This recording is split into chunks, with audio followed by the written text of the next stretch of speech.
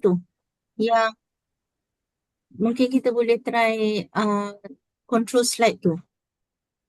Siapa Puan Siti Khatijah boleh sekejap? Boleh start record. Okay, baik. Thank you so much, Dr. Siti Surani. Yeah, good morning, everyone, and Assalamualaikum warahmatullahi wabarakatuh. Welcome to the International Conference on Communication Management and Humanities, Iccomah 7, 2026, live presentation and presentations today. So first of all, thank you and congratulations to all presenters for joining us today. This live session is especially for presenters who selected the live Zoom presentation mode instead of submitting a YouTube presentation recording. So my name is Zahira Zaina Alias, one of the Iccomah 7 secretariats, and with me today is Miss Aina and also Dr. Siti Surani Osman as a local host of 8 Academy and director of Iccomah 7 2026, and Miss Aina with me today as managing Zoom platform throughout the session. Okay. Once again, welcome everyone, and we are very happy to have all of you here today. So at the same time, I would also like to welcome our e-moderator who are joining us this morning. We have TS Abdul Sulaiman. Assalamualaikum TS. So we have Okay, uh, salam. so we have also TS Salmia, and then we have also Sir Alan. Good morning, everyone. Good luck to you all. Okay, good morning, Doctor. Okay, and then others presenters. So all of today's moderator, for your information, is our part of the 8 Academic Committee, and they are very active, supportive, and always willing to help in many major 8 academy programs. So thank you so much for being here with us today. So once again, welcome to all moderators and presenters. So now let me briefly explain how today's session will run. So today's live presentation and Q&A sessions is conducted fully online via Zoom as we are here, and will be divided into 2 sessions, the morning sessions and the evening sessions. For the morning sessions, presenters may join the Zoom starting 8:30 Malaysia time, and the session will run from 9 a.m. until 12 p.m. Malaysia time. Meanwhile, for the evening sessions, presenter may join starting from 2:30 p.m. Malaysia time, and the session will continue from 3 p.m. until 6 p.m. Malaysia time. So overall, today's program will run from 9 a.m. until 6 p.m. Malaysia time with a break from 12 p.m. until 2:30 p.m. Malaysia time to give everyone time to rest and have a lunch. So just rejoin at 2:30 p.m. using the same Zoom link.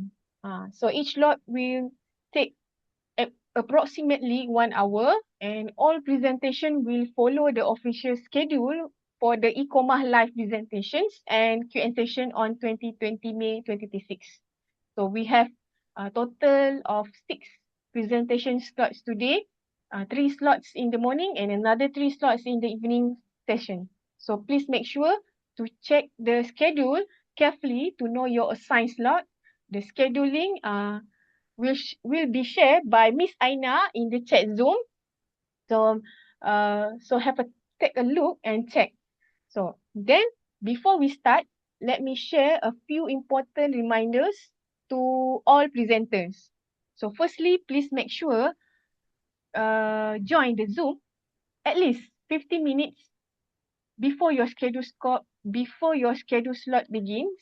And even if it is not yet your presentation slot, you are most welcome to stay in the Zoom session to observe the flow and the presentation style of the other presenters. So please keep also your LOA ID number with you at all times, because we need it to attendance verification or any technical issues. So kindly rename your Zoom profile using this format, especially for presenters today, LOA ID number followed by your name. So for example, if your LOA ID number 25A0003, and then the next followed by your name, Ali bin Abu, for example. So you may also refer to the schedule shared earlier to confirm your presentation slot. Okay, so next, we go to the during sessions. Each presenter will be given a total of 15 minutes, 10 minutes for presentation and 5 minutes for the Q&A session. If your presentation reach the 10 minutes limit, please wrap up your presentation with the 2 minutes conclusion. The remaining 3 minutes will be for the Q&A session, and after each presentation, presenter will be invited answer one question from the assigned moderator. So kindly note that this live session or live presentation and Q&A session is not part of the award evaluation process. This session is mainly conducted for academic sharing, interaction and engagement between presenters and moderators. That means there is no evaluation, there is no scoring for this live presentation and Q&A session. So for the award evaluation, presentation and papers will be reviewed separately by our judging panels through an online assessment process, including categories such as we have Best Full Paper Award, YouTube Presentation Award, and several other award categories. So the judging process does not involve a live session with presenters. So in addition, please take note also that the latest time allowed for presentations is 15 minutes before the session ends. If a presenter joins after that time, unfortunately, we will not able to proceed with the Q&A session. So the entire session today will also be recorded, and the recording will be shared with presenter after the Iccomah 7 closing ceremony on 11 June 2026. So if you are experiencing any urgent technical issues during the session, please seek assistance and throughout these Zoom sessions or in the group WhatsApp presenter Iccomah 7 2026. So lastly, after completing today live presentation session, presenters uh, may wait for the official announcement of result and awards during the Iccomah 7 closing ceremony, keynote speech and award announcement session on 11 June 2026. And we would also like to invite all presenters to join our pre-conference on 10 June 2026, which will also be conducted online via Zoom. The Zoom details will be shared later in the official WhatsApp group. So with that, I think that's briefly for presenter for today, live presentation and Q&A session. So, Dr. Zahira, sorry. Yes. Yeah. I would like to add something. You just one, two things. Yeah, thank you so much, Zahira, for the short briefing, yeah, about what we are going to do today. Yeah. As I think you are aware, already also we had the Q&A session yesterday. It means for those who are presenting using YouTube, so basically they can choose whether they want to have the Q&A session or not. So we did that one yesterday. So today is for those who are presenting live plus the Q&A session itself. Okay, that's one thing. And then second, if you have any issue at all today, remember there are two names. Yeah, I might not be around like the whole day because I have a meeting at 10 as well. So you call Zahira or you call Aina. Yeah, this is Zahira. I think everybody who always join us knows Zahira. And Aina, boleh tunjuk muka sayang? Tu dia dekat San Francisco. Okay, this is our Aina. Yes, so if you need anything, suddenly urgent, you don't have the phone with you, yeah, you can call us in the WhatsApp group, but it's easier and faster if you just call Aina, help me. Zahira, help me. Okay. So both will help you, available, yeah, both of them available, whether you have issues while you are moderating or for presenters. Okay. And then the final one is, I think, I really hope that the e-moderators can help to make sure your session will not be more than 1 hour. There will be issues like challenges, to all moderators, where there might be presenters who are very excited, presenting. So you have to find ways wisely, to help them to conclude. And then we limit to question only, for questions, one question only. So let's say the e-moderator can open first, the question to the floor. If let's say anybody wants to ask question, they can ask, but only one. That means the e-moderator don't need to ask question. And that's also possible. Or if you have a very good question you want to ask forward, so you can ask. But we don't really encourage, to have, because of like time limitation. But of course, if any research is excited, you are very excited with any research, all of us, you can get the contact number of the presenter, and then you can discuss and collaborate later. And that's basically why we are here as well. But because of time limitation, we have to limit the Q&A session. So we are sorry about that as well. So in terms of the function of the e-moderator, it is so important to keep the duration of your session accurate.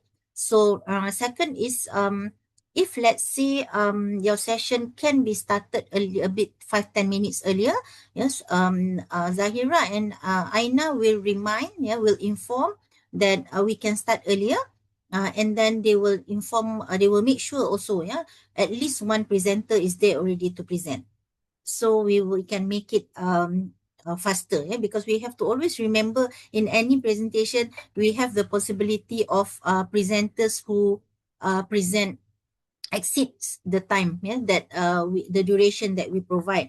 So if let's say we can start 5-10 minutes earlier for any session, today, so Zahira or Aina, will give you the cue, and you can start earlier. So when the queue is on, it means basically one of the presenters of your session is ready to present. Okay, Zahira and e-moderators. So okay, I think, on my side itu saja that I want to add. Thank you so much. So maybe I give it back to Zahira to pass it to our e-moderator, the first session to start. Thank you. Okay. So we thank you so much, Dr. Suryani, for adding some very important that we all have to know. So with that, all presenter, the very best for your presentation sessions today. Hopefully everything will run smoothly today. Bismillahirrahmanirrahim. We will start the live presentation plus presentation Iccomah 7 today. Okay, we will go to the TS Abdul Sulaiman first. Silakan. For and then okay. So the first session we have under TS Abdul Sulaiman 26A050. Are you there? Yeah. Yes, I'm here. Okay. Okay. So Madam Fahana can share your slide.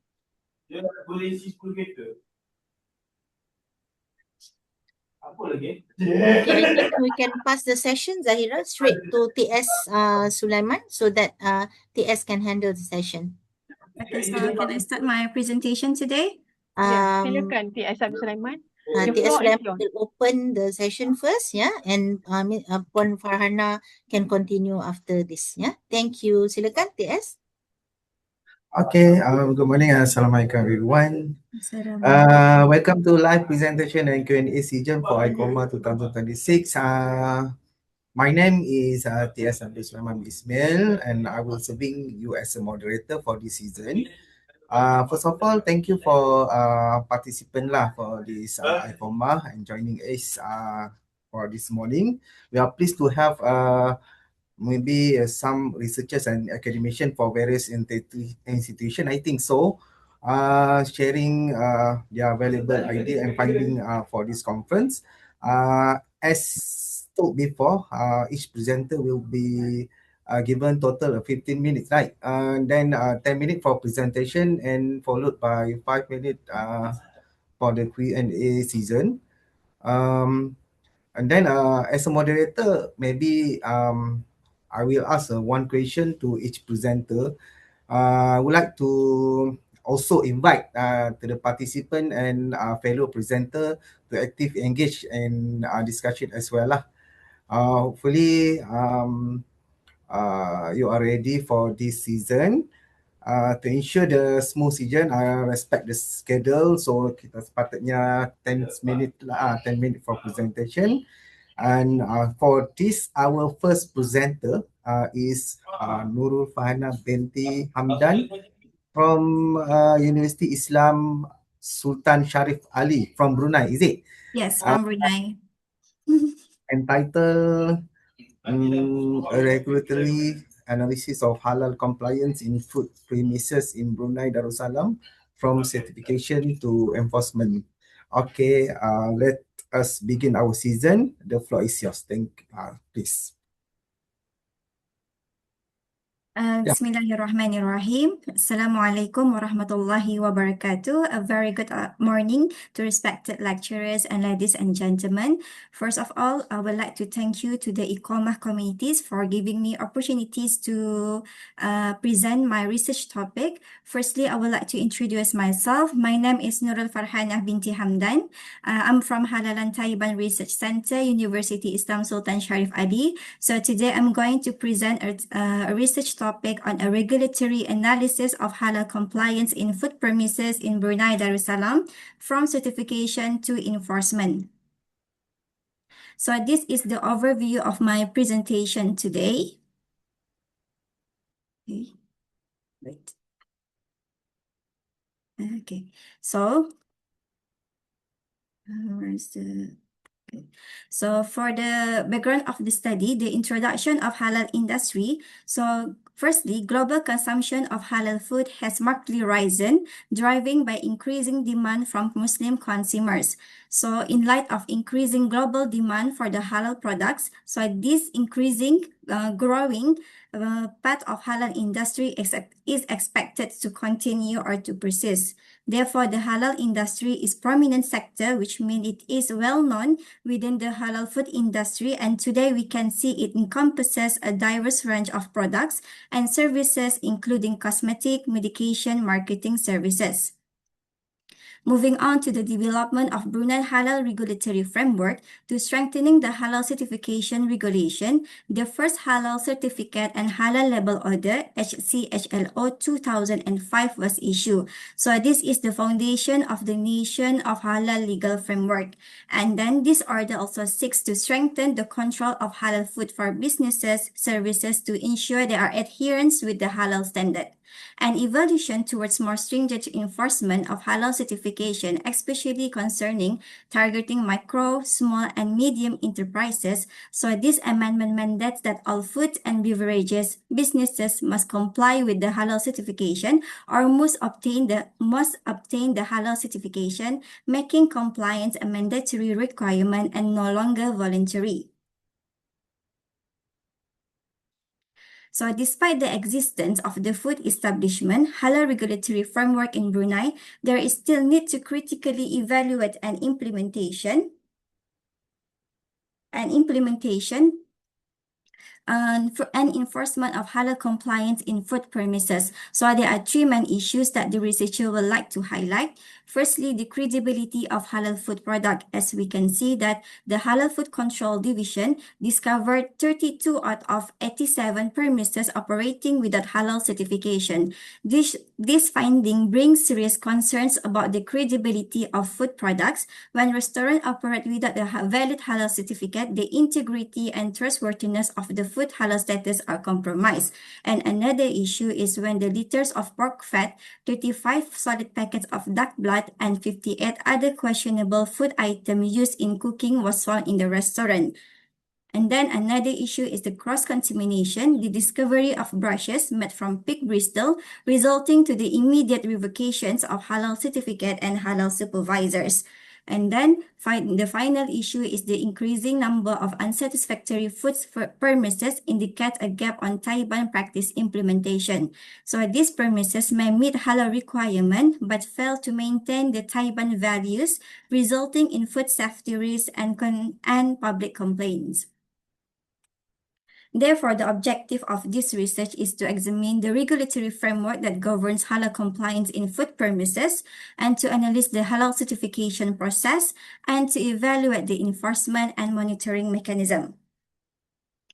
This study employs qualitative research design, where document-based thematic analysis to systematically examine regulatory framework governing halal certification. So this inductive technique allows the emergence of themes directly from the data and offering a thorough understanding of the structure of halal certification, compliance, and enforcement.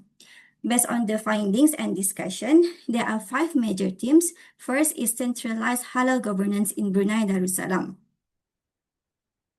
So MORA is the main authority responsible for Islamic affairs and halal governance in Brunei Darussalam. So they oversee halal policies, regulation, and enforcement.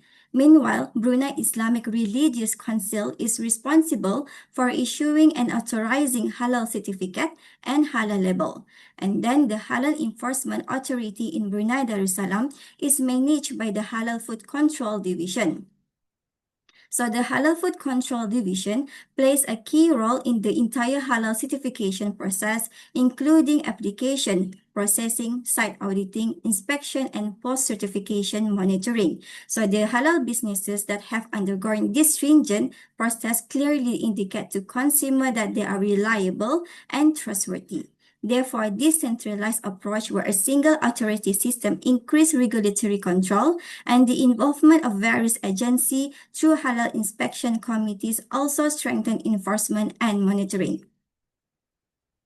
Moving on to the second finding is the halal certification process in premises. So, the halal certification application starts with the submission of halal application, followed by the appointment of halal food supervisor.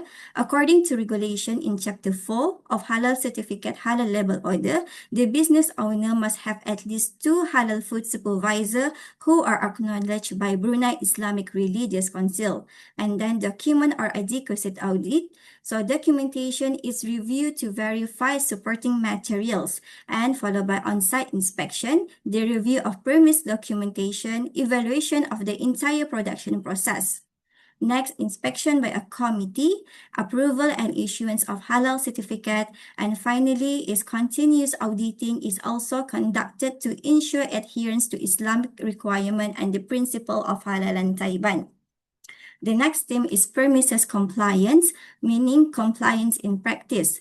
Firstly, it is halal compliance requirement. For example, businesses must only produce and provide halal food product, and any company for halal certificate and halal label must ensure that all raw ingredients are halal and choose supplier that only supply halal ingredient and have halal certificates. Halal compliance requirement also encompasses food safety and cleanliness. So during preparation, handling, processing, and the use of equipment, transportation must be clean and then safe and it must exclusively for halal product only. And then the fourth theme is enforcement and monitoring. So this stage plays a critical role in ensuring that premises maintain compliance beyond initial certifications. It reflects a continuous monitoring system, not a one-time approval process. So Brunei mandates surveillance audit for at least 6 months depending on necessity. So it aims to ensure that the food premises always comply with the halal food standard. If the premises are found to have committed an offense, the halal certificate will revoke. And the final theme is the food grading system. So it involves full compliance with halal, hygiene, and food safety requirement. Food safety aspects are governed by the Brunei Darussalam Food Authority, and then this authority was recognized to serve as a regulatory competent authority for safety and quality. So BDFA ensure all food businesses operators must follow good standard of personal hygiene. And then finally, this research proposed a conceptual framework.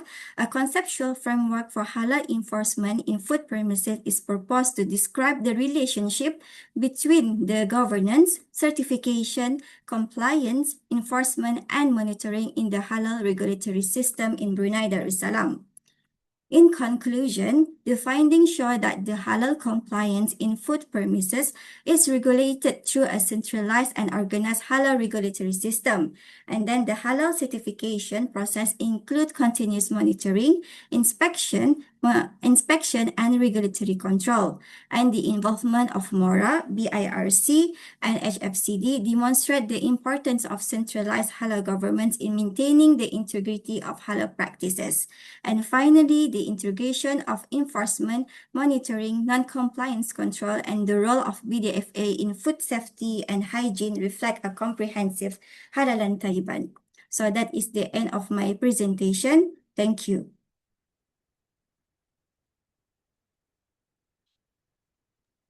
Okay. Wow. Thank you for insightful presentation, Dr. Farhan Isaac. Okay. We go to the next process, iaitu Q&A season. Are you want to answer in bahasa Melayu, bahasa Inggeris? You can choose it. Tak sama. Melayu boleh juga, English pun boleh juga. Okay. So far, sebenarnya kalau dari segi saya tengok you punya writing, saya rasa macam banyak interesting punya Brunei punya apa halal dia punya regulatory dia kan. Jadi saya tengok, bila saya tengok um, apa pandangan doktor tentang macam mana contoh Brunei lah recognized as apa dia punya evaluate halal certification system from other country. Contoh macam Malaysia lah. Contoh macam Malaysia kan. Adakah dia macam mana nak cakap what the key factor that influence kepada mutual acceptance between halal authorities. Bukan kita ada perbezaan kan antara Malaysia dengan Brunei punya regulatory kan untuk halal certificate. So ada isu tak dekat situ? Macam tu lah maksud saya lah. Okay, kalau for example in Brunei, the Brunei halal system is centralized. So meaning Brunei halal system ini is under one halal governance. For example, it is under Ministry of Religious Affairs, and then Brunei Islamic Religious Council and Halal Food Control Division. So this is under one department, meaning the highest is the MORA. So this means that the halal certification, the inspection, and the halal enforcement and the approval are coordinated within one government only. So it is very centered and structured. So it is uniform and national halal standard. So meaning Brunei only use one halal standard, one halal logo, and one certification system nationwide. And then so every halal food premises, every food premises in Brunei Darussalam must follow the same requirement across the country. For example, kalau Brunei, we only have one, the MORA. So dia orang yang in charge the halal certification system. This is to reduce the inconsistency and overlapping authorities and different interpretations. And then halal approval enforcement in Brunei are not independently managed by privates, but instead all applications, inspection, approval centrally regulated through the official government agency, especially halal food control divisions. And then I think that halal certification, monitoring, enforcement in Brunei Darussalam are administered through a coordinated authority under MORA and Halal Food Control Division. I think that's my answer.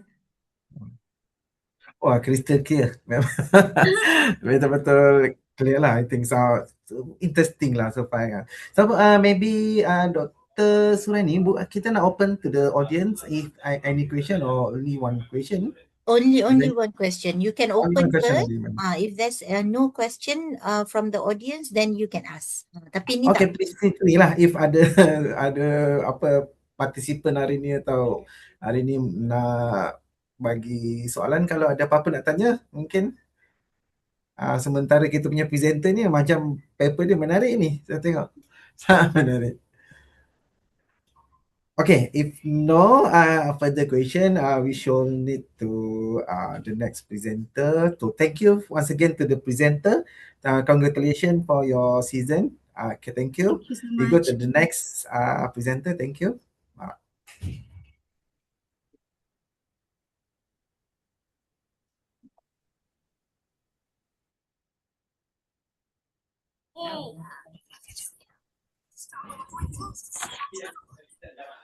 Sure.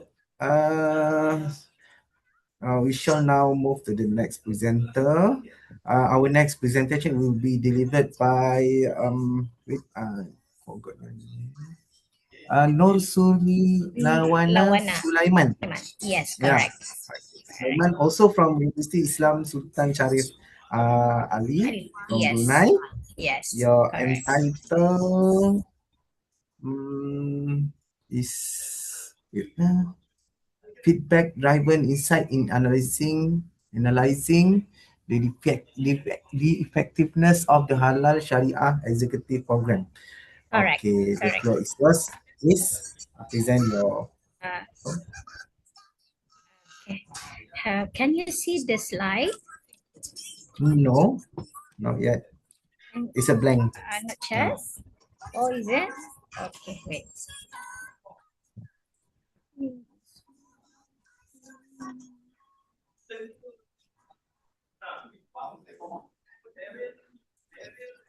Not yet. Belum lagi. Not yet. Oh, I think it's a bit lagging.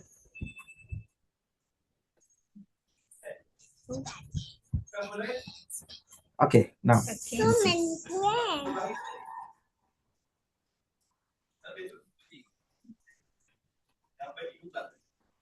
Okay. Yeah. Okay. Oh ya. Kayak begitu deh. Ada. It's okay, it's okay. Okay. Okay. Bismillahirrahmanirrahim. Assalamualaikum and a good day to the distinguished moderator. Allah Akbar sayang, please. You go there first. Mama presentation first and then you go later play with you, okay? But you wash me. I'm sorry. Are you holding this one? It's okay, Yeah. stay alright. Nak join sekali kali. Yeah. Yeah. Okay, baby, please. But you just stay, okay? Okay, sorry. I'm very, very sorry. Okay, I will say again. Okay, It's okay, it's okay. Bismillahirrahmanirrahim. Keep going. Assalamualaikum warahmatullahi wabarakatuh. A good day to T.S. Sulaiman, for the distinguished moderator, and then our respected panel members and a fellow participant. My name is Nur Lawana binti Haji Sulaiman from Halalan Thayyiban Research Center, and at the same time also a lecturer at the Faculty of Halal Science and Sustainable Tourism from University Islam Sultan Sharif Ali, Brunei. Today, I would like to present a title, A Feedback-Driven Analyzing the Effectiveness of the Program Executive Halal Sharia, or the Halal Sharia Executive, or in the short form is a HASIF program. Okay, basically it's an introduction. The halal industry has emerged. We know that the halal industry has expanded rapidly across the sector, from food, pharmaceutical, logistics, tourism, hospitality, and it's just not in the Muslim country but also expanded into the non-Muslim country. So from this growing, we know that there is a need for a competent halal executive, maybe a competent of a halal professional, and who have possessed the theoretical and understanding and the practical knowledge of the halal.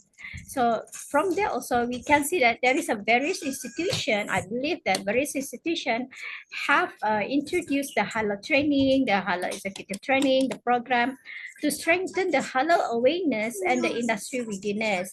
So in this context, the Halalan Thayyiban Research Center organized the Halal Sharia Executive Program, or HASHIP, to enhance the participant competency and understanding of the halal management. Mama, no, that robot.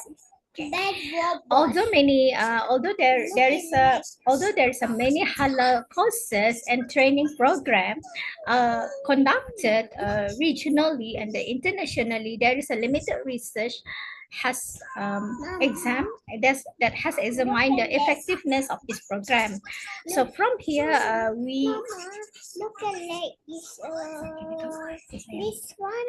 Okay, I will repeat back. Although they have many halal courses and many training programs are conducted regionally and internationally, there I believe that there is a limited studies on program effectiveness among the participant,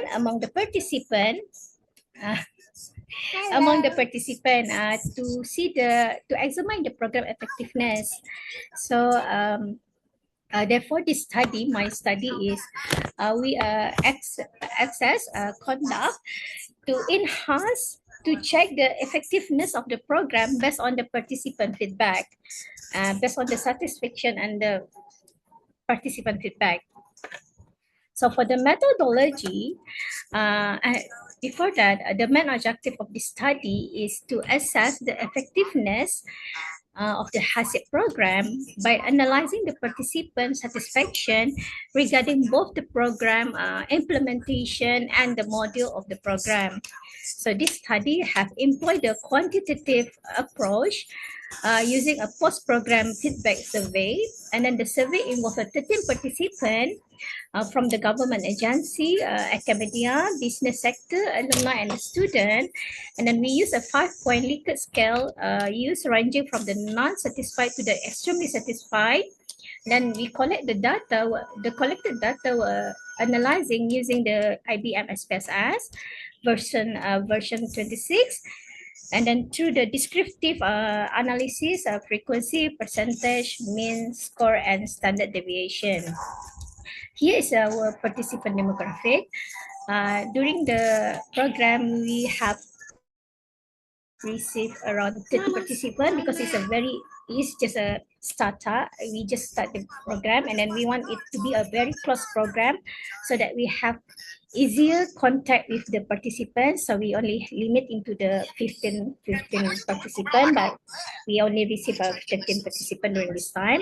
So the participant is include the Halal Food Control Division officer itself, and then we have entrepreneurs. Then we have also a UTB. UTB is a University Technology Brunei lecturer, and then we also receive our alumni student, and we have our student also join the program. So here is the program assessment finding. When after we do the assessment, we can see that there are very extremely satisfied with the program. It recorded that a very high mean score under the category of is a very it shows that everything is the topic, the duration, the objective, then the understanding after the program and the continuation.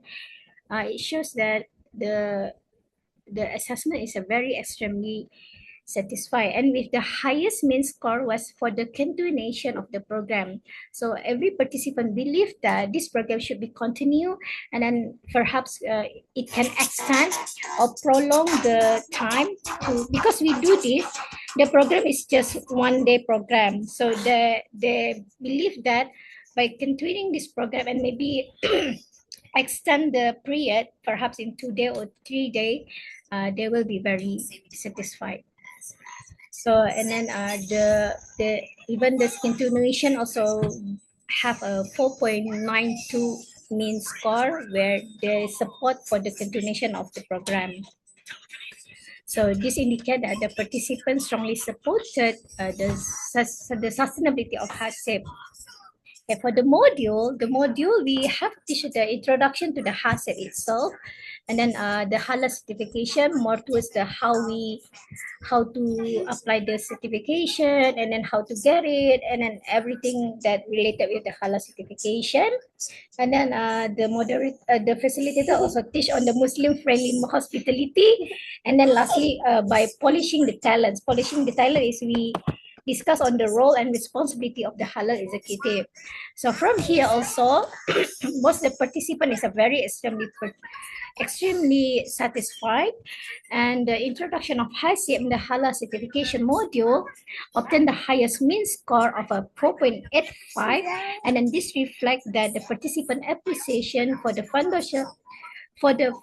foundational halal knowledge and certification process. For the discussion, the effectively enhance the participant understanding and competency in the halal management. The positive feedback also support the importance of the structured halal training program in preparing preparing the competent halal professional.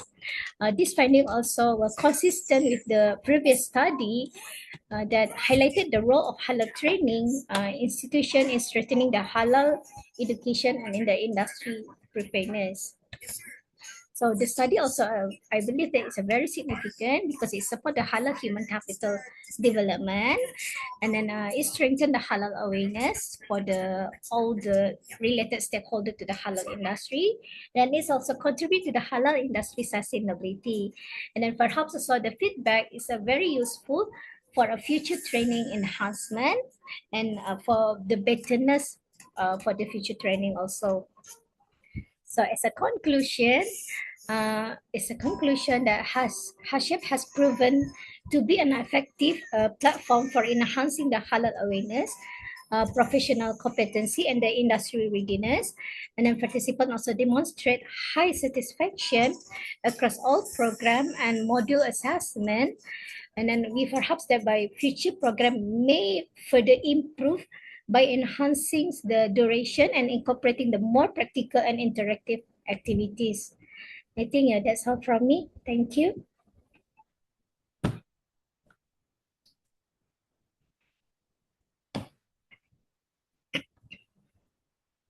T.S. Abdul, masih audio. Oh, sorry. So also insightful presenting lah from saya rasa daripada Universiti Islam ni memang expert dalam presenting ni. Very good, insightful lah your presentation. But we go to another next season is Q&A season. So only one question lah from me. I think what do you consider to be the most important factor lah in contributing to the effectiveness of HEP or HEP program? Can you give what you consider the most important factor in contributing to the effectiveness of this HEP lah? That's all my questions. Okay, I think the most factor, the effectiveness factor for the program is, I think, for the practical part. The participant is looking forward into the practical part because during our program we are only doing a 1-day program, and then the practical part is very limited for the halal certification practical. So because we do the how they should apply, and then how they do conduct the auditing and everything, but just is very limited because due to the time limitation. So they are very satisfied if we continue the program in the future with a longer period of time. So I think, I believe the practical part is a very showing the effectiveness of the program and maybe the sustainability of the program. So HEP is a new one, new program. Yeah. Oh. You create your own program or this is for our center new program. Our center, the Halal Lantai Research Center. Currently, this is our first program actually, the HASEP one. But then currently now we are discussing with the Halal for Control Division in order to conduct another program also. But then it will be a very long period time. Because with them we will collaborate with a Halal Food Control Division to conduct a program. I believe it will be very beneficial also for the halal stakeholder, because I believe in Malaysia they have a lot of halal executive program conducted by university. Because before this, the program was conducted by Halal Food Control Division. But then when we approached them, we said that another country mostly the program was handled by institution. So maybe perhaps we can do that also in Brunei. So with our expertise, maybe perhaps it will be, for our side is maybe theoretical part is very good, right? So maybe perhaps with the Halal for Contribution, they are very expert in the practical part. So perhaps by collaborating, we can enhance the program in the future. Okay. Thank you for your Thank you. explanation. It's quite me. I'm really understand. You are doing in your program. So that's all from for this presentation. Thank you very much to Dr. Norsuri Lawana for your presentation. So we shall now move to the next presenter. Thank you again. Then how, Doctor? Thank you so much, TS Sulaiman. And I'm very sorry also with my Yeah, it's my okay. It's okay. It's a fine. No, normal. yeah, It's yeah, a yeah. normal. Yeah, That's all okay. right. Thank you. Thank you. Thank you also.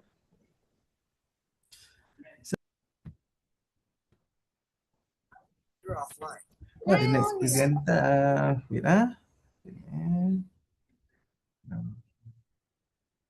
Okay, our next presentation will be delivered by Nur Faziha binti Muhammad Fauzi. Is it correct your Ya, betul. name? Betul. Right. From College Community Bandar Penawa. Entitled Penilaian Industri Terhadap Kerelevanan Kurikulum dan Kebolehpasaran Graduan Program Sijil Teknologi Pembinaan Bangunan College Community Bandar Penawa.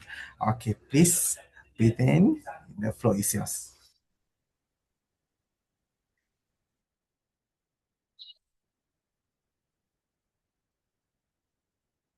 Right. Okay, can nampak. Okay. Assalamualaikum warahmatullahi wabarakatuh. Salam sejahtera, selamat pagi. Saya akan membentangkan dalam bahasa Melayu ya, TS dan semua peserta. Boleh, tak ada masalah. Okay. Okay. Terima kasih kepada Tuan Moderator TS Abdul Sulaiman, warga kerja AID dan juga semua peserta Iccomah 7 2026. Saya Nur Fazia binti Muhammad Fauzi dari College Community Bandar Penawa akan membentangkan sebuah kajian bertajuk Penilaian Industri Terhadap Kerelevanan Kurikulum dan Kebolehpasaran Graduan Program Sijil Teknologi Pembinaan Bangunan College Community Bandar Penawa.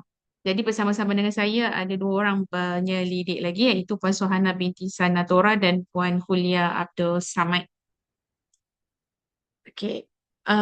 Untuk dalam pembangunan ekonomi, sesebuah negara memerlukan tenaga kerja yang berkemahiran tinggi, khususnya dalam bidang teknikal dan vocational.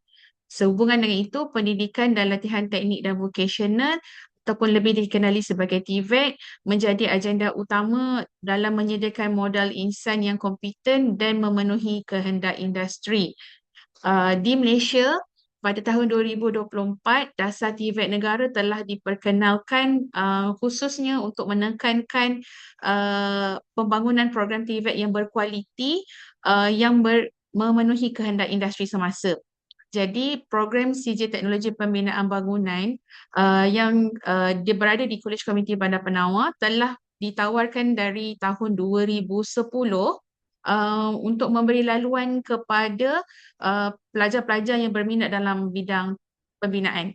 Program ini bukan sahaja memberikan pengetahuan teori tetapi juga latihan teknikal dan juga kemahiran industri.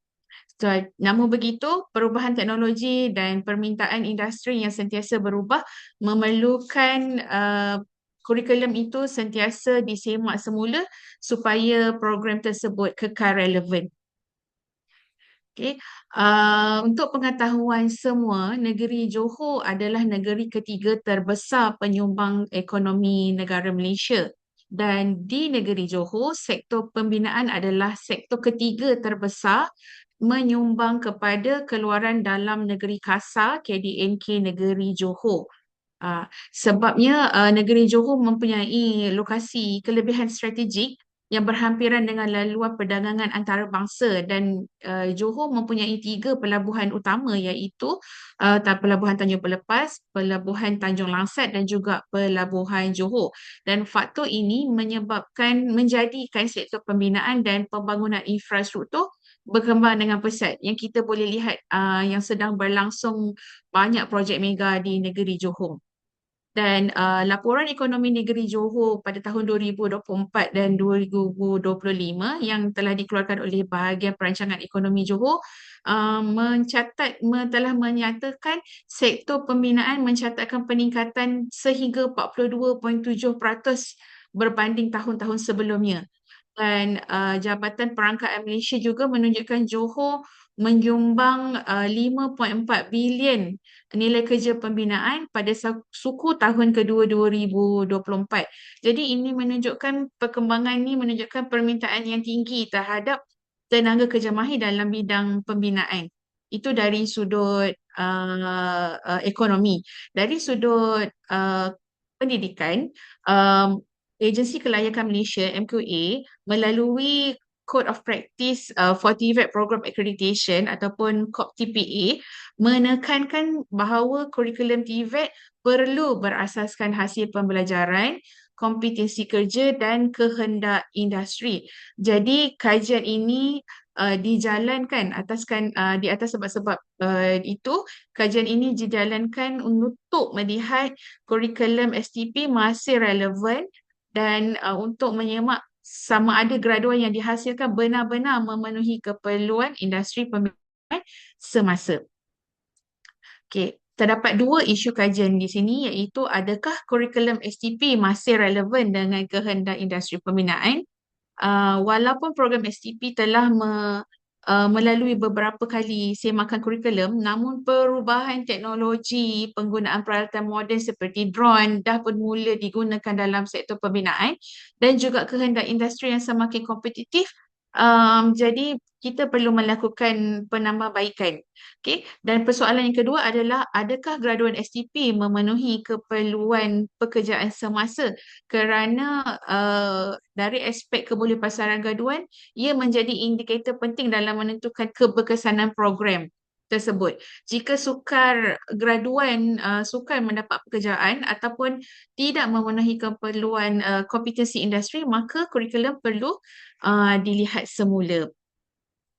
Okey, kajian ini mempunyai 3 objektif utama. Yang pertama iaitu mengenal pasti persepsi industri terhadap relevansi kurikulum. Kedua, kesesuaian kandungan iaitu menilai kesesuaian kandungan kurikulum dengan keperluan industri, dan kesiapan graduan iaitu menilai kesediaan graduan untuk bekerja dalam industri. Okay, kajian ini menggunakan kuantitatif dengan menggunakan tinjauan soal selidik, dan instrumen ini dibangunkan berdasarkan keperluan MQA. Okay, dan borang soal selidik telah disahkan oleh 2 ahli akademik. Seramai 11 responden kami memang tak ramai tapi memang very go into the program, sebab 11 orang responden ini adalah terdiri daripada industri yang telah pun memberi latihan industri kepada pelajar-pelajar kami dan juga alumni yang bekerja dalam bidang pembinaan bangunan. Dan analisis pula menggunakan analisis deskriptif menggunakan min dan juga peratus. Okay, ini adalah profil responden. 73% adalah terdiri daripada syarikat-syarikat yang menawarkan latihan industri kepada pelajar kami, dan 27% adalah alumni CJ Teknologi Pembinaan Bangunan, dan 73% daripada 11 orang ini memang dalam sektor pembinaan bangunan. Mereka terdiri daripada kontraktor dan yang selebihnya penyangga bangunan dan juga perkhidmatan yang lain. Okey, kita tengok kepada dapatan bagi objektif yang pertama iaitu persepsi industri terhadap kerelevanan kurikulum. So, purata Skomin mendapati bahawa tinggi lah.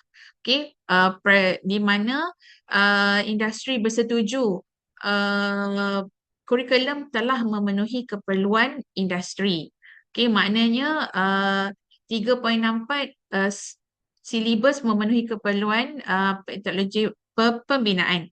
Okay? Dan 3.64 memenuhi keperluan teknikal pembinaan. Ia memenuhi dari segi sudut kurikulum, pembangunan kurikulum, dari aspek teknikal dia memenuhi dan dia adalah tinggi. Okey, dari aspek keperluan industri semasa, kurikulum ini juga menunjukkan dia adalah tinggi dan 3 poin industri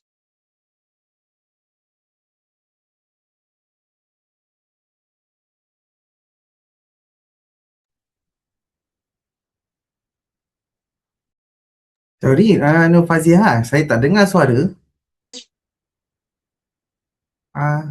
Tiba-tiba hilang suara. Atau saya yang slow lah. Memang tadi tak dengar suara.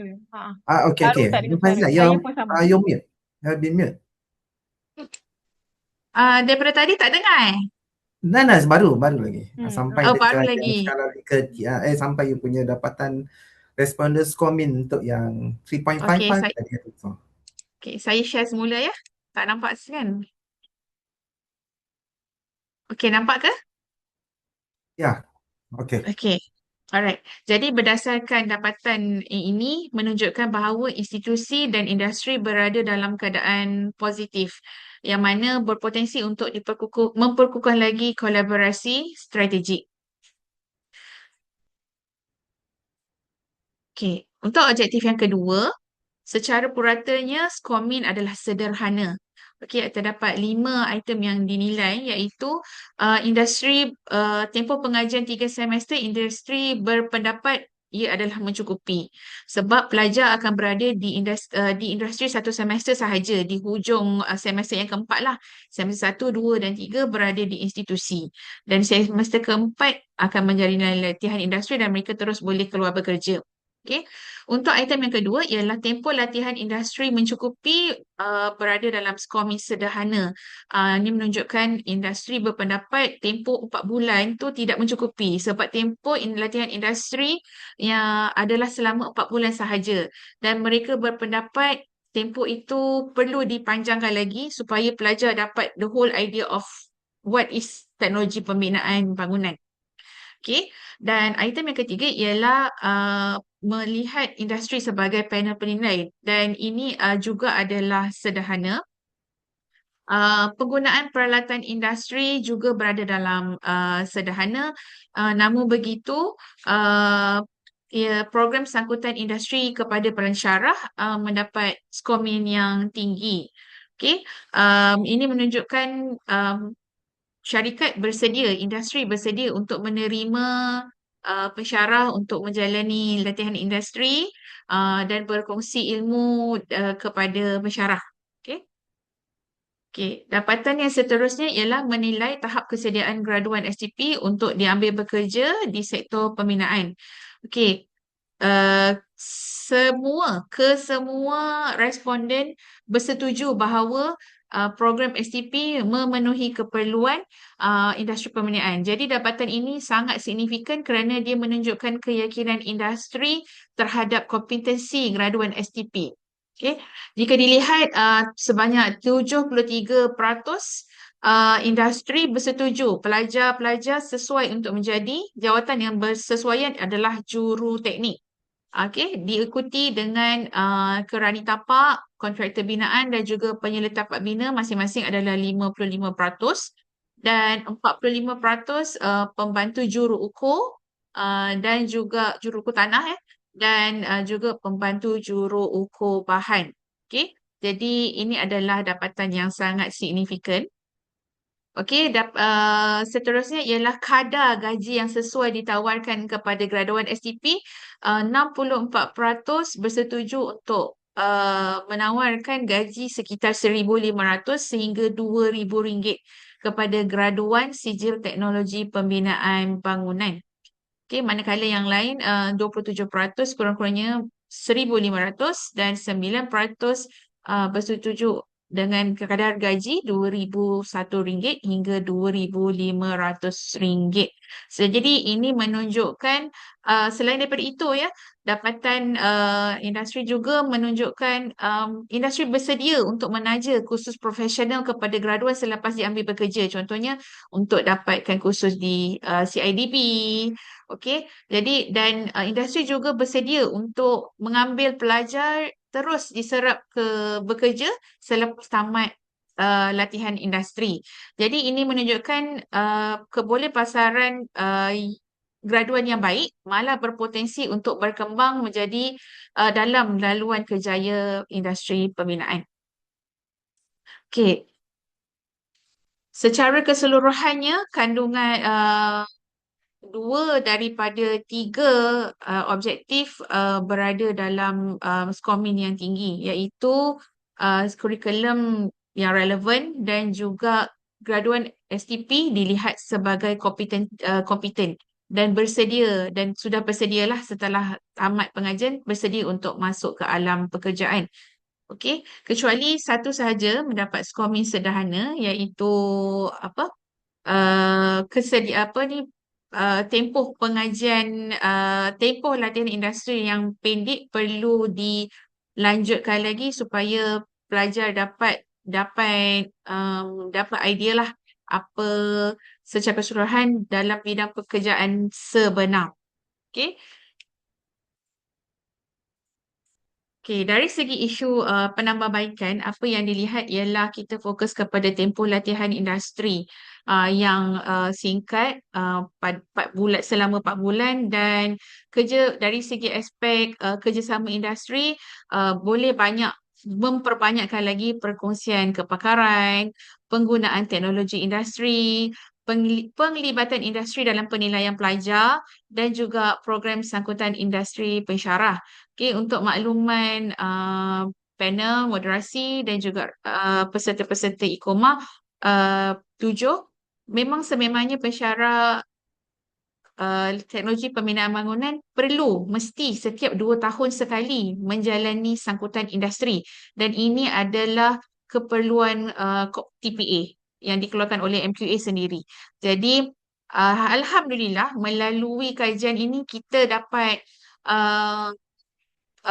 feedback yang baiklah daripada industri yang mana mereka bersedia untuk menerima pensyarah-pensyarah untuk menjalani sangkutan industri, dan sekurang-kurangnya sangkutan industri itu dijalankan selama sebulan lah, dan setiap 2 tahun kena pergi di industri.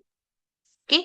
Sebagai kesimpulan, kajian ini mendapati bahawa kurikulum program CJ Teknologi Pembinaan Bangunan selaras dengan keperluan industri semasa. Okay. Dan kurikulum menyediakan keseimbangan di antara teori dan kemahiran praktikal. Okay.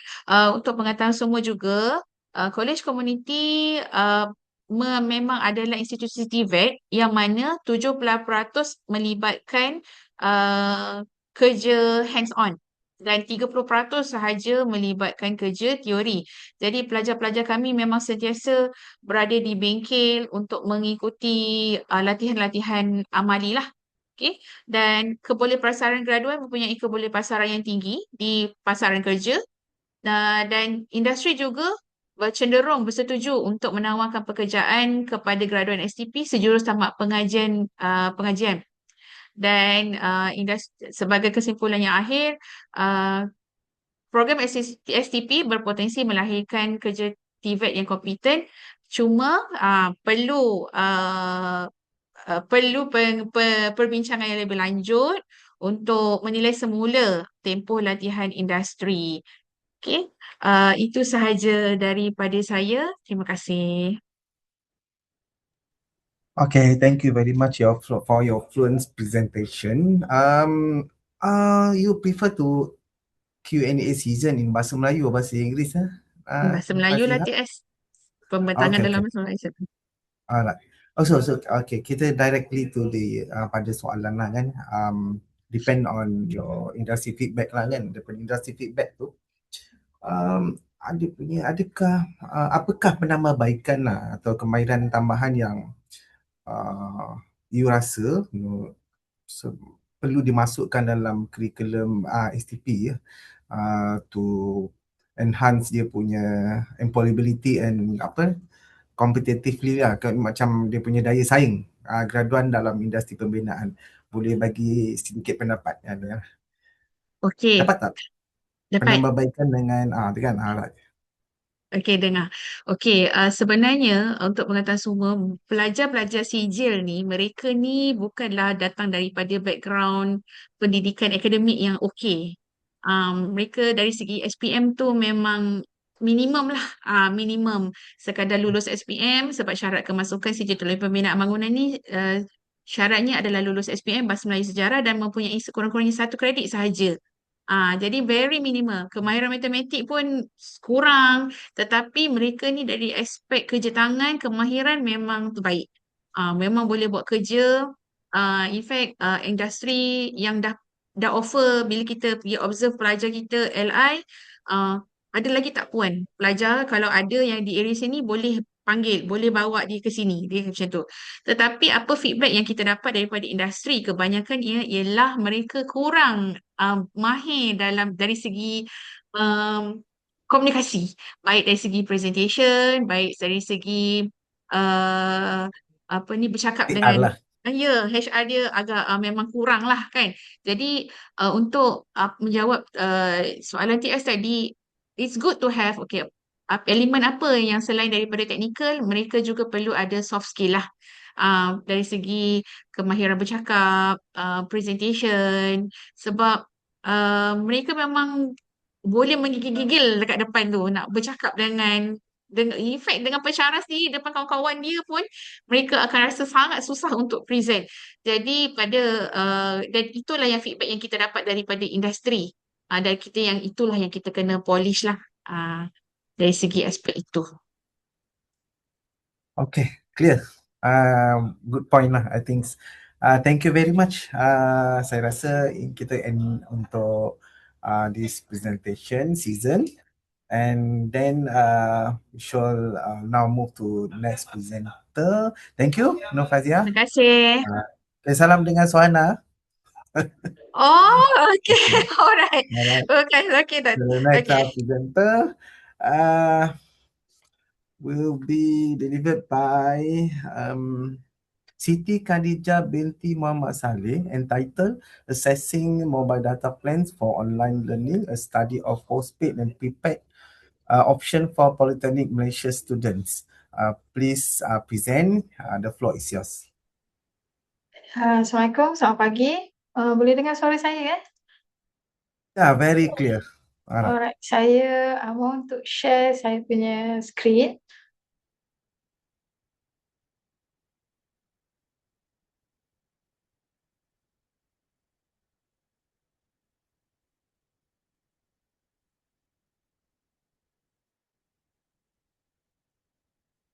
But I believe that everyone can see my screen. Yes, yes. Alright, okay. My name is Siti Khadijah binti Muhammad Saleh. Me and my friends, Jumatul Adawiyah binti Abdul Majid. Very good morning also to TS Abdul Sulaiman as our moderator, and Iccomah crew, and as well as the others presenter. So today I'm going to present our studies on the assessing mobile data plans for online learning, a study on postpaid and prepaid options for Polytechnic Nation students. But the idea of this study actually is come from where we were starting to have an online class. We could see the issue arise when we have online sessions, class with the students, when the students were complaining about they do not have enough data plan to cover for the class, the online class. When the students have to, even for the students that are staying in the campus, the Wi-Fi that we provide for them are not enough. So they need to cover the sessions, the online sessions, using their own data plans. So instead of just learn the complaints from the students, so we come up with the studies to compare actually how much the student spends for every time they have a class, an online class. Since at Malaysia, we have two types of data plans. We have a postpaid and prepaid, provided by the telco provider at Malaysia, which is all these companies provide a different value okay, different rates of data plans. Okay, but before that, we have to look at the size of data when they are having the class online. Okay, so here, this is the idea where it comes from during the post-pandemic. So we are starting to have a class online, but this mechanisms of having an online class is being continued until now. Even when we have a holiday, for example, Malaysia has lots of holiday during the Hari Raya. So we give a student a week before they're starting the break, the semester break, the online sessions. Okay, but here we still have to understand the class is running 1 hour, 2 hour. For me, for example, I'm having a 3 hour sessions actually for the students. So we are going to put aside either the content of the syllabus can be delivered during the sessions, but we are focusing on the how much the student need to spend for the whole day classes, you see, because and the polytechnic, for example, the students will have a class from 8 to 5 almost every day. So the session will be 1 hour or will be 2 hours. Okay, so for a day, how much they have to spend? Okay, now before we go further on that, we have to look at to the online activities. We could say that we will put it into 2 categories for 1 hour learning sessions. Okay, so we have a minimal range of a size of data that being used when the students is having the online session. For example, if the student have to do uploading the assessment, we are right now having for polytechnic we have Moodle, which is called CDOS, where the student can access the notes. Okay, we can give the student the online assessments. So for uploading the assessment, the size of the data that the student will use is between 5 to 20 megabytes, which is the smallest. But still, it's dependent on types of size of the data, types of data that they need to submit. But normally, they will submit in PDF. Okay, and the other one is the downloading materials. So when we put the notes, normally in PDF or PowerPoint, so the size of those files will be between 10 to 50 megabytes. Educational apps, this is where it's become a bit higher, between 60 to 300 megabytes. Okay, educational apps could be various of types. For example, we even using Microsoft Teams. We are using Google's. All right, we would say the Google's Gmail will be is considered as a small, but then with our trend, our current operating system, either we are using iOS, Android, or the computer, the laptops. The graphic behind it make it the size of the applications become higher, so it will reach until 300 megabytes. Now, the other categories, this is where the size of a data loading become higher, which is drains the students. For example, when the student need to download, need to download a video with a size of 500 megabytes. This is a SD. Now, if the student need to have for right now, having online sessions, okay, so 720 pixels in the HD resolutions is a 1.5 gigabytes. The higher the size of the better the quality of the video. So the size of the data loadings, it becomes highest. For those videos, It's including the online session. For right now, we are having the Zoom or Gmeet or Teams. So the size of the screen or the sessions, the online sessions, is depending on the quality of the video. Okay, the highest the quality, the bigger size of data that the student need to cover. This is only for 1 hour session. Now, when we are looking at the further on this part, for the video conferencing for 10 hours, we are including, we are saying for 10 hours since we are covered for 14 weeks for a semester with a 720 pixels resolutions. It's a 15 gigabytes. Online applications for 5 hours is 1 gigabyte. Downloading materials for 10 files is 300 megabytes. And uploading the assessment for 5 files is 50 megabytes. So the total weekly student need to use is 16.35 gigabytes.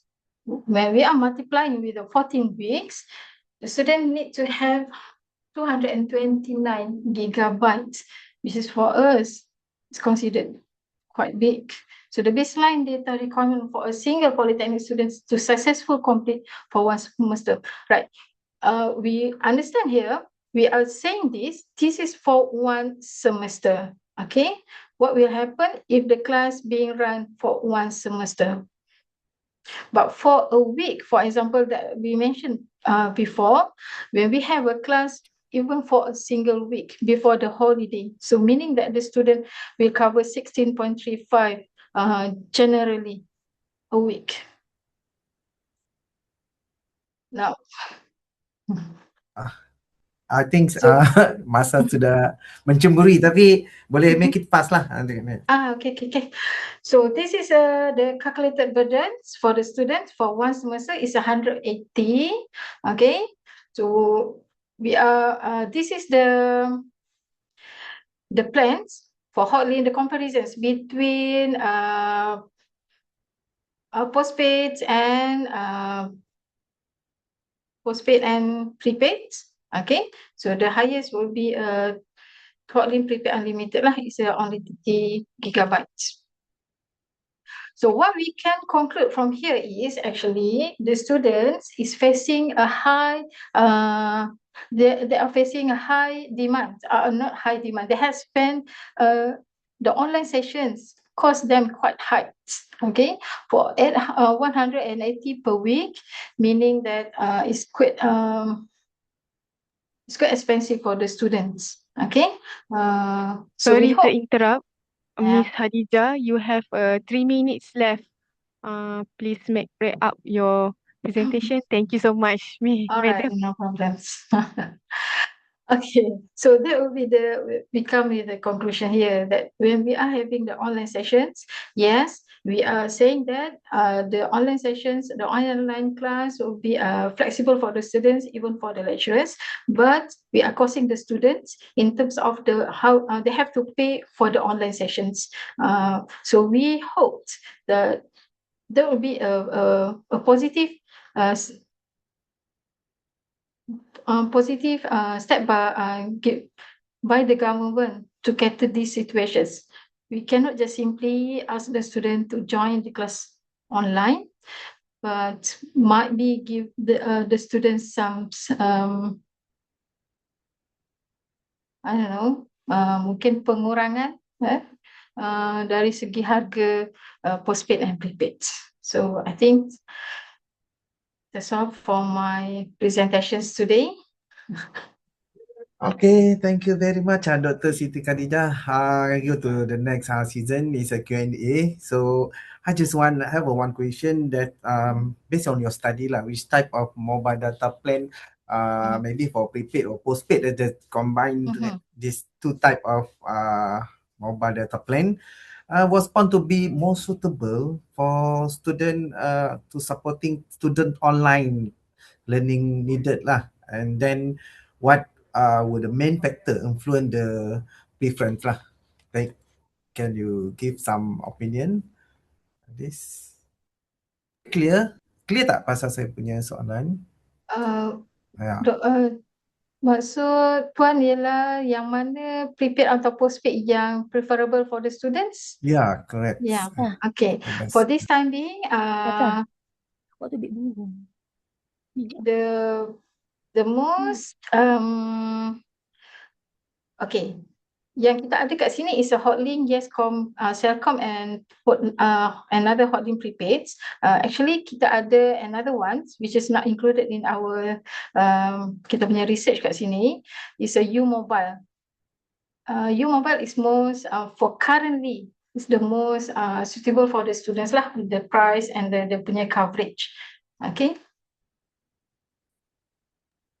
Okay. Okay, Yeah. nice. So conclusion dia memang you mobile lah. For this time being is a U Mobile, but we will Okay, okay. never kita pun tak pastilah selama mana U Mobile can cater on that part lah. So far lah kan, so far kan. So far, yes. Alright. Okay, so thank you very much for your presentation and Q&A season. Ladies and gentlemen, we have now reached the end of our season lah. So kita dah terlebih pun, I think between 50 minutes. On behalf Iccomah 2026, I would like to thank to all presenter and participant for this valuable presentation. And thank you for your cooperation and active participation throughout the season. Thank you. I pass back to Cik Zahira. Alright. Okay. Terima kasih. Thank you so much, TSW Sulaiman. But before that, before TS Sulaiman left and others presenter for slot 9 AM and 10 AM, can we just take a group photo together? Mana yang ada. Thank you so much. Okay, jom. Right. Okay. So silakan group photo untuk sesi for sessions 9 until 10 AM. Just 1 minute to group photo. Okay. Mana yang ada? Puan Suliwana. Okay. Puan Dr. Siti Hadijah ada. Dr. Suri kalau nak join. Okay. Okay. 1, 1. 1, 2, 3. One more time. Macam baru masuk tu. One more time. Ada lagi ke yang nak buka kamera? Okay, dah boleh dah. 1, 2, 3. Okay. Freestyle. 1, 2, 3. Okay, thank you everyone. Terima kasih Okay, banyak, thank you. Ana. Thank you Thank you very so much. much. Congratulations Sorry to to all. being late. Terima Ada kasih. lebih sikit dah 15 minit. Ni biasa. Okay, terima kasih banyak TSW Okay, I Sulaiman. left Okay, boleh. Silakan, Alright. Doktor. Okay. Terima kasih banyak, Doktor. Okay, next we go to the next session for our moderator, TS Salmia. 10 session, but we just drag the 60 minutes. So I give the floor is yours. Okay. Silakan. Alright. Okay. Yeah. Okay. Assalamualaikum warahmatullahi wabarakatuh and good morning to all presenters. I'm Technology Salmia Binti Sahlan, your moderator for this session, International Conference and Communication Management and Humanities, 7 in 22 May 2026. Okay, so this session is live presentation and Q&A session. So I will call the presenter first for, is there any presenter here? 268-015. Is it? Okay.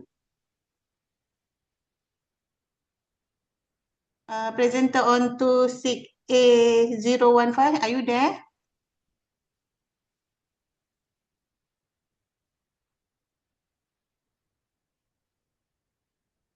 Okay, TS boleh teruskan dengan presenter yang seterusnya.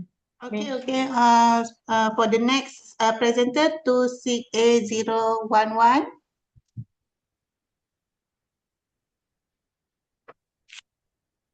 Okay.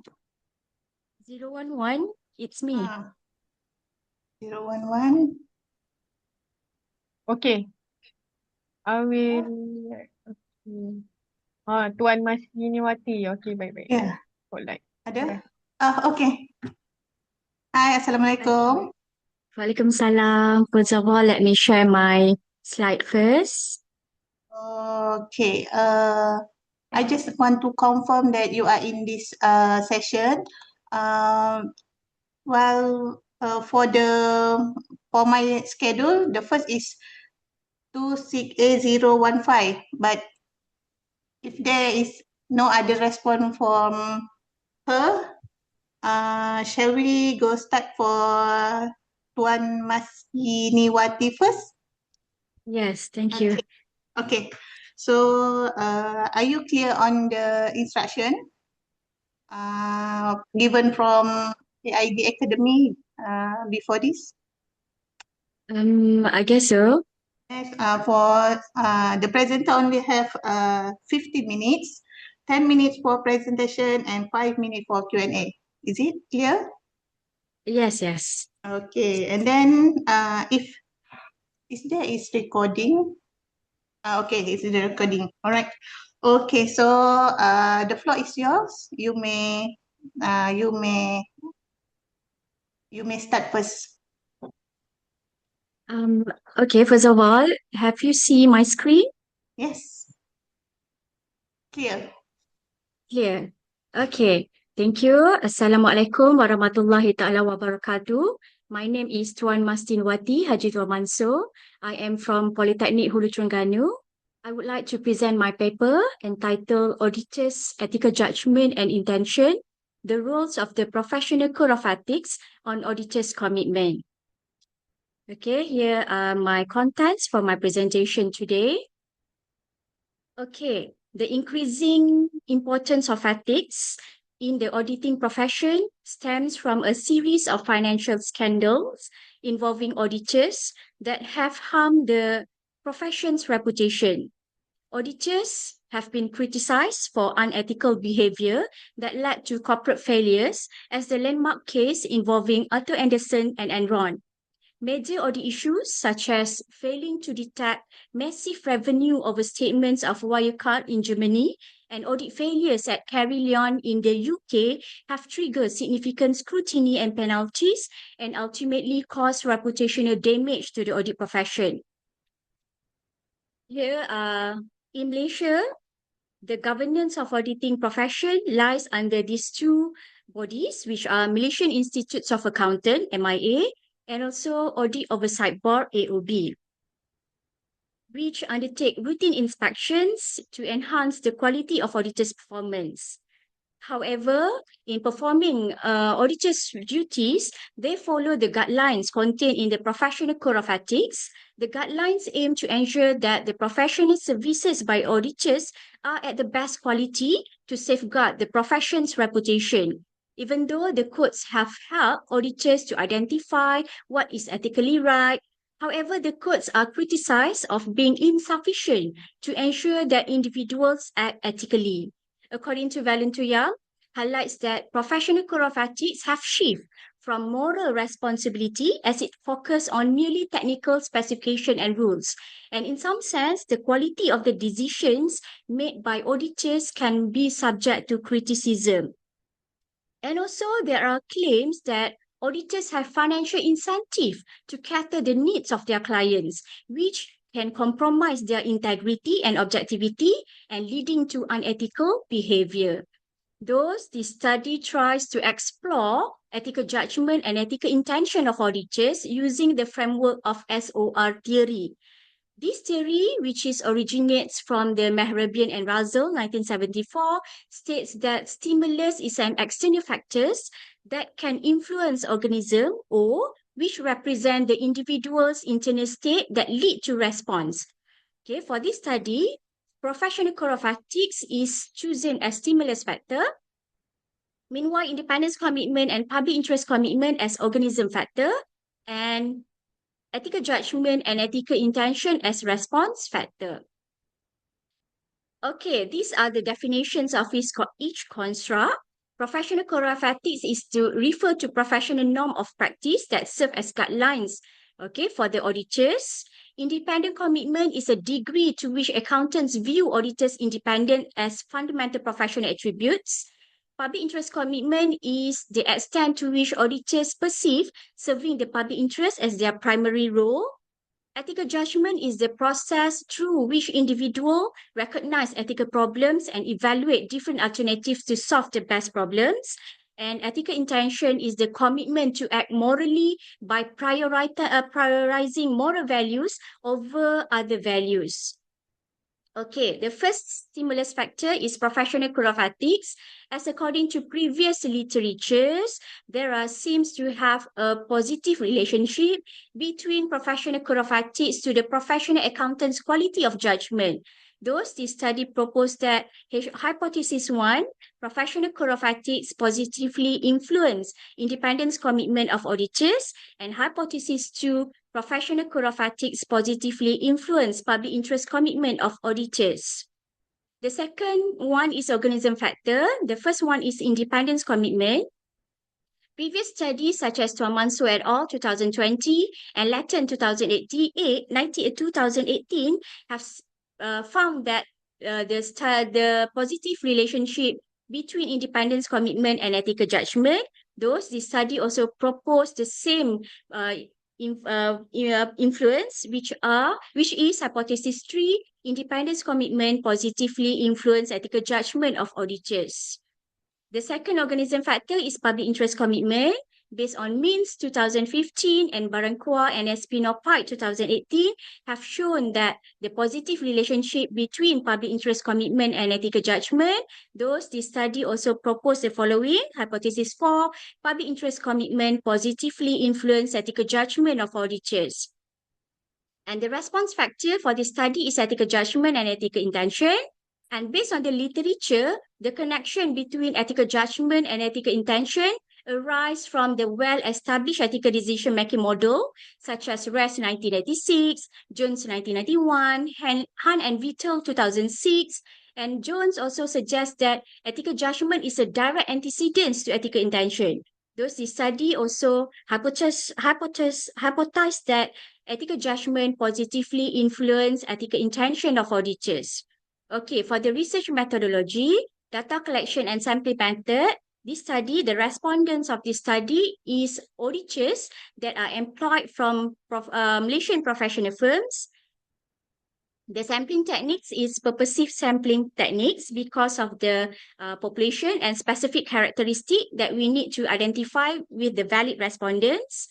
The data collection, this study choose survey questionnaires and mail the survey questionnaires to the audit firms throughout Malaysia. And to mitigate the risk of low response rates from the postal mail survey, the researcher have followed up via telephone call to confirm receipts of the questionnaires to the audit firm, drew on the assistance of representatives at the firm to distribute the questionnaires. This is the practical student from university who practical in the audit firm throughout Malaysia. And the third one is attach prepaid reply envelopes to return the complete questionnaires to the researchers' university. Out of 500 questionnaires mailed, 292 were returned. However, 7 questionnaires were discarded due to poor data quality, and only 285 responses were usable for analysis. Okay, for the research instrument, part A is the demographic profile. Part B is all the construct which are adopted and adapted from the previous literature, successful previous literature. Okay, analysis and findings for the respondents profile. Okay, table 1 provides the respondent demographic profile. The majority are female auditors with 55.8%, and most respondents were aged between 20 to 29 years old, and the majority hold bachelor's degree. Most of them are junior auditors with 41.8%. Okay, for the analysis and findings, this study applied PLSM since it concerned with explanatory and predictive purposes according to HAL 2021 of the research objective. And with PLS, analysis to test hypothesis were performed in 2 steps, which are measurement model assessment, and the second one is structural model assessment. Okay, for the first one, for the measurement model assessment, in the measurement model assessment, convergent validity and discriminant validity assessment must be fulfilled. Okay, table 2 show the convergent validity. It is require loading to be more than 0.50, CR more than 0.7, and AVE more than 0.5. As presented in table 2, values for each constructs are higher than the threshold value, which indicates the convergent validity has been established. The second one is discriminant validity. Okay, as shown in table 3, all HTMT values remain below 0.9 threshold according to Frankie and Sastek 2019, confirm the discriminant validity of the model. Okay, the second one is structural model assessment. A path analysis was done to evaluate the proposed hypothesis. Okay, to ensure whether the hypothesis is supported or unsupported. There are 4 things to be considered. For the first one is the beta value must align with the proposed hypothesis. The t value must more than 1.645. The p value must less than 0.05. And the confidence interval does not have include 0 between lower level and upper level, according to Hare 2019. And to evaluate the direct effect, bootstrapping procedure was employed at 95% confidence interval, utilizing 10,000 resampling subsamples as proposed by Becker 2023. Okay, so Okay. according to table 4, hypothesis Tuan, testing. can you wrap up as give 2 minutes for all Yes, these thank present? you. Okay, for the direct effect, these relationships are all supported. Okay, for the discussion and implication, this study explore the psychological aspects of ethical decision-making process of auditors by testing the SOR theory that focus on professional code of ethics as external environmental stimuli that influence internal feelings of independence commitment and public interest commitment of auditors. And for the theoretical contributions, we can say that SOR theory can be the useful theory for this study. And for the practical contribution, it is instrumental for audit partners or top management in the audit firm to understand the importance of their audit staff members having knowledge of professional code of ethics and adhering to high ethical standards in maintaining independence and gaining trust of clients and reinforce public confidence. And that's all for my presentation. Thank you. Okay, thank you for the presentation. And I would like to ask question. And if any presenter would like to ask one, you can do as well. Okay, for my questions, for 100 questionnaires, right? 500, right? 500 questionnaire. How long you distribute that questionnaire? How many months? Until Okay, actually, analysis and the process of analysis, right? Okay, thank you for the questions. Actually, this is my PhD paper, and I took 1 semester, more than 6 months, to have all the to collect the data. Okay, almost 1 semesters of my studies in collecting the data, and it actually and for the data analysis, it also 1 semester for my data analysis, and I also I need to join the workshop for PLSM that is conducted from my universities, and after that I can run my data by my own. Thank you. All right, okay. And for the 5 hypotheses, what Yes. what do you feel on 5 hypotheses? What is more reflect to your career?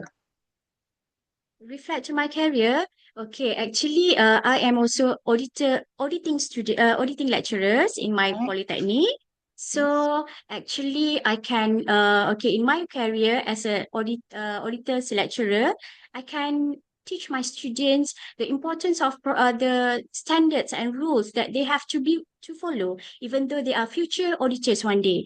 Okay, the guidelines in auditing, we have all the rules and guidelines. It is already established from MIA, Malaysian Institute of Accountants, and also from AOB. It already have the guidelines. But you need to do is just follow and strictly follow all the guidelines. Okay, so then you can save from ethical dilemma one day when you are in the real working field. Because when you are in the real working field as an auditor, it is so many challenges that you have to face. Because why? Because you have to follow all this whatever clients ask you to do. In fact, you are not supposed to do that way. Okay, you have your ethics, but sometimes your challenging your ethical dilemma may challenge your working environment. Okay, that's why the understanding of professional code of ethics, PCOE, is very important for the student because they are going to follow the same guidelines even though as a student until they are in the working environment, working lives one day when they are auditors, maybe one day. Okay, that's my answer. Okay, thank you. Doctor, have you graduate, doctor as doctor? Not yet. I'm still in my learning process. All right. Okay, thank you and congratulations for your presenter. Okay, so Thank that's you. all for this session. All right, so you have you have to wait until the end session to we go to group photo. All right. Okay. Okay. All right. So for the next presenter, I'm calling up Cik Fadila binti Cik La. Yes, I am. Uh, Can you hear me? yeah, ayo. Okay. Hi, Assalamualaikum. Good morning. Assalamualaikum. Salam. Good morning. Okay.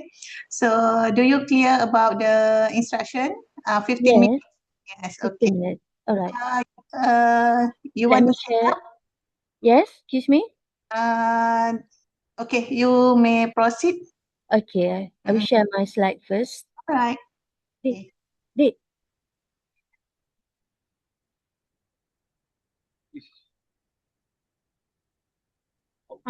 Tuan Masninawati Yeah. masih share slide tu. Boleh Yeah, so I cannot share my slide. stop share Okay. slide. Thank you, Thank you so Zahira. much. Okay, all Sama-sama. right.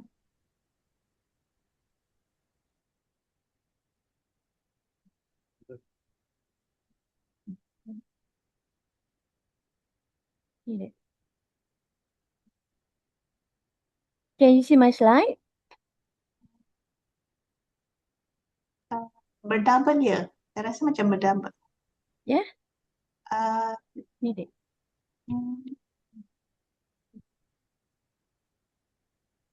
Can I start now? Okay, you have to Yeah, you see my slide? split view. I think two tabs in your this one. Two tab. Maybe you have to full present. Click on slideshow. Click on slideshow. All right. Okay. Okay, you may ready. All right. Okay, Bismillahirrahmanirrahim. Thank you. Thank you to TL Salmia Shahlan and other presenter. So my name is Cik Fadila binti Cik La. I am from Polytechnic Kota Baru and I would like to present about my paper Student Motivation in Learning English at Polytechnic Institutions and my ID paper 26A015. The topic is about student motivations. And we would like to continue about the introduction, problem statement, literature review, go ahead with the methodology. We try to find the finding and discussion and a few of the conclusions. So first of all, the objective for this study are focusing to identify student motivations in learning English, to analyze the main factors influencing student motivation in learning English and to determine the most and least influential motivational factors among polytechnic students. I am teaching at Polytechnic Kota Baru. This study is important because it provides useful insight into student motivation in learning English within the TWET's context. Teachers can use the finding to improve teaching methods and create more engaging English lesson. The study may also benefit polytechnic institution by helping them design learning program that focus on communication skills and workplace readiness. The finding may help educators understand student needs, interests, and learning challenges. Next one, the objective for this study are focusing to identify student motivation in learning English subject, to analyze the main factors influencing students' motivation in learning English and to determine the most influential motivational factors among students. Furthermore, the finding may encourage students to recognize the importance of English language for their career developments. And the study, including the respondents, about 120 students from our polytechnics. Motivation actually refer to the reasons that encourage students to learn something. In language learning, motivation helps students to stay focused, confident, and willing to participate in classroom activities. Students who are motivated usually show more effort in practicing speaking, completing their assignment, and improving their communication skill. According to Gardner, motivations play a significant role in second language acquisition because students who have positive attitude towards the language are more likely to success. Motivations can influence student willingness to communicate and reduce anxiety during their learning. Another opinion from Yulfi and Alayana, student motivation in learning English, linguistic, English education, and arts. The instrument motivation was identified as an important factor influencing student English achievement. The third one from Hugh Zhang, cognitive load as a mediator in self-efficiency and English learning motivation among vocational colleague students. The study explained that self-efficiency positively affects English learning motivation, while cognitive load can reduce student motivation if their learning tasks become too difficult. So there are two types for motivation. The first one is intrinsic motivation, refer to learning driven by personal interest, enjoyment, and satisfaction. Students who are intrinsically motivated learn English because they enjoy using the language in movie, music, game, social media, or communications. These usually participate actively in learning activity because they find English enjoyable and meaningful for them. The second point is about intrinsic motivation, refer to external factors such as examination, grades, career opportunities, rewards, or social expectation.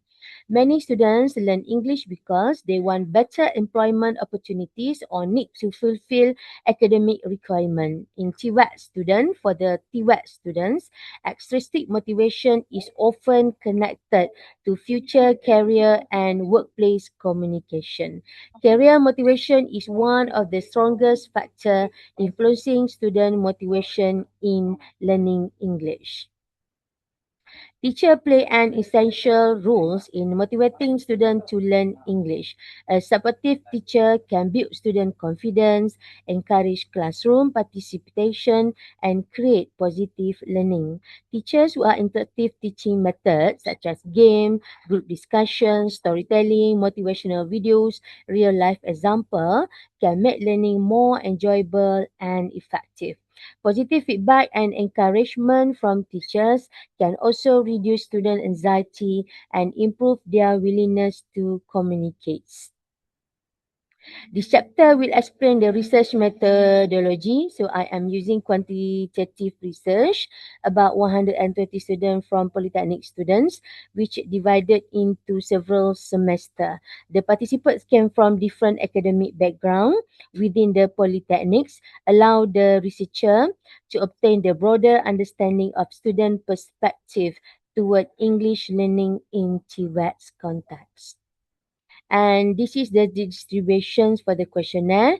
The highest belong to the female, 59%, and the male for the boys belong to 41.7%. All right. Wherever we go, the girls always, right? We can find lots of girls in our institutions. And this is the methodology. All right, we focusing the questionnaire will distribute to the student both physical throughout the online platform. Before answering the questionnaire, respondent will inform about the purpose of the study. All right, and after the data collection, we are using the SPSS, and the result is what we can see from here. So the participation in using the English is the highest one, 3.9, including the confidence while using the English, 3.8. And of course, if they go for the best motivation, they got the courage in speaking English, which is the 4.4%, which is the highest from our finding. And this chapter show the students have positive motivations toward English. So many respondents agreed that English is important for communication, academic achievement, and their future career. Students also show interest in learning English through interactive activity and real-life communication situation. There are several main factors influencing motivation. Example, they are working for career. They find out the communication. They have to speak with every people.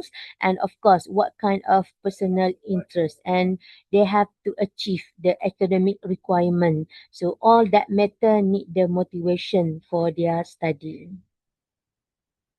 And this is what we can see about the career motivation. After they respond, so students believe that they will increase their employability, they will improve their communication at the workplace soon or later, and they will support the career growth and success in their company or industry. The finding for this study show that career motivation was the strongest factor influencing student motivation in learning English. The study highlight the important roles of teacher in motivating students. So I believe every teachers have a good spirit to lead their student, to encourage their student, so then they can confident in speaking English, especially for doing the activity and participate in the classroom. Finding for the number 2, communication for the workplace interaction achieved for 75%. Whatever they are doing, they have to go for better collaboration. They agree to have the professional relationship with their members and colleagues, and they got the confidence throughout their communication. So students recognize the importance of communicating confidently with employers, colleagues, and their client. So 70% for the study showing that English is important for communication and workplace interaction. Number 3 is about 65%, which reported that enjoy learning English through entertainment, online content, music, and social media. Because many of our polytechnic students, their age is about 19 to 21, so they are still young. So youngster teenagers love this type of the entertainment, of course, music and social media.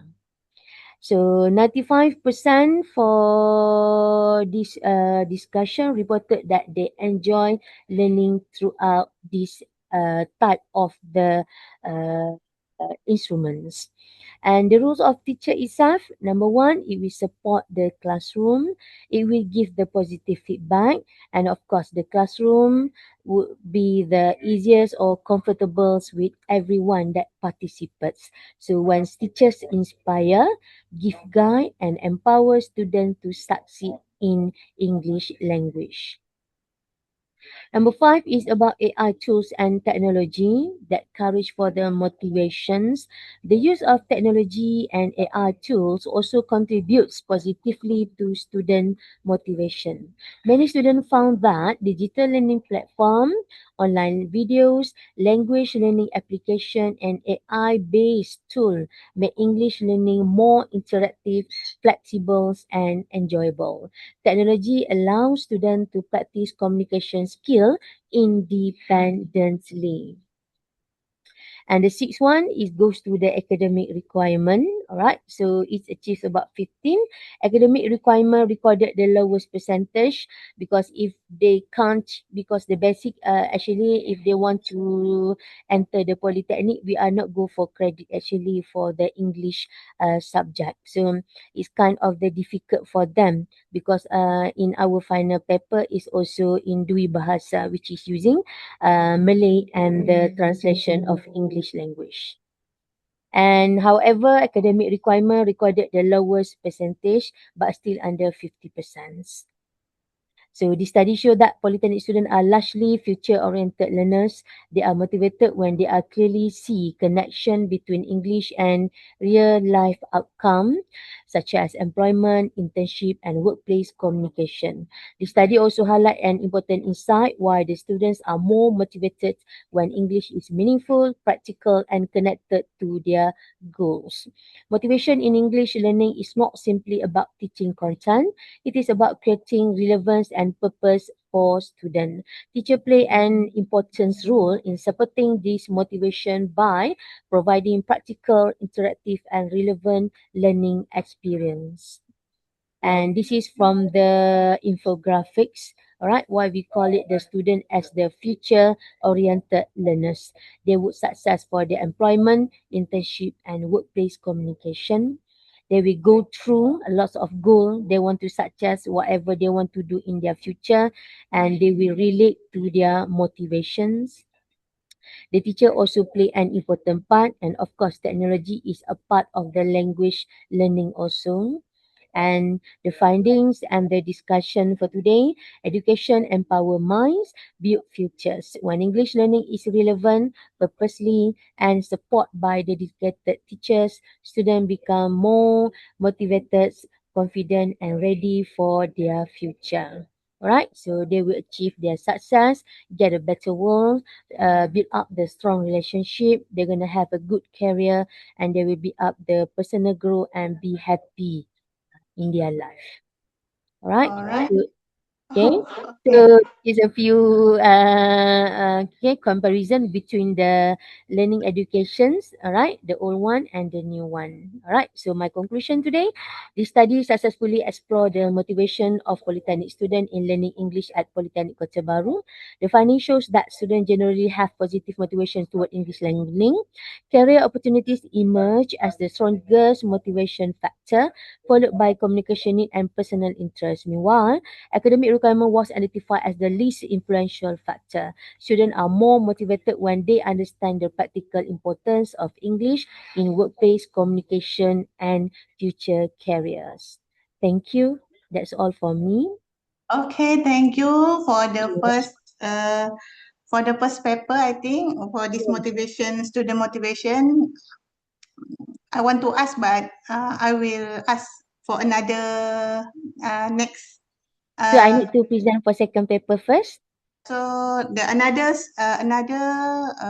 Topic. paper, Yeah. you may to follow the rules. 10 minutes per presentation only, and 5 minutes for me to answer Okay. to question the Okay, the presenter, right? questionnaire. Okay, All alright. right. Okay. So I will share for you for second paper. Alright. okay, you may now for next. Okay, alright. Right.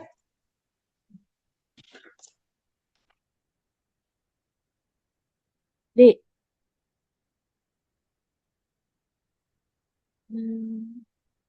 Dek.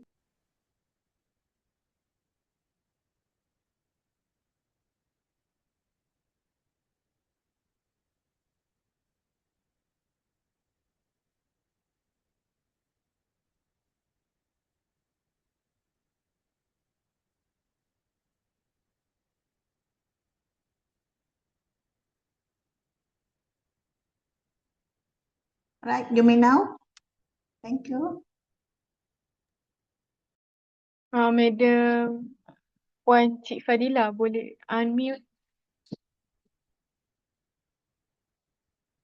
Thank you so much. Alright, can you hear me? Okay. Nice. Okay, let's continue. Alright. So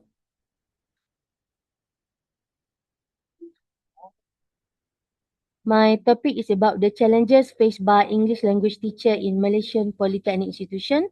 My paper is 26A016. I'm from Polytechnic Kota Baru. So my introduction in today globalization's environment, English serve as a key medium for communication in both academic and professional domains. Within Malaysian polytechnic system, students are expected to develop not only technical expertise but also effective communication skill. Despite this expectation, many learners face challenge in acquiring educate English proficiency. This study investigate the challenge faced by English language lecturers in Malaysian polytechnic institutions. So the problem statement, one of the key challenges in Malaysian polytechnic institution in student is low confidence in using English for their communication. The objective for this study are to identify the major challenges faced by the English language teacher in Malaysian polytechnic institution. Meanwhile, the study is to discuss strategies that can improve English teaching and learning in polytechnic institution. The study aims to explore the impacts of a student attitude toward learning English at polytechnic. Passive classroom for the literature review. Passive classroom behavior is another challenge frequently observed in Malaysian Polytechnic. Many students remain silent during English lesson and avoid participating in discussion. So make teachers angry with this situation. So several factors contribute to this issue. For instance, many of Polytechnic students will fear of embarrassment, they are lack of confidence, limited vocabulary to talk with friends, facing anxiety about speaking in public, and lack of interest in English language itself. Passive behavior limits opportunity for communications. So anxiety about speaking publicly, often referred to as communication apprehension, can negatively affect student performance. That's saying by Horwitz. For the number two, the integrations of technology in education created the opportunity for the challenges for the teachers nowadays. Teachers are responsible for creating supportive learning environment. So we go to discussion. As English lecturers at Polytechnic Kota Baru often find themselves navigating a classroom that reflect a wide mixed student background.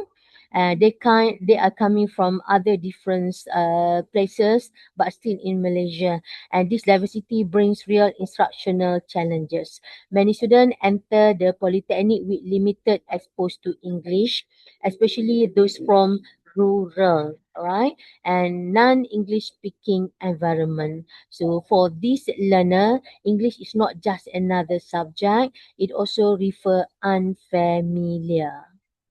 From the lecturer's point of view, one of the biggest challenge is bridging this gap in proficiency. In a single classroom, there may be students who can communicate fairly with English alongside others who struggle to form basic English. But I can say that not everyone facing these challenges, right? But we have a good student also that are able to communicate with us. This make lesson planning more complex. If the lecturers move too quickly, weaker students are left behind. So that's why we are doing this research paper. So discussion, the challenges faced by the English language teacher in Malaysian Polytechnic Institution significantly influence both teaching effectiveness and student learning experience. One of the most critical issue is student low confidence in speaking English. When students hesitate to communicate, classroom interaction become limited, making it difficult for teachers to conduct communicative language activity effectively. Teachers also face difficulty managing classroom with mixed proficiency level. So the methodology discuss research design, participant and research instrument, the data collected and methods for the data analysis. The study adopt at the as quantitative research design to investigate the challenges faced by English language, especially for my polytechnic. The questionnaire survey method used because it allowed the researcher to collect data with the large number of my respondents. So the participant that we are taken from 120 students. All right, they are giving the directly, all right, answering the English language learning and are able to provide relevant information regarding their participation, their confidence and motivation. So as usual, the female student is the winner from the gender. All right, so this is the profile from my research. The participant for this study conducted from the Polytechnic, okay, various age, um, and the total number is 120 students. So the age group 18 to 20, 21 to 23. So this study present the finding and analysis for the students' motivation in English at Polytechnic institution. So the finding we highlight for the departments, we go for the highest one. So far we got the maximum for 30 and 30, which is civil engineering and mechanical engineering. And the last one is the commerce one, 50%. So this is the profile from the age as I refer earlier.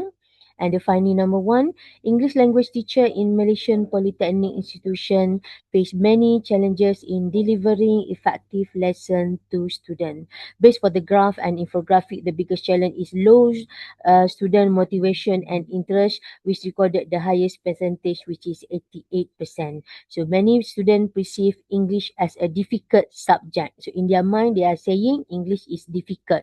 They feel shy and afraid of doing mistake when they are speaking to classroom.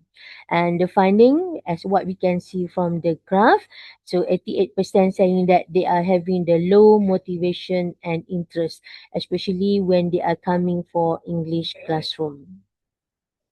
So English language teacher in Malaysian Polytechnic institution face many challenges. Another challenges is about the 82%. So it's cover the situation created by lesson planning, which the learner equally teachers often need to prepare extra exercises, give more group activities, and teacher also have to differentiate the task between the lower and the highest students. The finding indicate that English language teacher in Malaysian polytechnics institution are not only dealing with traditional language barrier, but also shift with the student attitudes and behavior that are closely tied to Gen Z learning characteristic. The issue for the low confidence, weak of motivation or less motivation and limited classroom participation can be better understood when viewed throughout the lens on how this new generation engage with the education nowadays. Getting young people to enjoy English is not the easy things to do. It's about making the language feel useful, relevant, and low pressure. Here, a concise summary of what's worked. Firstly, connect English to their world. Use topic that already care about their social media, music, movie, gaming, or future career. So the language feel meaningful and not abstract to them. For the second point, make learning interactive. And the third point, what we can say is keep it positive and support to the student to speak in English. The conclusion for today, this section present the conclusion for the study on the challenges faced by English language teacher in Malaysian Polytechnic institution. It summarized the major finding discussed in find and provide recommendation for improving English language teaching and learning in polytechnic classroom. The study explore the challenges and it is important to improve English language learning for Malaysian polytechnic students. All right. Thank you for me. Okay, all right. Thank you for the presentation and congratulations. So, I will ask one questions. Yes. What are the major challenge that um you as Please. a English language face, right, in Polytechnic Kota Baru, is it? Okay, yes. Thank you for the question. Actually, I've been teaching for 20 years. All right. So far, when we are teaching, the most challenging, we have to translate right? What we are trying to say to our student. All right. Sometimes we have to use Dui Bahasa to make them understand in our language, but it's not for all time because we are English teacher. We have to push them to use English in our classroom. So that I think students have to have a good motivation if they want to learn English. All right. No need to let the teacher do everything for them. Okay. Is it good Okay. answer? Yeah, okay. Thanks. Thank you Thank so you. much for that. Congratulations of the presenter Thank you again. so much. Okay, so that's all for our session. Can we have a group photo for Tuan For the Mas session. Niwati? All right. So okay, so this is end of the session. Kindly just smile. Okay, ready? Take All right. picture.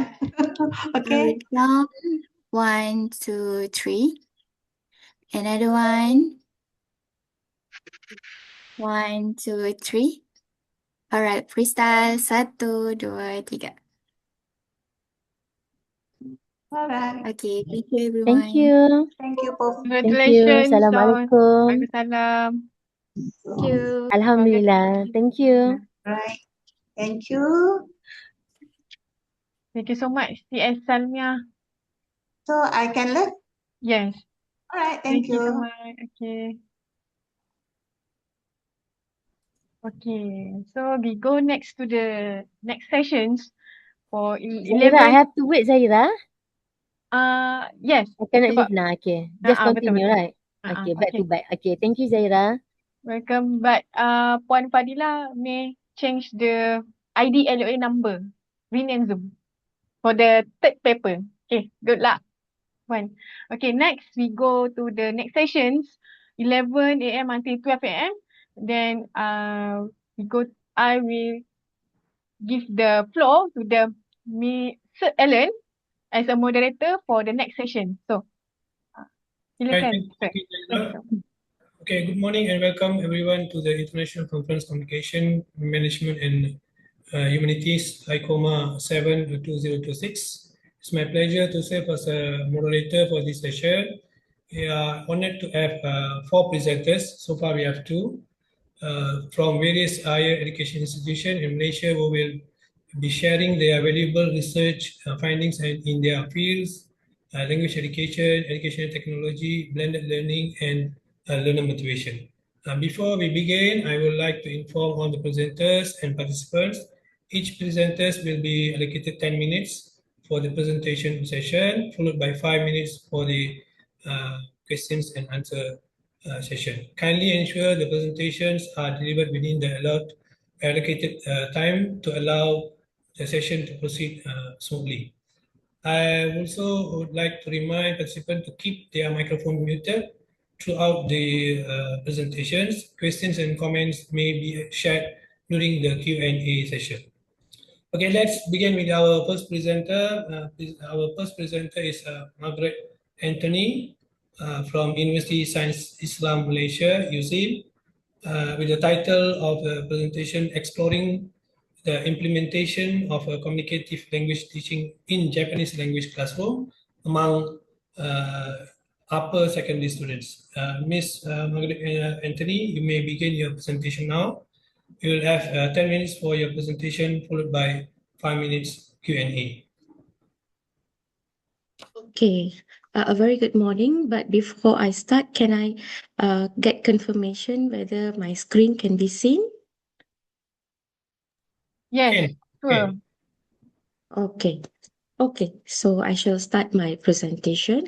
A very good morning and thank you for this presentation.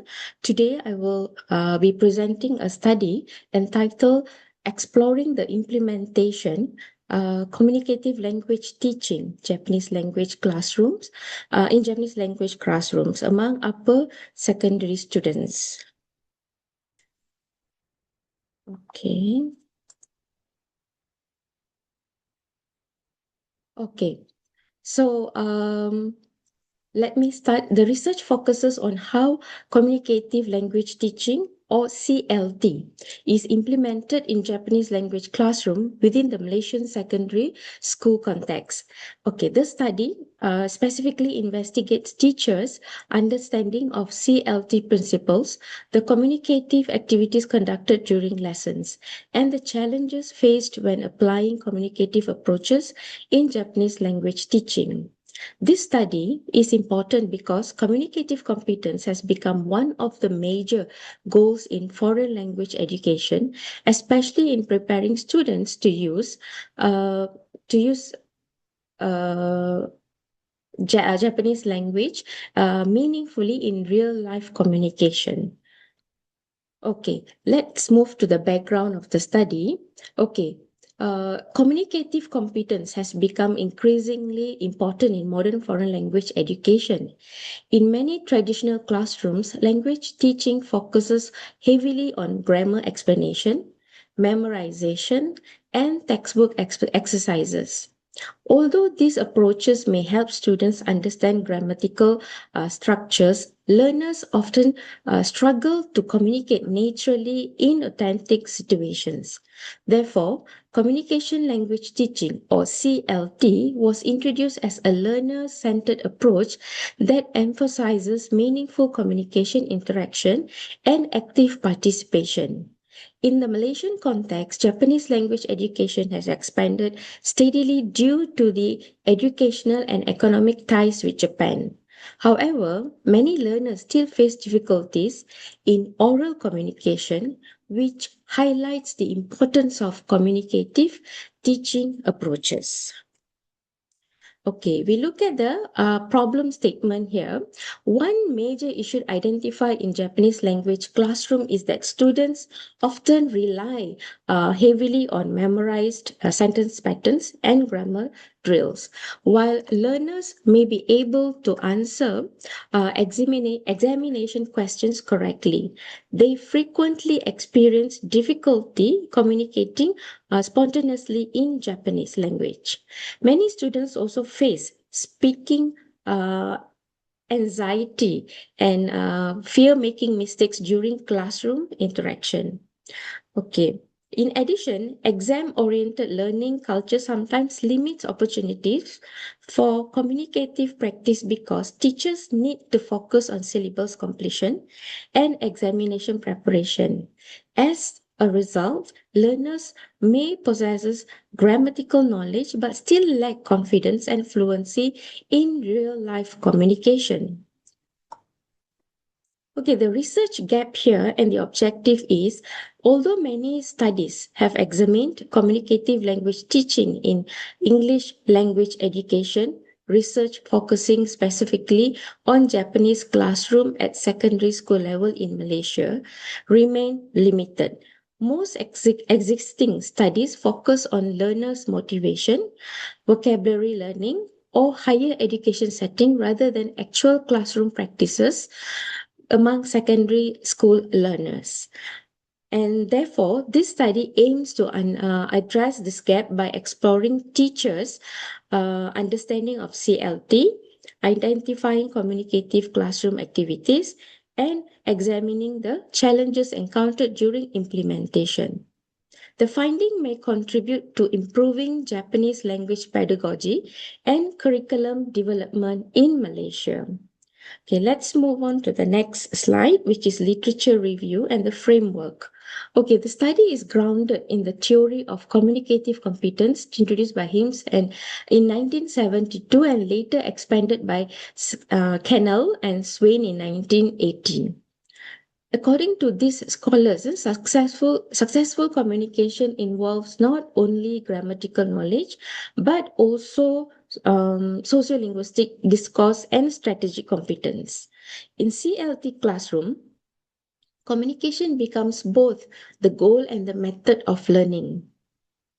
Learners are encouraged to participate actively through activities such as role plays, pair works, dialogues, and discussions.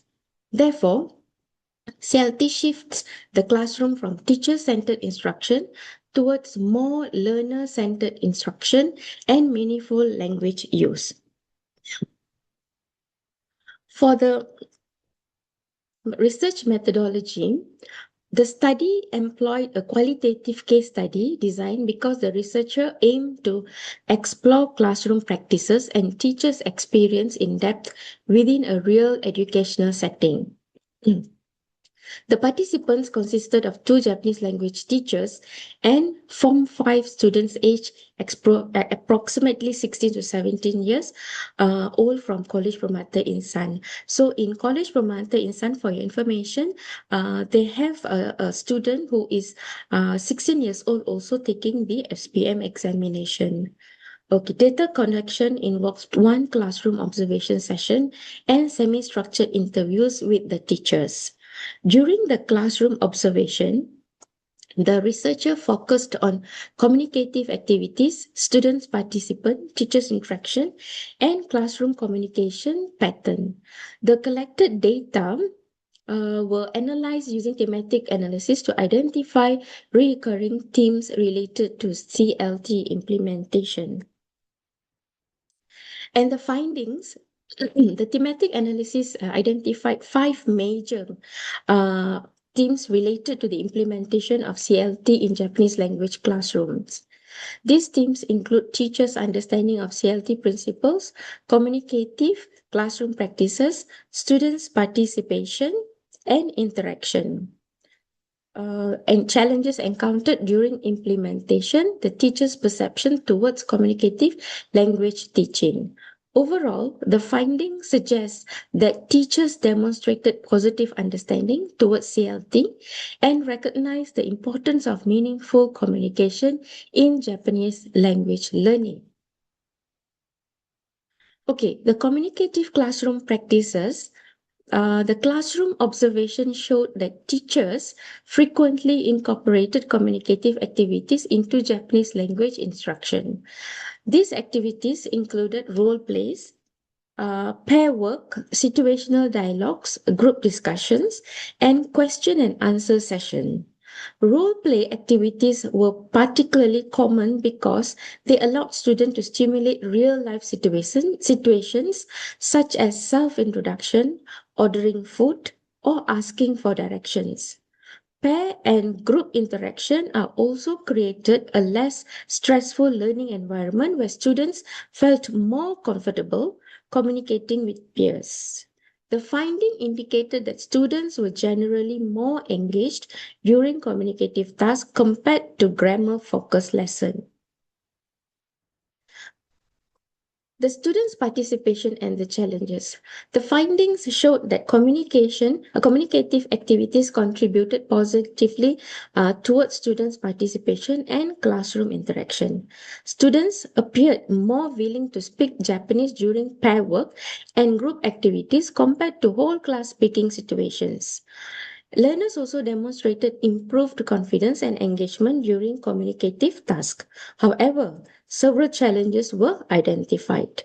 Teachers reported that many students had limited vocabulary and insufficient linguistic resources to continue conversation. Mixed proficiency level also led to unequal participation as stronger learner tended to dominate classroom interaction while weaker learner became passive participants. Speaking anxiety and limited classroom time were additional challenges affecting implementation. Okay, for the discussion and analysis, the findings suggest that communicative interaction plays an important role in Japanese language learning because it allows learners to use Japanese meaningfully rather than simply memorizing sentence pattern. However, the study also highlights the importance of balancing communication and grammar support in Japanese foreign language classroom. Beginner learners still require vocabulary input, sentence structure guidance, and grammatical support before they can communicate independently. Therefore, communicative activities should be carefully designed according to students' proficiency level and classroom context. This context-sensitive implementation is especially important in Malaysian secondary classroom, where students may have limited exposure to Japanese outside the classroom. And for the conclusion and the implication, in conclusion, this study demonstrates that communicative language teaching has strong potential to enhance Japanese language learning among upper secondary school students. The finding showed that communicative activities improved students' speaking confidence, classroom engagement, then willingness to participate in interaction. Despite several implementation challenges such as speaking anxiety, mixed proficiency levels, and an examination-oriented learning culture, teachers continue to perceive CLT positively. The study therefore suggests that communicative-oriented approaches should be integrated systematically into Japanese language classroom together with appropriate grammar support and teachers training. Thank you very much for listening to my presentation. I hope this study has provided useful insight into the implementation of communicative language teaching, especially in Japanese language classroom among upper secondary school students. I would be happy to answer any questions you receive or, any comments regarding the study. Thank you once again. Okay, thank you, Ms. Margaret, for your insightful presentation. I have one question for you. Okay, in your opinion, what is the biggest challenge faced by teachers when implementing communicative language teaching in Japanese language classroom? And how can schools better support teachers in overcoming these challenges? Okay, thank you very much for your question. I would like to highlight here from my previous experience teaching in university and this College Permata Insan. This College Permata Insan is also called as a genius school where students are very smart. Okay, and basically my research was, the background of my research is from the College Permata Insan. So let me answer based on the students' performance here. The challenges that we face here is actually for this particular students, they are not weak in sense of memorizing and understanding. They are very smart, but the problem is the anxiety that they have. They are also the book that we use, which is assigned from KPM, Ministry of Education. The book is more on exercises where the pair or the dialogue exercises are very, very limited. So therefore, the challenges that we face from our teacher side is we have to have different resources so that students can have better activities, especially in pair work activities, grammar, a short drama between two people or three in a group, or group task. So I think these are the challenges that teachers also facing, and also students, whereby we don't have a proper resources or materials to cater all this for the CLT. I hope I answer your questions.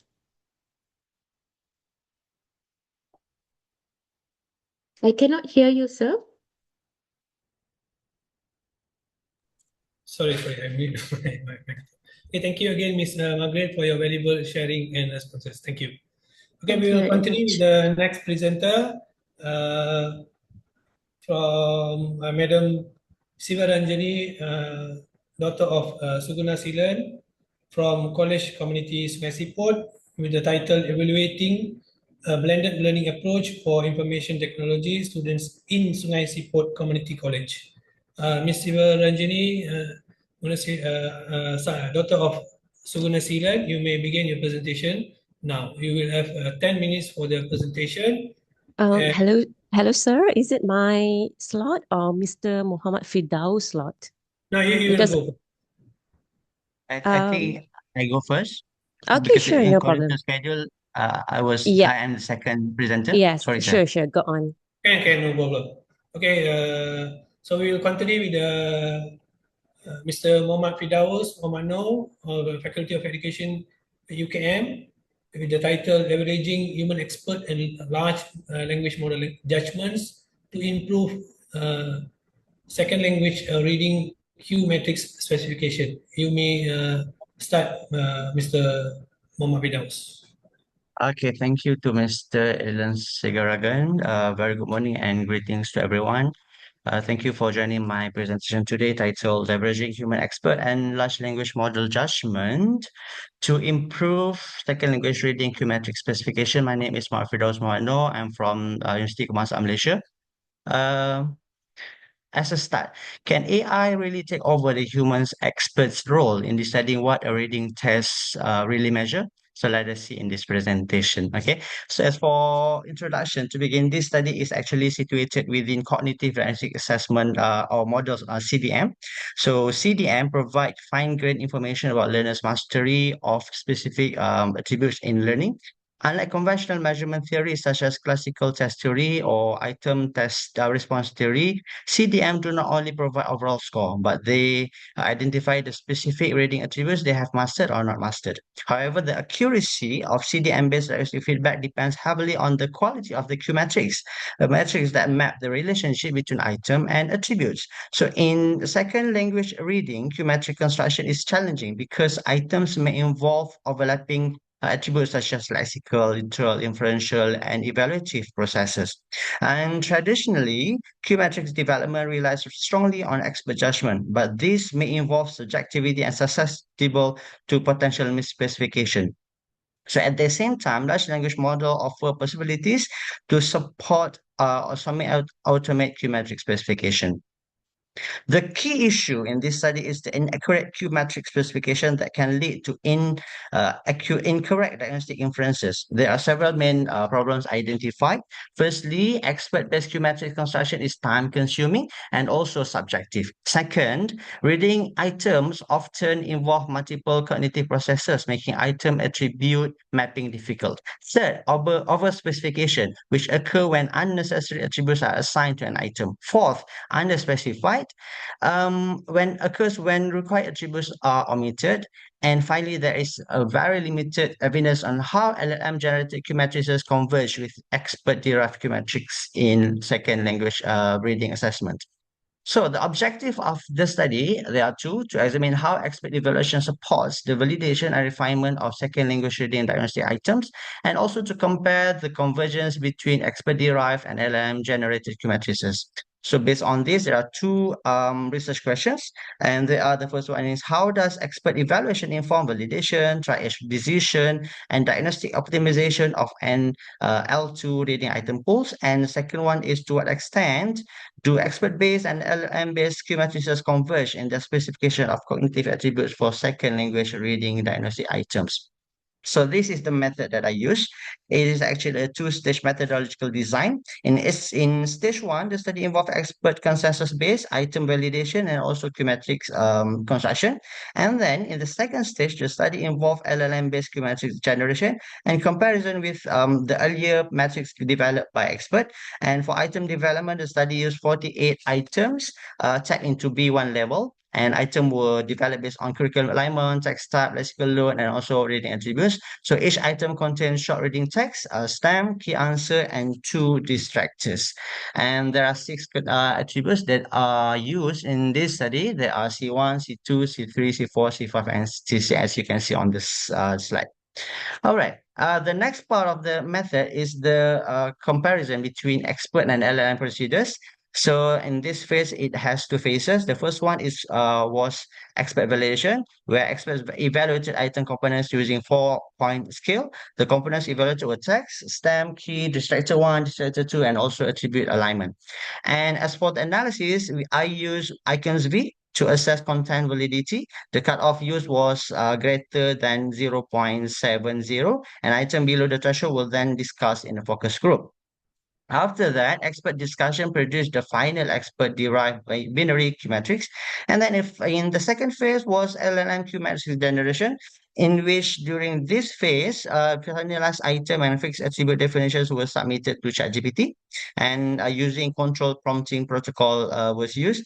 And the LLM was instructed to assign attributes only when supported by textual or cognitive evidence, provide justification, and also avoid over-attribution. All right. So the finding for research question one. For research question one, The findings show that how expert evaluation inform item triage and validity issues. For the item screening process, 48 initial items were evaluated, and then after items review analysis, 25 items were fully accepted, while 3 items were fully rejected. Another 20 items were flagged for expert discussion, and then during the focus group discussion, another 15 items were revised and accepted, while 5 more items were rejected after discussion. So as a result, the final result is 40 items retained, and in this process, the message is expert evaluation did not merely accept or reject items, so it involved lots of validation among the experts. And then these are some of the issues that identified by the experts, including constraint alignment, key transparency, distracted functionality, cognitive loads, time precision, text quality, and also language accuracy. Okay, so this is for the first research question, and then for the second research question, the overall finding is that expert derived and LLM generated arithmetic showed high cell level agreement, especially for lower order reading attributes. Looking at the cell level agreement, C1 showed expert activation of 7, LLM activation of 7, and 97.9% cell level agreement. C2 expert activation 10, LLM activation 11, and agreement 95.8. C3 9, 11, and the agreement is 91.7. C4 agreement is 100%. C5 agreement it was 87.5. And finally, C6, the agreement was 83.3. Okay. The interpretation is that the highest agreement was C4, 100%, followed by C1 and C2. Meanwhile, lower agreement was found for C5 and C6. Okay. However, this agreement was high but partially influenced by shared zero assignment in sparse Q matrices.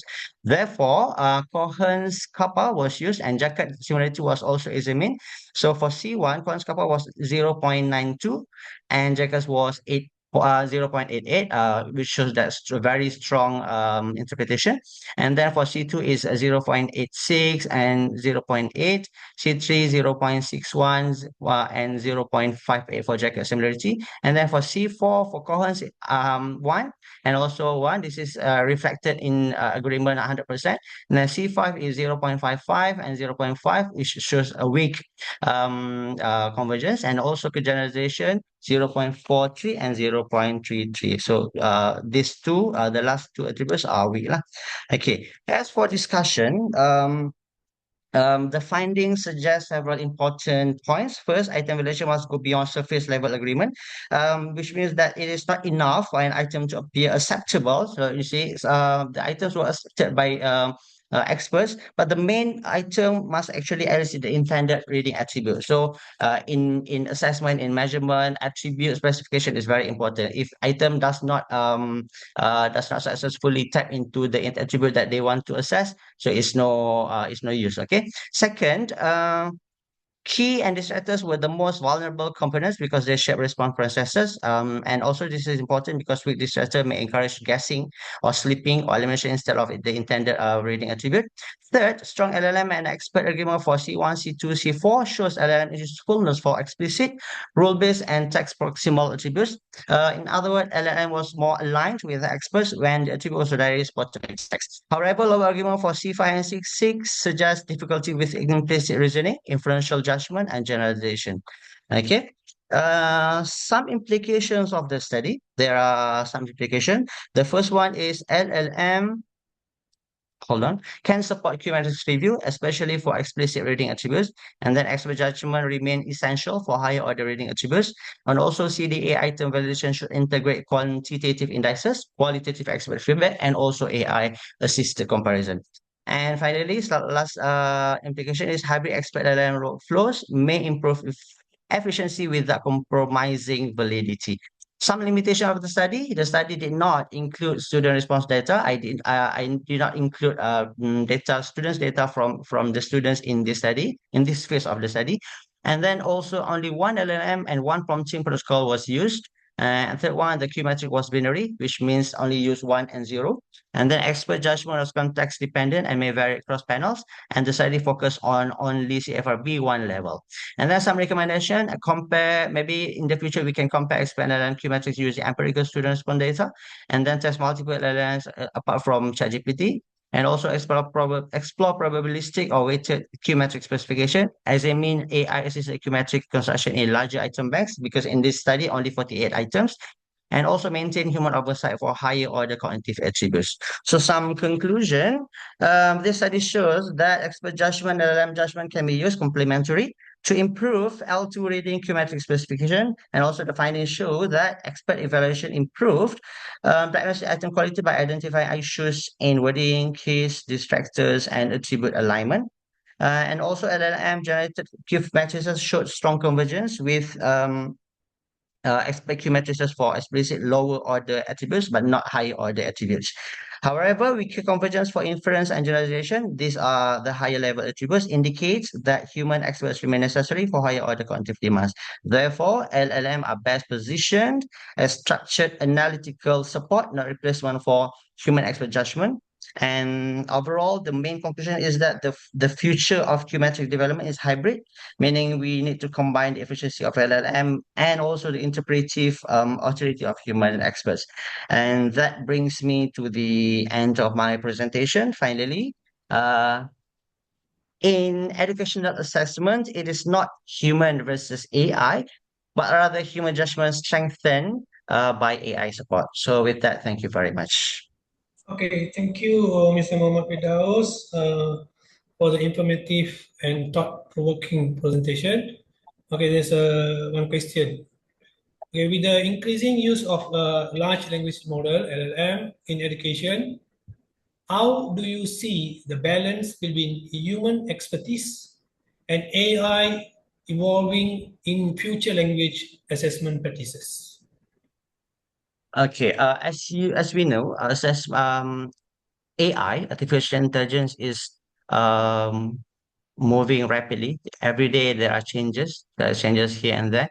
But from my study, what I learned is even though they can give us apparently good result on what we asked or what we prompted, but eventually we still need human to check, to review in the loop, so that the final output of the analysis or output of the thing can be verified by humans, because sometimes AI cannot see whatever on values that things that humans see. So at the end of the day, we still need human to verify.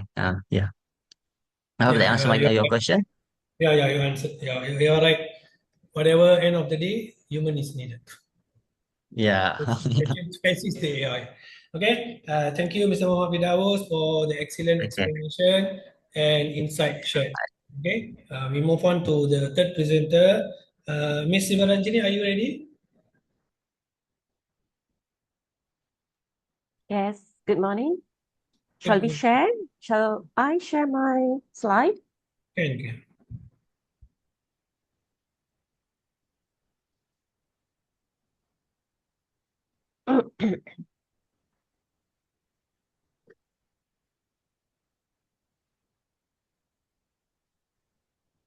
Okay, so good morning.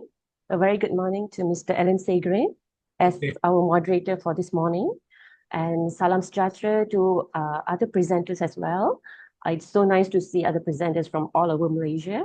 So I'm Sivaranjini, and I would like to present my paper or a little study about evaluating a blended learning approach for IT students in Sungai Siput Community College. So let me introduce myself first. I'm Sivaranjini Suganasilan, and I'm a lecturer for Certificate of Information Technology program in College Community Sungai Siput. And I've been lecturing here for past 17 years, and I specialize in database fundamentals, web development, and also application software. And here's the introduction and background of my study. So it is undeniable all over the world, the way we teach technical skills is changing because of technology advancements. And in Malaysia, community colleges, or we fondly call as college community, are at the center of this change. And our Certificate of Information Technology, we call it as STM, stands for Sijil Technology Maklumat Program, is more than just learning about computers. It is also to ensure our students are comfortable using technology and are ready to handle the rapid changes in this IT industry. So this web development course is a compulsory course enrolled by semester 2 students of STM program. And we all know learning to build websites takes a lot of practice, right? And repetitions because it's coding and programming. So we have made it as the primary focus for our blended learning approach. And we use CDOS. CDOS stands for Curriculum Information Document Online System as our official online learning platform. And CDOS here serves as a digital hub where students can access lab sheets, lecture slides, and also additional video tutorials at any time, anywhere. Okay, now we go to my problem statement. Students use CDOS to support their learning, but there has been no formal study conducted to measure how this platform actually impacts their technical skills and motivations.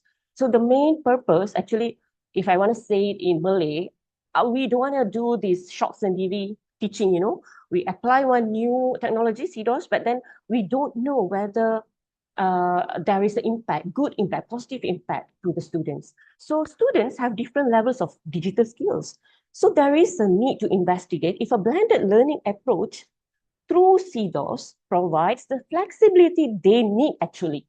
So this study aims to fill the gap by documenting the CDOS experience for the web development course for the very first time. Okay, so next. Objective of the study. So first, of course, we want to evaluate the accessibility and the ease of use of digital tools among the STM students first, okay? And assess the impact of blended learning pedagogy on student engagement and motivation.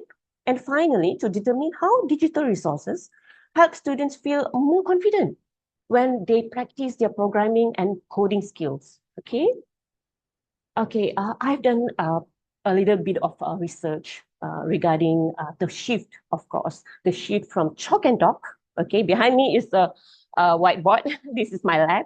Okay, from chalk and talk to active learning. Okay, next, TVET demand. Okay, we college community polytechnics are TVET. So what the demand of the TVET? And thirdly, CDOS as a digital hub.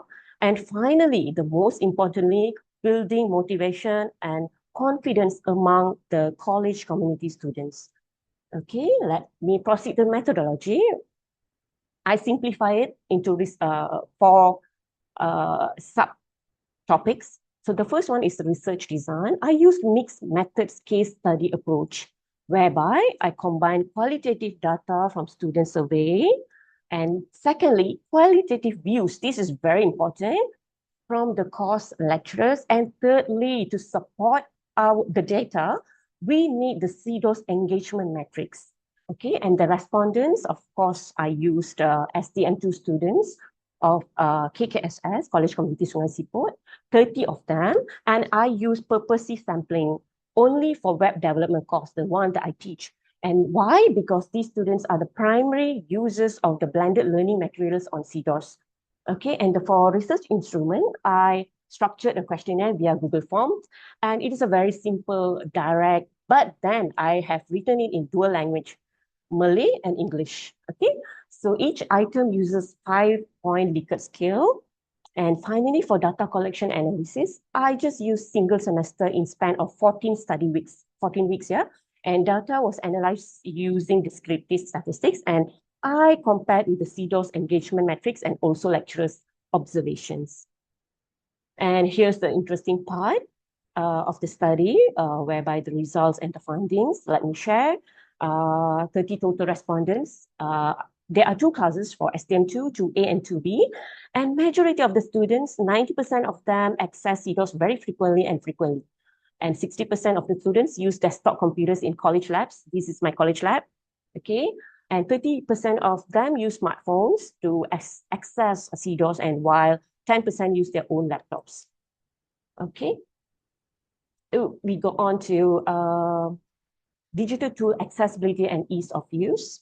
Okay, these are my items and the percentage of the study, the analysis.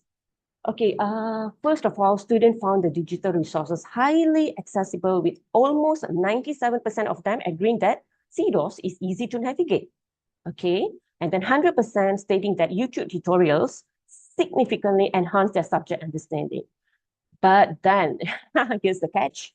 A significant 33.3% neutral response highlighted an infrastructure hurdle. Okay, there is a kekangan there, specifically frequent platform lag. Okay, CDOS is quite slow, especially during the peak hours. So I feel this study is very important so that I can bring forward this to the programmers in HQ, CDOS programmers, to enhance this CDOS functionality. Okay. Let's move on to engagement and learning experience among the students, whereby 100% of the students said that blended learning gives them control over their learning space. Gen Z nowadays, they want to take their own sweet time to do everything, anything. So even here also, they supported 100%. That blended learning gave them 100% control. They can learn, revise anytime, anywhere. Okay. So pre-lab reviews cut classroom anxiety for 93% of the class, and 97% of them found digital assignment submissions are far more easier than the traditional methods. This is what we want, because we don't want the Gen Z nowadays, submitting late assignments, late projects. Okay, so this platform is far more easier for them to submit the assignments and other practical tasks. Okay,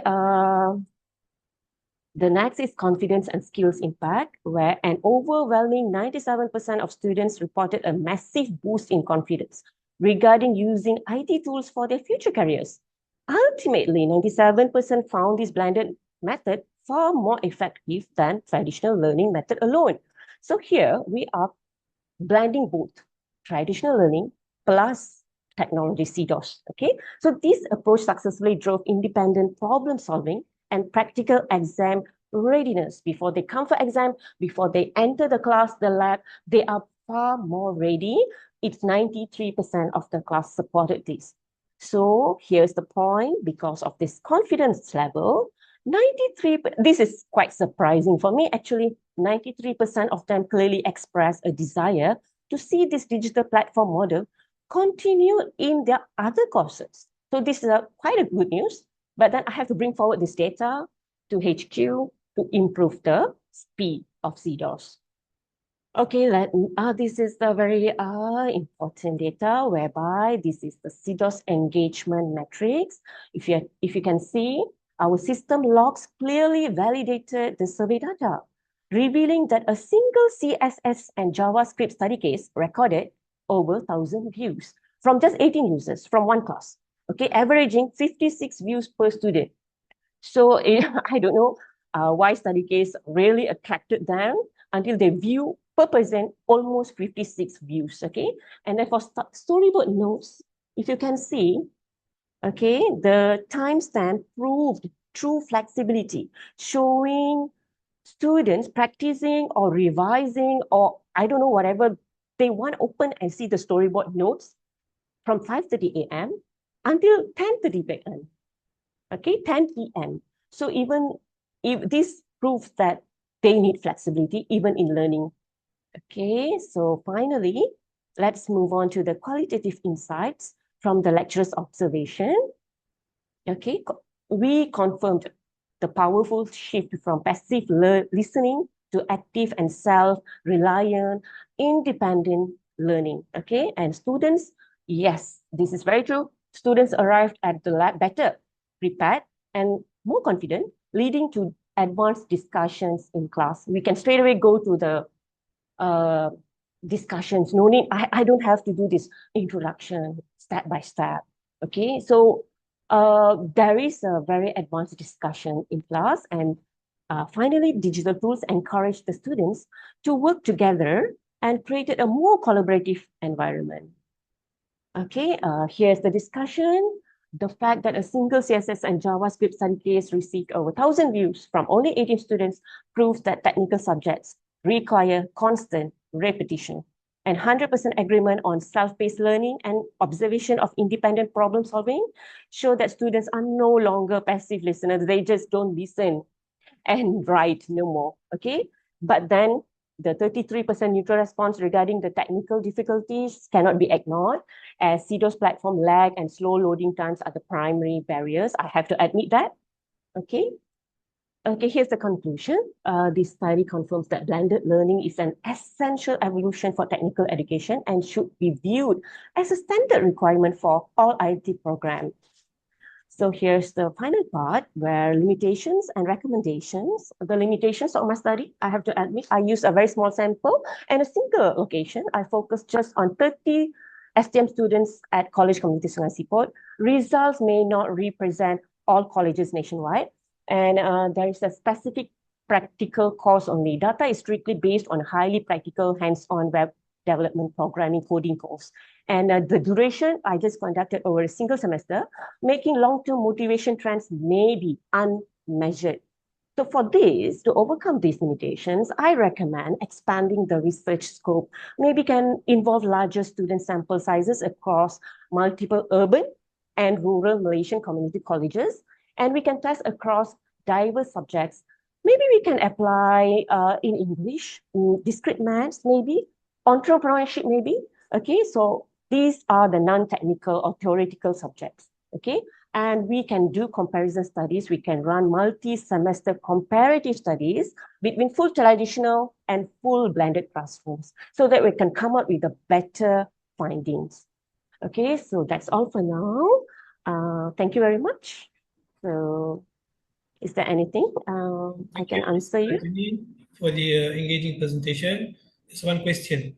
Okay, based on your findings, which component of blended learning had the most significant impact on students' engagement and performance? And why do you think it was particularly effective? Of course, the motivation and confidence. Because students, before they come to my lab or to class, they were able to do revision even before they enter the class. And they also, I realized, they do this discussion among themselves before they know, let's say tomorrow we have a project, okay? So they know that we will be giving a project or practical task. They already discussed before with their friends and teammates. So they come with better preparation, better confidence. They were eager to answer. When I observed last semester, I didn't do this blended learning. The students were like, don't be in the class. I have to ask the question. I have to answer the question. So in that level, I feel that I strongly believe that it boosts their confidence and motivation. Okay, thank you. Thank you. Okay. Thank We you. move on to the last presenter. Cik Fadila binti Cik La, are you ready? Yes. Okay, so you are the last presenter with the title Exploring the Impact of Inspirational Motivation Videos Among Polytechnic English Learners. You may begin. Okay, thank you. Dek, tak jumpa slide. Can you see my slide? Yes, yes. Okay. Thank you to our moderator, Sir Alan Segaran. And today is my part, the last presenter for today, insyaAllah. Bismillahirrahmanirrahim. My name is Cik Fadila binti Cik La. I am from Polytechnic Kota Baru. My title is Exploring the Impact of Inspirational Motivation Video Among Polytechnic Students. Can you make the screen full screen? Excuse me, sir? Your screen is not full. My screen is not full. Okay, wait for a while. Is it better? Okay. Okay. Sorry for that. All right. So my ID is 26A027. So this is the inspiring journey of me and myself. So I created the video for this one. You want to run the video or I just continue the explanation? Just continue with the explanation. Okay, thank you, sir. So this is a sample for inspirational motivation video for English learners at Polytechnic, me and myself as English lecturers here. So the introduction, this issue is evident in Malaysian polytechnics where students often remain passive during English lesson. Despite understanding basic grammar and vocabulary, they hesitate to express themselves verbally. This gap between knowledge and application highlight the need for innovative teaching approaches that focus not only on language skill but also on motivations and confidence building. The study introduced an inspirational motivation video based on a real teaching experience, aiming to examine how such a tool can influence student attitude and engaging in learning English. This issue is particularly evident in Malaysian polytechnic. For the problem statement, supportive teaching strategies such as inspirational motivation video will encourage the classroom environment and give the positive reinforcement for all the students and teachers also. So the objective for our study are to examine the effect of inspirational motivation video towards students that build their motivation in learning English subject. This objective focuses on how motivational video can increase student interest, their enthusiasm and willingness to engage in our class. So literature review, motivations play a critical role in language learning. According to Gartner, said that class foundation of language learning motivation will play the critical role in language learning. Stephen Krashen also mentioned about the emotional factors such as anxiety and lack of confidence can hinder the language acquisition when students feel anxious or unmotivated. And last one from the Daisy and the Ryan mentioned about the general motivation theory, which is using for education that give the strongest predictors for the success in second language acquisitions. So the methodology for this study is about qualitative approach by narrative-based motivation video. The video present a meaningful story about the polytechnic lecturers, which is support the rules for encourage their students to overcome their fear while speaking English. Through this narrative, the students are exposed to the real classroom situation where guidance, encouragement, and positive reinforcement help learners build confidence in using English language. This video tells the story for polytechnics lecturer who encourage students to overcome their fear. So research participants, particularly those from technicals and vocational program, the students selected because they are taking for English paper. The sample included students with variety of varying levels of English proficiency because their background is not the same from other students to another departments. And the respondents go for males and female, male for 41%, and female is reaching 59%, and I'm taking for 120% as 20 students. And we divide the research instrument into 5 stage. Number one, we go for preparation stage, implement, classroom. The fourth one is observation, and the last one is about reflections. So this is about the stage for the step one. That after we are sharing the video. So this is about the instrument. So number one, after the preparing, so we go for suitable video.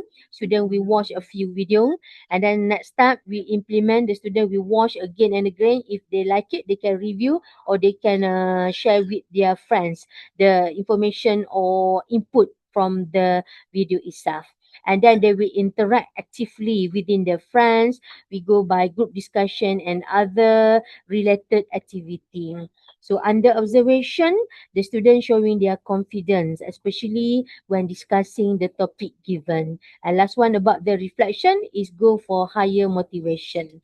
So our finding indicate that motivational video had a positive impact for the student attitude and behavior. Students show a noticeable increase in their willingness to speak.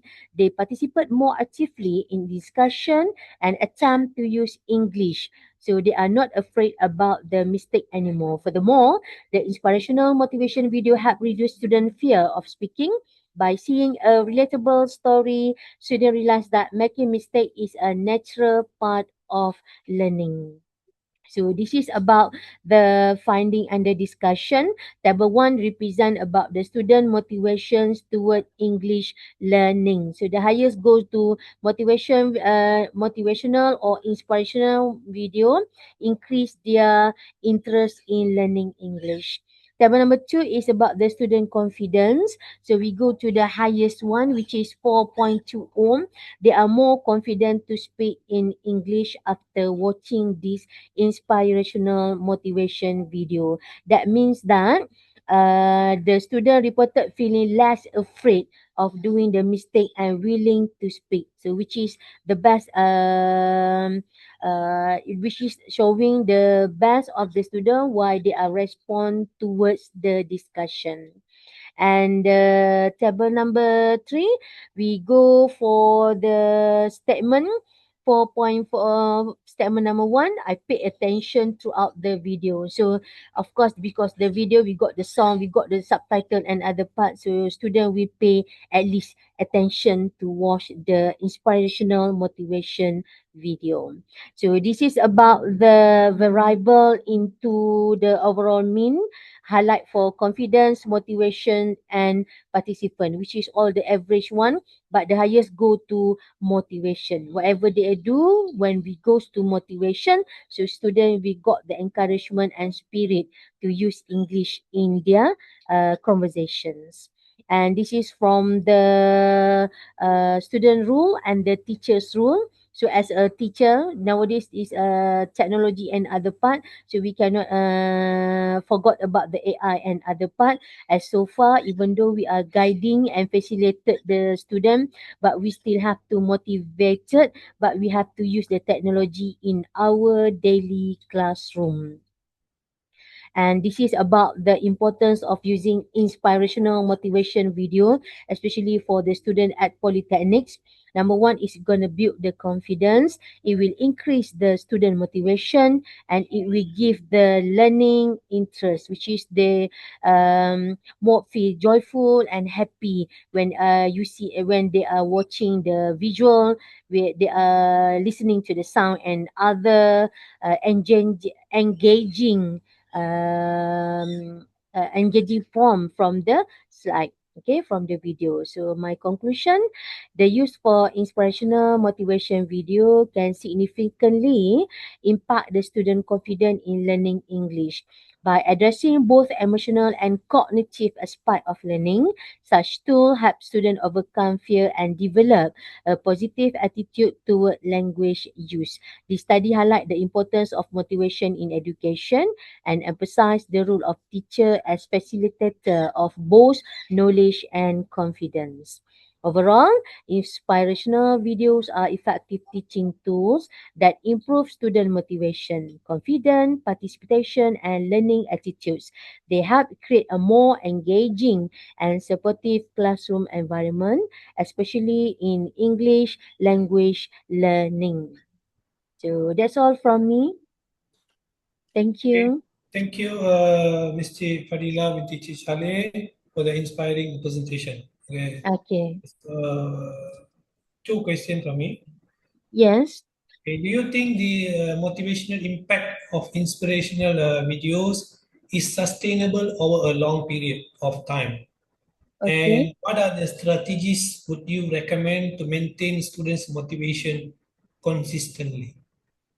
Okay, thank you for your question. So I try to answer for the first question, right?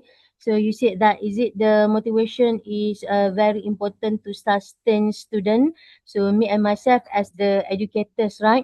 why we need to give the motivations to student, because when student got the motivation, they are willing to come to class, they are willing to speak in classroom, which is will help or develop student cognitive level and their participation. Is it I answering you? And for the strategy that we can use, right, to what the strategy actually oneself once again? What are the strategies you recommend to maintain the students' motivation consistently? Strategy to maintain the motivations, right?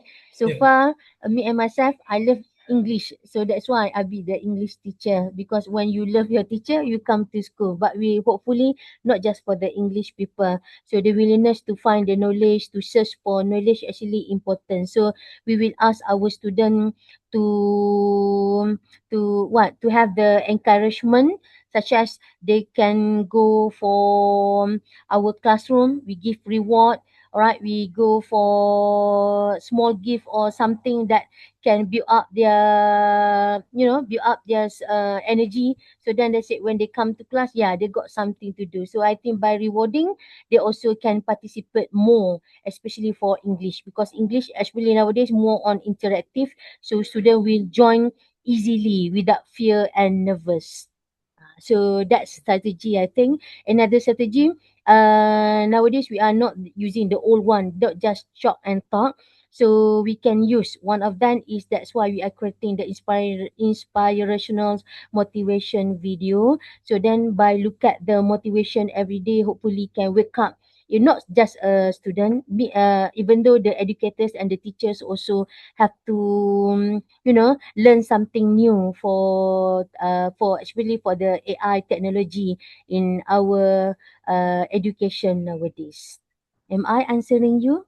Yeah, thank you very Okay, much for your thank you for that. insightful Thank you so response and much. valuable presentations. So Thank you, with thank that, you. we end our 11 to 12 session. Back to Zaira. Okay. Thank you so much, Sir Alan. Thank you so much for your time, and thank you so much for all presenter for morning sessions today.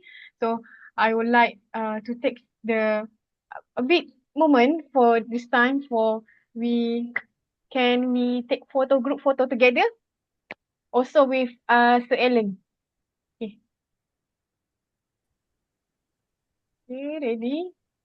Also okay, Dr. Su pun ada. Okay. Ada. Okay. Zahira, Dr. Margaret, are you still there, Doctor? Wait, Zahira, if Dr. Margaret is still around, then hopefully she can join also. Mm-mm. Yes, I'm Sure. around. Okay, okay. Okay, thank you, Doctor. Okay, I will take picture on count. 1, 2, 3. Another one. 1, 2, 3. All right, freestyle. 1, 2, 3. All right, thank you, everyone. Thank Okay, you. congratulations and thank you everyone. Alhamdulillah. Thank you. Thank you so Alhamdulillah. Thank you, much, Iccomah. everyone. Thank Thank you. you, Mr. Alan. Okay. Thank you, Thank you, Zaira. Margaret. Thank you. Thank you. Welcome. Thank you. Assalamualaikum. Thank you, Dr. Su. Thank you. Thank Thank you, you, Dr. everyone. Margaret. Thank you, everybody. Thank you. Bye for now. Bye, Puan Cik Okay. Fadilah. Tu ada askar seorang tu nampak kepala. Anak sedekah. Okay, okay. Oh, dah. Alright. Bye. Assalamualaikum. Terima kasih Salam. banyak-banyak. Terima kasih Alhamdulillah. juga. Terima Alhamdulillah selesai. kasih. Alhamdulillah. Thank you. Zaira boleh live ya? Ya, boleh. Dah 2 jam. Okay. Okay. 3 paper. Oh, subhanallah. Puan Failah. Alhamdulillah. 3 paper. Alhamdulillah. Thank you for helping me, Zaira. God bless you. Okay. Thank Sama. you. Happy holiday. Selamat Hari Raya Haji. Selamat Hari Puan Raya juga. saya. Okay, so kita break dulu ya Zahira. Pukul Ya, 3 mula. Saya petang boleh join lah. So Aina ada? Masih Ada, ada. Doktor. sekarang. Okay. Okay, good evening everyone. Assalamualaikum warahmatullahi wabarakatuh. Welcome to the International Conference on Communication Management and Humanities, Iccomah 7, 2026, live presentation and plus Q&A sessions, version evening sessions. So first of all, thank you and congratulations to all presenters for joining us today.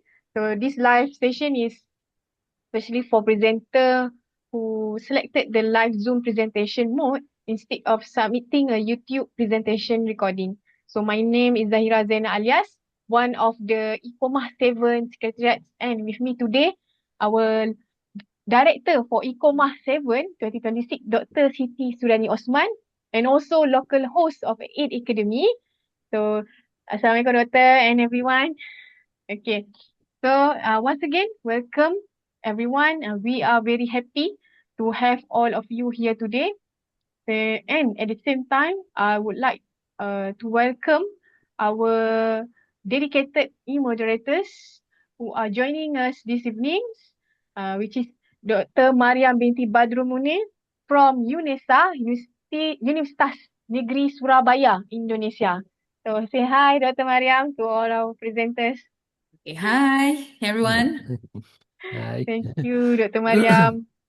So, welcome to all moderators and presenters. Now, let me briefly explain how today's session will run. So, for your information, this session is the evening sessions, and we have just complete the morning session, 3 slots, which is from 9 a.m. until 12 p.m. So, each slot has four presenters or 3 presenters.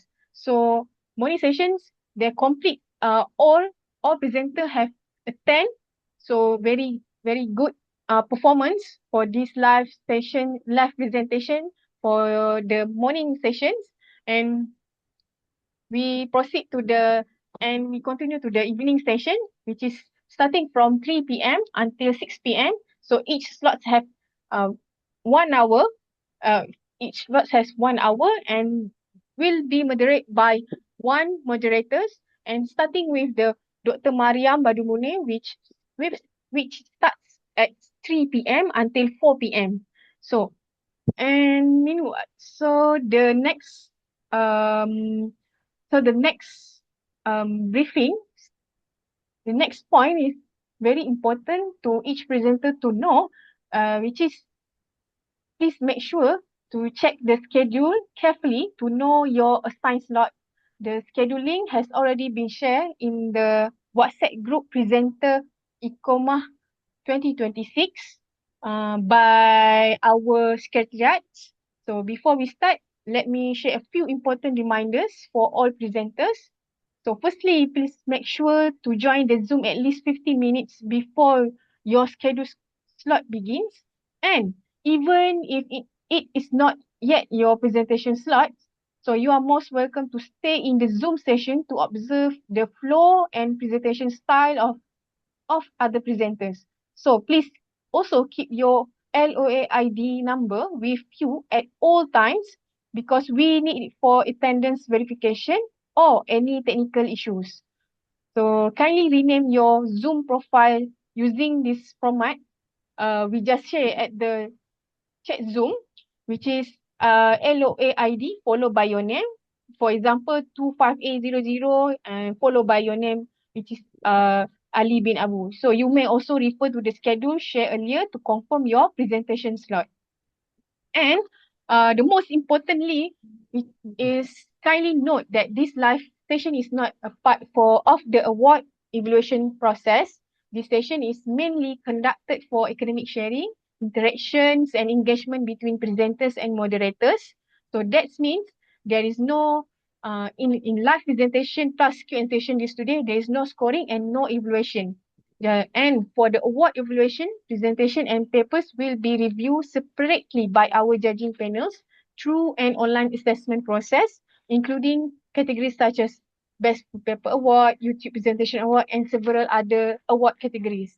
The judging process does not involve a live session with presentation with presenters. So, in addition, please take note that the latest time allowed for presentation is 15 minutes before the session ends. And if a presenter join at that time, unfortunately, we will not be able to proceed with the Q&A session. And the entire session today will be also recorded, and the recording will be shared with the presenters after the Iccomah 7 closing ceremony on after 11 June 2026. If you experience any urgent technical issue during this session, please seek assistance through the Iccomah 2026 presenter WhatsApp group, or just directly check in the chat box Zoom. So I will fast respond from so we so all presenters can get fast response from me. So lastly, after completing the today live presentation session, presenter may wait for the official announcement of result and award during Iccomah 7 closing ceremony, keynote speech and award announcement session on 11 June 2026. And we will also like to invite all presenters to join our pre-conference session on 10 June 2026, which also be conducted online via Zoom. The Zoom detail will be shared later in the official website group.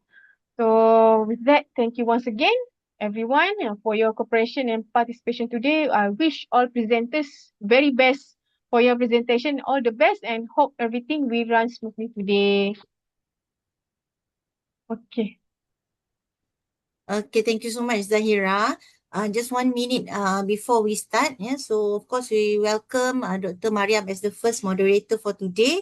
For 4 p.m. session, it will be Miss Lubna, and 5 p.m. session, it will be Dr. Feroz. Yeah? So if let's say after you present, you still want to join the next session, you are always welcome. So if you want to ask questions in next session, kita dah lega kan, because you have done with your part kan. Of course, you can ask questions as well, because we're always open to the floor to ask questions just in case the research is close to you. Yeah, so we always open the opportunity. Stay with us until 9 pula terlebih pula, until 6 ya, boleh. Or if you have something else to do after this, it's okay, you are done with what you have to do lah.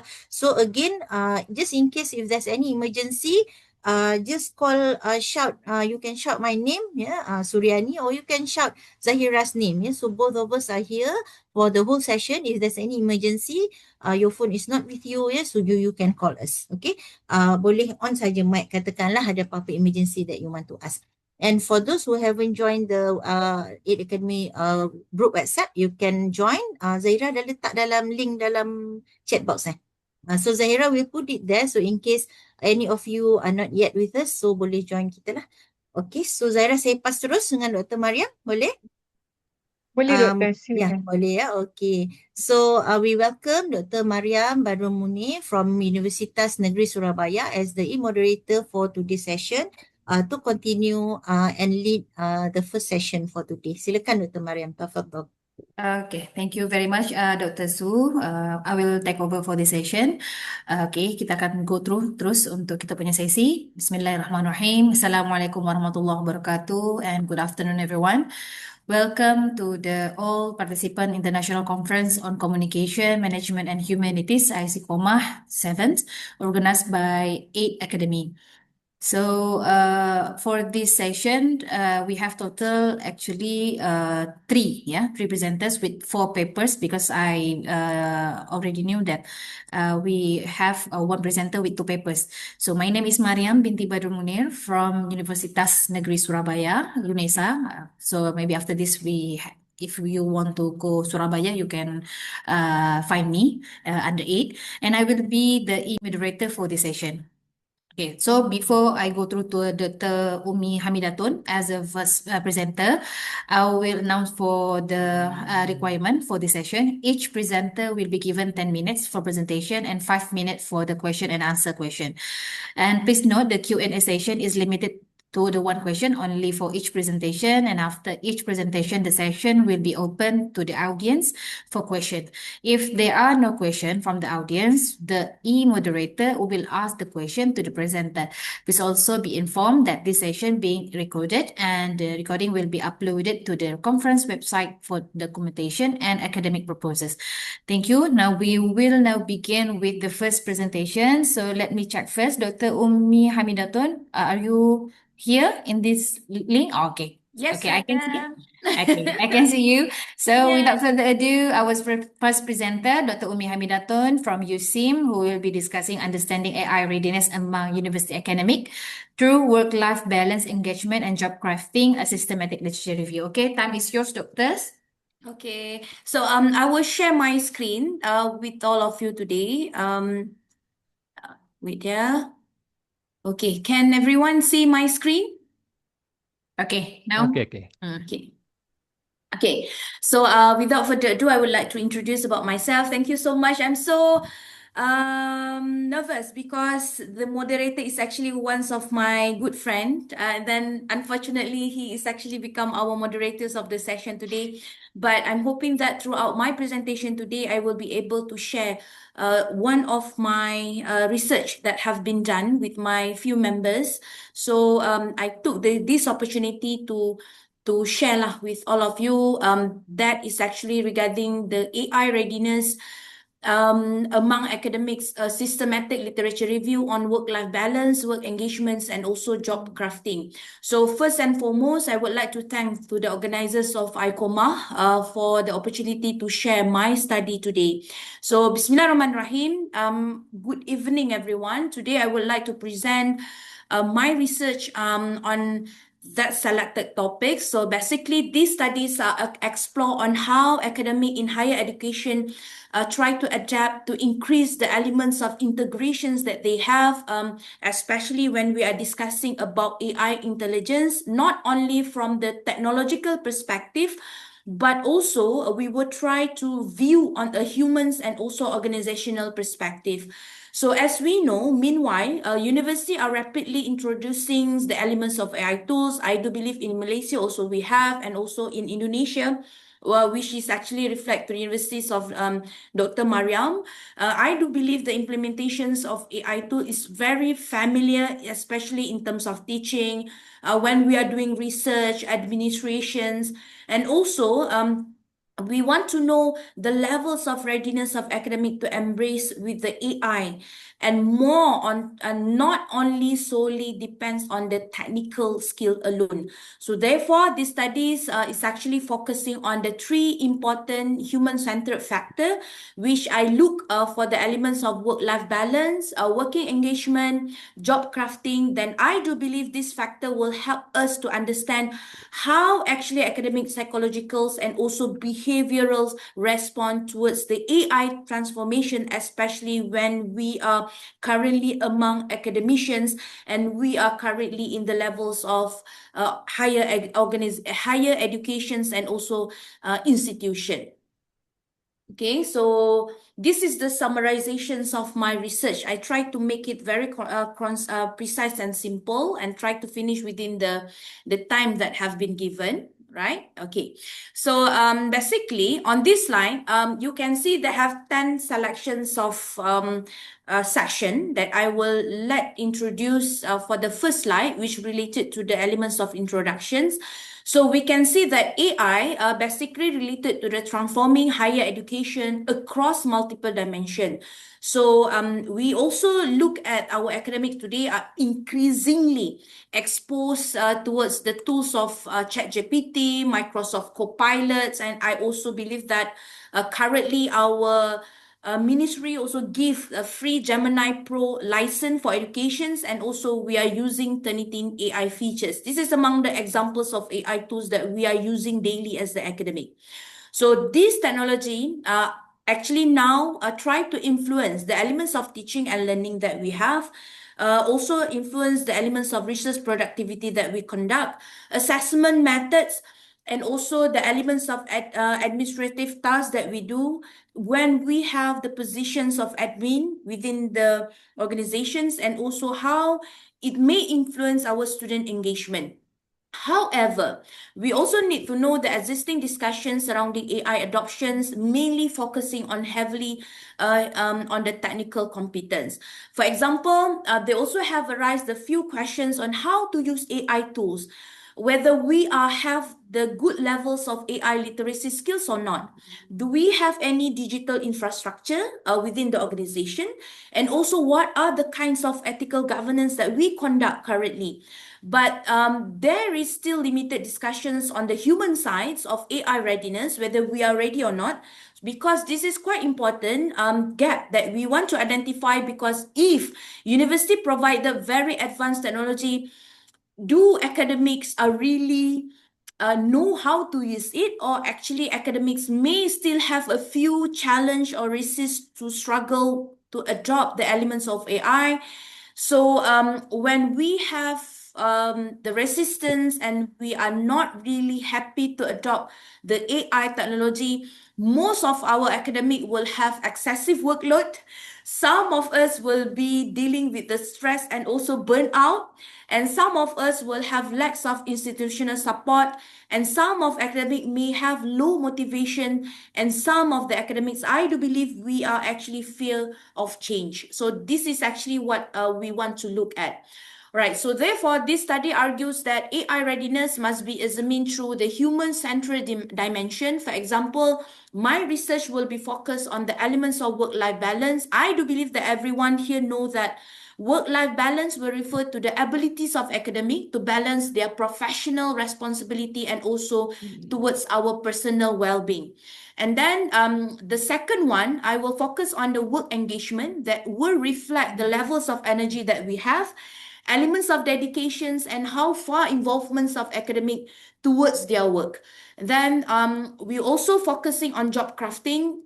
The meanings of job crafting are referred to the how proactive adjustment made by the academician like us to redesign our task daily, to redesign our methods of teaching, and also what work approach that we can respond towards the AI tools that we adapt in our academic life.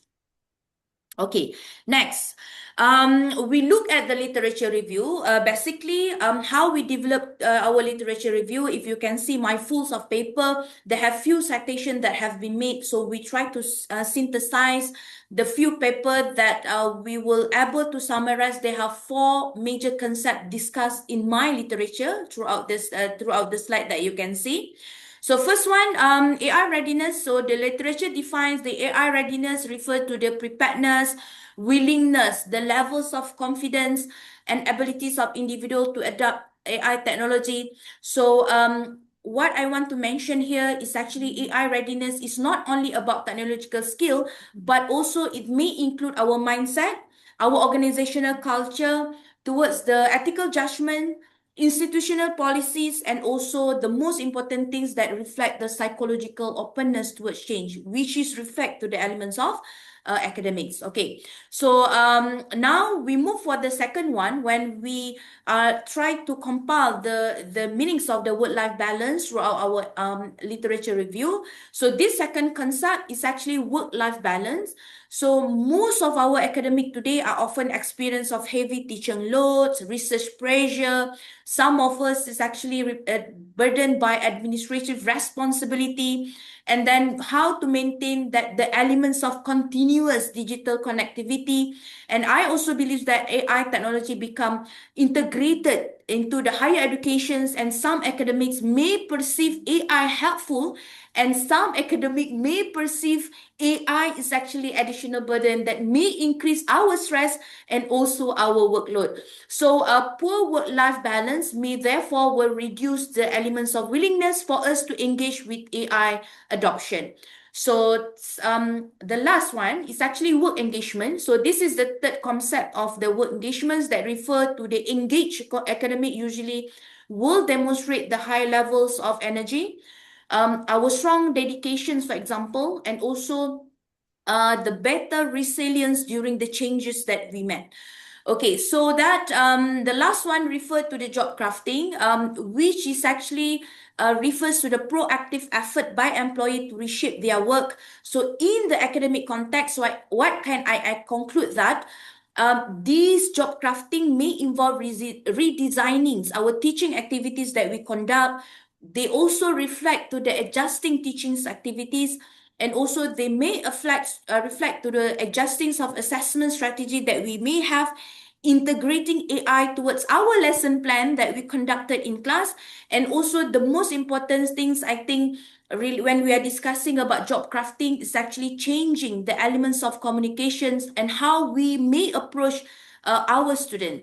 So this is actually what I can say after reviewing the literatures that I conducted. So we can view this is among the major themes. And also through this, we are able to identify our research gap for this research. Okay, so we move to the methodology. Currently, this research study employed a systematic literature review, or SLR. I think some of you are quite familiar with the term. So this is actually guided by Prisma 2020 framework. So the purpose of the using SLR basically because we believe on the transparency, rigorous, systematic identifications of evidence. So throughout this research, we are conducting based on three major databases that we get from Scopus, Web of Science, and also Science Direct. So the time frame that we able to cover is actually from 2015 until 2026. So they have a few inclusion criteria that have been conducted, which are referred to peer review journal articles. We also inclusions of English language publication only, and then we focusing our LR methods using on AI readiness, only focusing on work-life balance, focusing on work engagement, and also work crafting in higher education. That is actually among the inclusion criteria that we practice. Okay, so for the Prisma process, Okay, I Dr. think Umi, some of can you are you quite familiar. just go to the conclusion because Oh, the okay. time of presentation is done. Oh, ya ke? Oh, Yes. okay. So I think throughout my slide you can see that is actually the process that have been conducted. So what I can say here, the slide is actually that I'm sharing with you. They have 10 sections. We show how AI readiness emerged with the interaction between work-life balance, work engagement, and job crafting. So I can conclude that when academic experience excessive workload and poor work-life balance, AI adoption may be so stressful for us rather than become the very supporting productivity elements, and also AI may view as another institutional demand. And then the second conclusion, I can conclude that it's not easy for academic to engage and demonstrate great resilience and willingness to explore the new technology. So that what can I suggest that emotional and psychological engagement is actually very significantly influence AI acceptance. So I think that's all that I can conclude throughout my sharing session today for my research. So who interested to know more about it, I think inshallah I will share the full paper with all of our colleagues today. Okay, that's all. Dr. Mariam, thank you so much. Assalamualaikum. Waalaikumsalam warahmatullahi Waalaikumsalam wabarakatuh. warahmatullahi Indeed, the Dr. Umi's topic is very related, yeah, what is happening around us. But surely I have to deliver one question, but please answer in 1 minute answer, Dr. Okay, Umi. I try. Okay, given the AI readiness among academic and is influenced not only by technical skill but also by work-life balance, engagement, and job crafting, how can universities practically support academic in balancing these human-centered factors while implementing AI-driven initiative? Okay, so what I can share with you, Mariam, currently, I think most of the AI tools we need to subscribe. I mean, they need additional costing on that. So one of the major contribution that we are quite happy currently, our Ministry of Education, they are giving the Gemini Pro for free. With a certain requirement that need be compiled by monthly by the lecturer. I think like 4 prompt in a month to ensure that your license will be activated monthly, annually. That's So quite nice. I do believe that is the most important things that will be able to help the lecturer familiar with the usings of AI tool. Beside, currently they also conduct a few classes on AI regarding the Gemini use.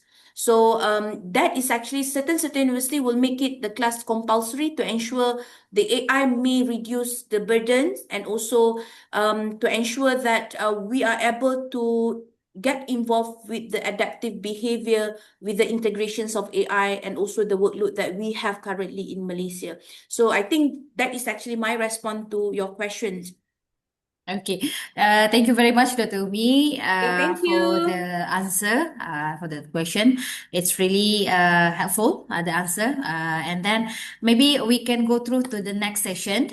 For the next presenter, we welcome Puan Khairil Bahria binti Hassan. Maybe Dr. Umi can stop for Okay. sharing All right. slide. All Okay. right. Thank Okay, you. thank you, Dr. Umi. Yes. Thank you. Okay, so we invite Puan Hairul Bariyah binti Hassan, who will present on the topic, the impact of community service program on university student understanding of social work. Although no formal paper is submitted because I cannot review your paper. Okay, so this presentation offers a valuable exploration of how experiential learning and community engagement can shape student comprehension and attitude toward social work practice. So we look forward the insight from the Puan Hairul Bariyah. So time is yours. Thank you very much, Dr. Mariam. Bismillahirrahmanirrahim. Assalamualaikum to everyone. So let me share my slide first.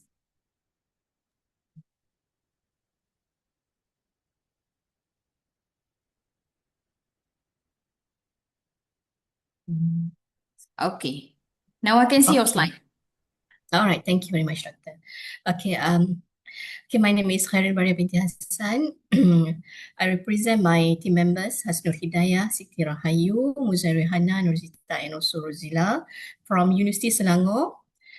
So today, in this afternoon, I would like to share with all of you our research title, our studies title, the impact of community service programs on university students' understanding of social work.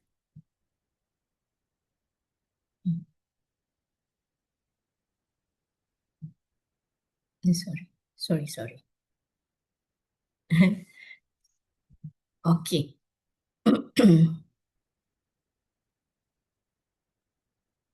Sekejap, Dr. Mariam, dia... okay, right. Thank you. Okay, so as an introduction, all of us know that community service programs are part of social work education in universities, and same goes to our student in UNICEF. Each of them need to take the compulsory subject which called social work skills. So by social work skills subject, students learn by taking part in real community activities. And in other way, this help connect the theory that they learned with the real life practice.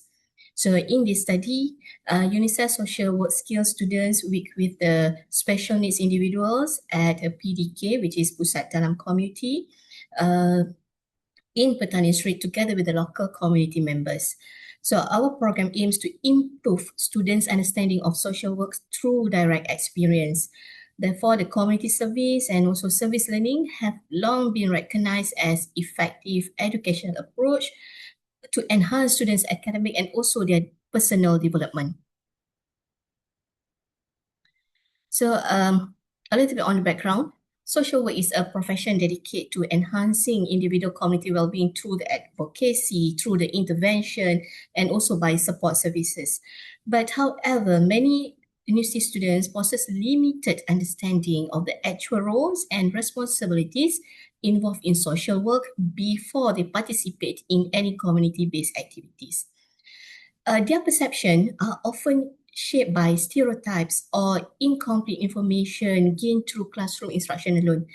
Therefore, the experiential learning through community service allows students to gain direct exposure to social realities and develop a more accurate understanding of social work practice.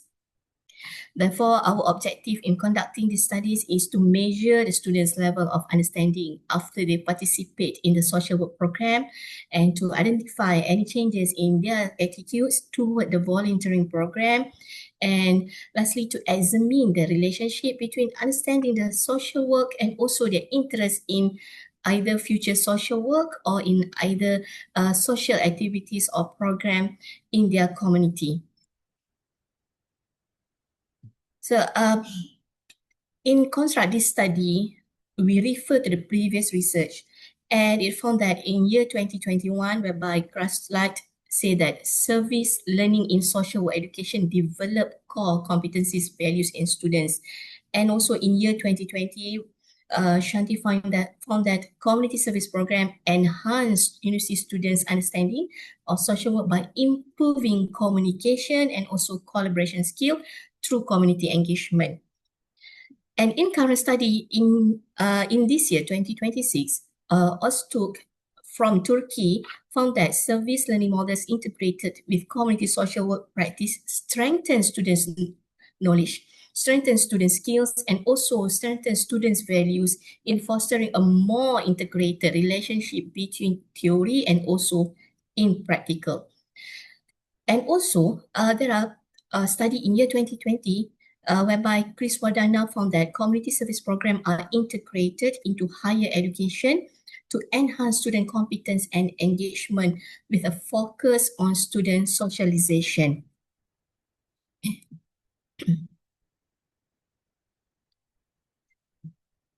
So let me share our methodology in conducting this study. First, we develop a program, and all the students they organize together with the lecturer and construct a program survey. And this is a research design, and there are 63 students who are involved in this study, and directly they are also involved in the program, in the social work skill program with the PDK. And our instrument that we use in the study is by survey questionnaire with a 5-point Likert scale. So what we measure in our questionnaire, there are 3 sections about the knowledge of students in social work, about the students' attitude toward volunteering program, and also the relationship, whether when the knowledge increase, whether the students want to join later on. And the procedure we use in this study, first, students need to participate in the community service activities. Then they need to answer the survey after the program. And all the data were analyzed by using descriptive statistic and also the correlation analysis to see the relationship in between the variables. So let me share the result and the discussion of this study. As I mentioned before, there are 63 students, whereby the most of them are female with a 72%, and the rest is male student. And they were in between 22 to 23 years old and currently in their second year of study. What we find in the data analysis is the first one is on the part of understanding the social work. So I'm using the scatter plot. So this scatter plot shows that the relationship between 2 variables that I'm using, the familiarity social work and also their intention to join later.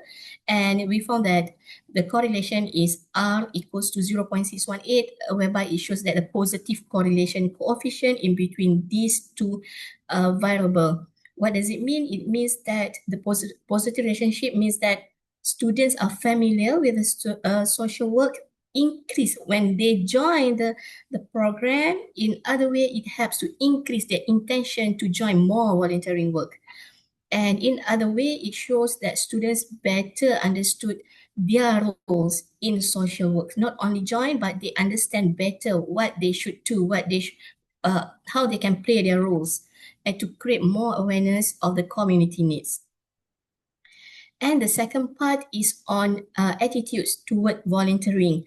In these 2 scatter plot, the first one is the relationship between 2 variables, whereby I'm using the interested of student in volunteering program with the intention to join later on. Also provide a strong positive correlation with R equals to 0.631, and another one variable in between interested volunteer program also with a critical thinking volunteerism, also given a strong positive correlation, and this is the highest one with 0.707, and it shows that this positive correlation shows that students want and they are willing to volunteer again once they've joined, and it helps to enhance their interest to join in a voluntary program. Okay, so what I can conclude on the discussion part is for variables like familiarity of social work, for the variable of interested in joint voluntary program, in critical thinking, volunteerism, all these variable give the positive regression coefficient and positive correlation values, and that indicates that all these factors consistently show a positive relationship, whereby in other way we can depends on the objective, we can answer that yes, student once they join, it enhance their interest and it create more awareness on the roles of a social worker. So in summary, there are significant positive relationships between students' knowledge of social work towards their attitudes in volunteering, especially in interest and the perceived benefit of critical thinking, and also their future intention to join the social work. As a conclusion for overall of the study, I can conclude that community service improves understanding of social work and it helps students show better attitudes after participate in the social program, and it's also enhance their interest to join more on the social work activities. And it also shows that practical experience is important in social work education, not only we depend on the classroom learning alone. And my recommendation for the future research is we can continue and strengthen community-based learning in any course in the university. And we can use the structured programs with the supervision, of course, with the supervision of from the lecturers or throughout the club or the association. And we can expand future studies with more students and comparisons. Thank you very much. And that's all from me. Okay, thank you very much. The presentation from Puan Hairil, that is very interesting topic, yeah. Because at our university also, we also really support the GSR program for our student, yeah. Because we need the student to be aware of their surrounding. So, but let me ask you about based on your perspective, yeah. What are your views on the challenges you face as the student mentor in the implementing GSR activities for students? I'd like to hear from your experience. Okay, it's a good question, Dr. Maria, because of course we as a lecturer, we experience a lot of, challenges. Yeah, okay, correct. Especially in handling this Gen Z student. Okay, before we can conclude that it enhance their interest, first thing, how can we get their attention to organize this? That's the first challenge. Challenge to make them can be independent in find out the voluntary program, in find out which institution they can collaborate. So that's why in my personal opinion is they still need the supervision, very close supervision. And but from the first experience, it really helps them to grow and do more activities. Correct. So I think your experience same goes to us, yeah, in Indonesia. Yeah. So okay, thank you very much for delivering Thank the you, Dr. content. Mariam, everyone. Okay, maybe we can proceed for the next presenter. Okay, for Puan Hairil, maybe can stop share the slide.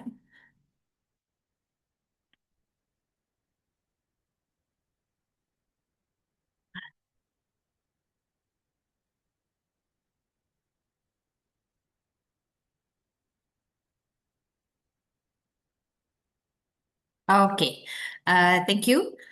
So next we have presenter, the third presenter. I think continue, third and fourth, yeah, right? Muhammad Zaki bin Abdul Muluk, Yes, yes.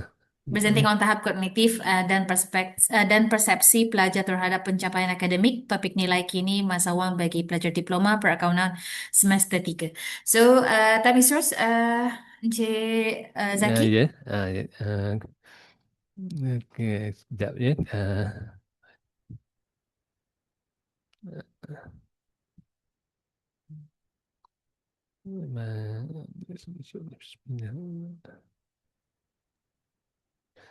Sekejap ya, saya baru first time guna Zoom, nervous sikit. Oh, it's okay. It's okay. Sekejap. Take your time. Okay, maybe you can Tak nampak jumpa. tak dekat slide share, ada share tanda Yes, saya panah. jumpa share. Lepas tu So you can choose device mana yang you nak bagi tunjuk. okay.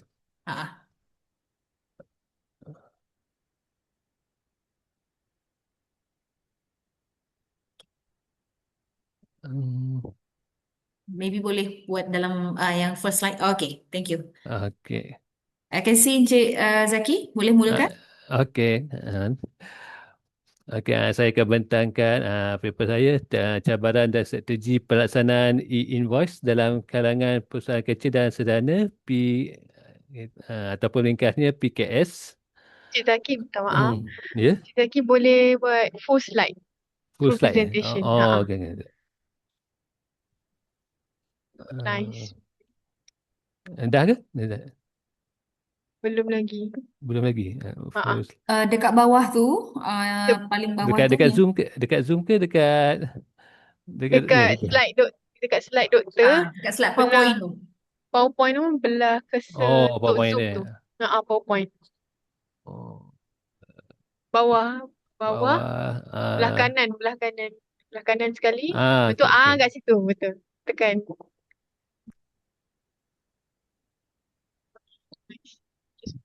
Okay, terima kasih Zahira. Okey. Yes. Maaf lah, saya first time presenting. It's okay. Okey. Okey. Okey. E-invoice. Okey. So invoice ni adalah satu dokumen yang penting dalam perniagaan, iaitu dokumen yang dikeluarkan oleh penjual bagi menyatakan harga yang perlu kita bayar untuk barang atau perkhidmatan yang diberikan.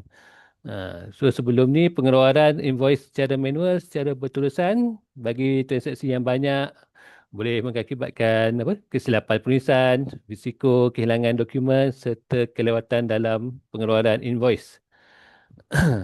So So akibatnya apabila masalah ini timbul, maka ia akan menyebabkan masalah lain, itu dalam percukaian, iaitu masalah dalam pematuhan cukai lah, sebab ada risiko penipuan dan juga ketidakaturan rekod apabila melibatkan jumlah transaksi yang besar. Okay.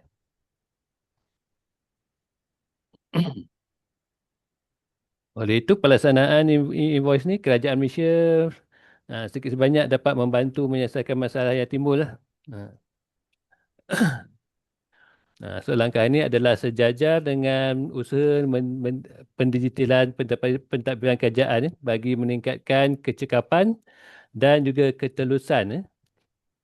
Sebab ada beberapa negara lain juga telah berjaya melaksanakan sistem e-invoice ni. Contohnya Brazil, Chile, Mexico dan juga Singapura. Okey. Di Malaysia untuk perusahaan kecil dan sederhana PKS adalah merupakan penyumbang utama kepada perkembangan ekonomi negara. 38% daripada keluaran negara kasar disumbangkan oleh PKS secara konsisten sejak beberapa tahun kebelakangan ini. Okey. Sebab saiz PKS yang kecil ni boleh membolehkan mereka untuk lebih responsif kepada kehendak pasaran dan menyumbang kepada inovasi terhadap produk sedia ada serta model perniagaan digital. So secara tidak langsung ia dapat membuka peluang pekerjaan kepada golongan separuh mahir dan dapat mengurangkan jurang pendapatan sekaligus meningkatkan taraf hidup masyarakat. Jadi pelaksanaan e-invoice untuk PKS akan membantu PKS untuk menjalankan perniagaan dengan lebih telus serta mengurangkan kesilapan akibat penyediaan invoice secara manual. Dan kaedah ini juga boleh memastikan pematuhan kepada sistem percukaian dengan lebih mudah lagi. Okay. Di samping itu, PKS akan dapat menjimatkan kos serta mempercepatkan proses jual beli, menjadikan sistem perakawanan yang berintegrasikan e-invoice yang diguna pakai dalam perniagaan. Dasar PKS 2030 yang diperkenalkan oleh kerajaan melalui Kementerian Pembangunan Usahawan dan Koperasi juga menekankan transformasi digital sebagai satu strategi utama untuk memperkukuhkan daya saing di peringkat antarabangsa. Cuma cabaran untuk pelaksanaan e-invoice ni dalam oleh PKS sebab PKS ni mempunyai banyak kekangan dari sudut kewangan, pengetahuan, teknologi dan juga sokongan. So antara lainnya dalam peningkatan teknologi, PKS akan menghadapi kekurangan modal dalam menaik taraf sistem komputer, persian dan integrasi. Kerana sistem invoice ni memerlukan kos yang tinggi dan sedangkan PKS mempunyai margin keuntungan yang kecil. Selain itu, infrastruktur teknologi maklumat yang terhad seperti sambungan internet yang agak perlahan dan tak stabil juga membantutkan usaha pelaksanaan e-invoice dalam PKS. Dan masalah ini bertambah buruk dengan kekurangan kemahiran dan letihan dalam kalangan pekerja dan pemilik PKS. Sekaligus menyebabkan mereka sukar untuk mengurus sistem e-invoice seperti yang disarankan oleh kerajaan. Dan PKS yang masih guna sistem manual ataupun persian yang lama, ini akan mewujudkan halangan yang teknikal yang signifikan apabila mereka ingin cuba integrasikan sistem lama dengan sistem e-invoice yang baru.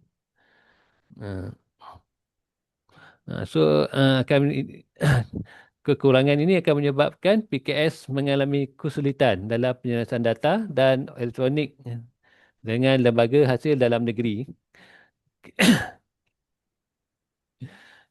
Cabaran yang lebih penting juga berkaitan dengan risiko keselamatan data dan kebimbangan terhadap privasi dalam menggunakan sistem digital untuk melindungi maklumat perniagaan. Jadi dengan segala kekurangan ni, kekurangan modal, pengalaman, latihan dan juga kemahiran dalam kalangan usahawan, timbul keraguan terhadap keupayaan mereka untuk melaksanakan e-invoice ni dengan berkesan. Jadi strategi pelaksanaan e-invoice ni untuk memastikan kejayaan pelaksanaan e-invoice ni, kerajaan telah mengambil beberapa langkah. Yang pertama, kerajaan telah mengambil inisiatif untuk menyediakan portal rasmi My Invoice dan juga aplikasi mudah alih percuma supaya dapat memanfaatkan sistem invoice tanpa perlu melaburkan kos yang tinggi untuk sistem yang baru. Dan masalah kekurangan kemahiran dan latihan di kalangan pemilik dan pekerja PKS ditangani oleh program latihan secara percuma yang dikendalikan oleh LHDN. Dan LHDN juga berterusan aktif menghimpunkan wakil dan usahawan PKS, akauntan serta agensi kerajaan bagi penerangan tentang pematuhan e-invoice, sistem integrasi API dan pelaksanaan yang boleh dilakukan oleh PKS untuk memastikan kejayaan e-invoice. Selain itu, Kementerian Usahawan bersama SME Corp Malaysia dan Institut Kesehatan Negara melancarkan program seminar usahawan madani e-invoice di seluruh negara. Program ini juga memberi fokus kepada pemahaman asas e-invoice, pengurusan cukai dan kemahiran menggunakan sistem digital.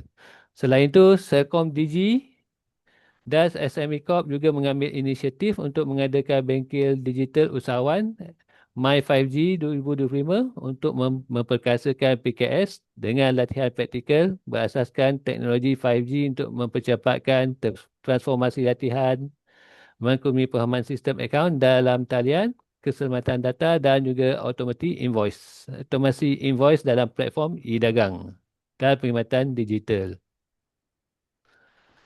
Di pihak kerajaan juga memberikan pelbagai insentif fiskal, pengurangan tempoh tuntutan elemen modal untuk pembelian peralatan ICT dan persiapan komputer mulai tahun taksiran 2024 dan juga memberi potongan cukai sebanyak RM50,000 setahun untuk yuran perundingan yang ditanggung PKS berkaitan sistem e-invoice bermula tahun taksiran 2024 hingga 2027. Kerajaan juga menawarkan pembiayaan sehingga RM200,000 dengan kadar keuntungan serendah 0.8% sebulan dan tempoh sehingga 18 bulan. Dan PKS yang memperoleh pendapatan RM500,000 ke bawah tidak wajib mengeluarkan e-invoice dan invoice yang disatukan dan dibenarkan untuk menghantar e-invoice secara bulanan kepada LHDN. Dan langkah ini menunjukkan komitmen kerajaan untuk memastikan transformasi digital cukai tidak membebankan PKS.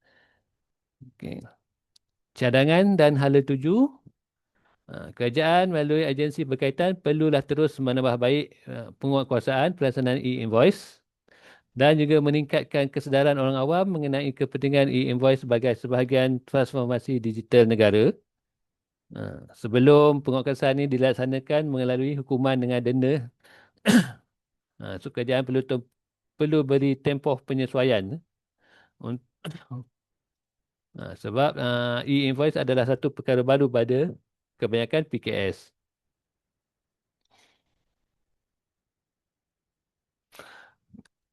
Okay, kerajaan juga disarankan menjadikan e-invoice sebagai asas kepada automasi pelaporan bagi perniagaan di seluruh Malaysia dan mewajibkan pelaksanaan secara berperingkat di semua sektor. Penggunaan teknologi yang melibatkan artificial intelligence dan blockchain juga perlu diterapkan bagi meningkatkan kecekapan operasi kawalan cukai, mengurangkan risiko penipuan dan pengukuhan pemantauan audit dengan lebih tepat dan cepat. Jadi kesimpulan, pelaksanaan e-invoice merupakan inisiatif strategik yang menandakan transformasi penting dalam ekosistem percukaian dan urus niaga dalam kalangan usahawan terutamanya PKS. E-invoice ni bukan sekadar memenuhi tuntutan digitalisasi pentadbiran awam, tetapi juga memperkukuhkan kecekapan operasi serta integriti sistem perkawanan perniagaan. Dan bagi PKS pula, adaptasi sistem ini menuntut kesiapsiagaan dari aspek kewangan, infrastruktur teknologi dan kemahiran sumber manusia. Namun, sokongan menyuruh daripada kerajaan melalui penyediaan portal My Invoice, latihan percuma, insentif cukai dan pembiayaan khas memperlihatkan komitmen tinggi kerajaan untuk memastikan peralihan ini tidak membebankan golongan usahawan kecil. Itu.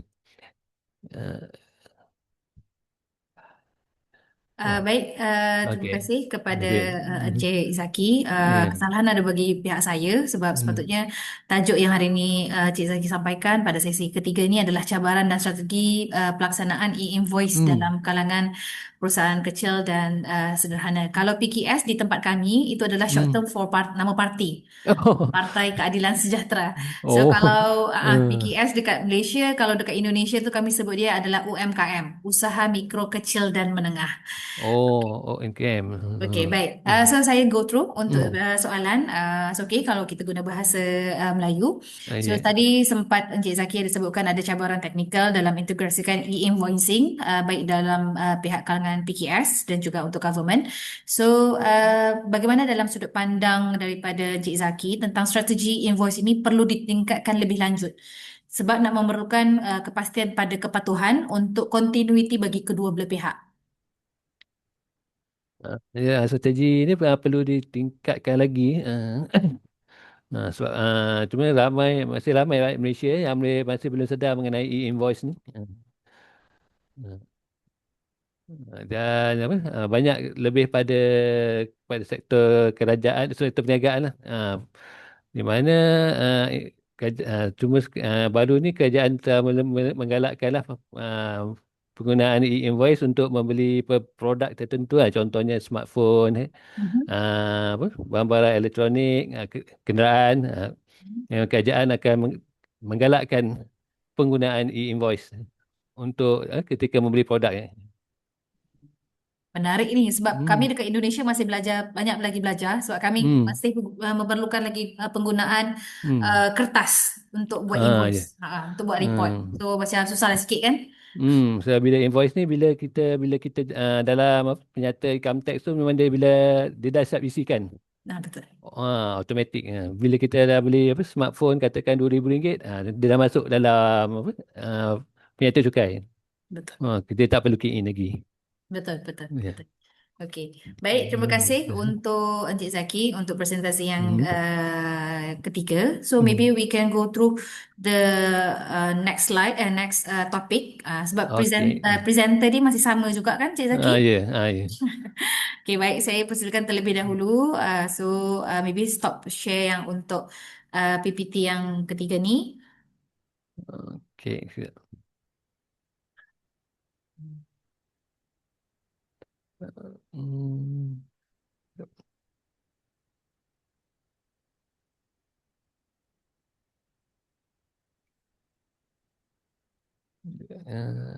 So,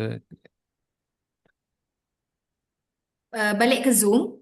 saya tengah sedang ketik Zoom dia lambat sikit. Oh, okay, I see.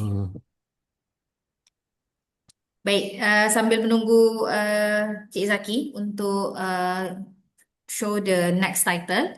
So let me bagi kalimat pembuka terlebih dahulu. So the next, we also have the fourth presenter by Encik Muhammad Zaki bin Abdul Muluk, presenting on tahap kognitif dan persepsi pelajar terhadap pencapaian akademik topik nilai kini masa wang bagi pelajar diploma perakaunan semester 3. So kita sambil menunggu. Okay. So Encik Zaki can share slide for the next topic. Okay.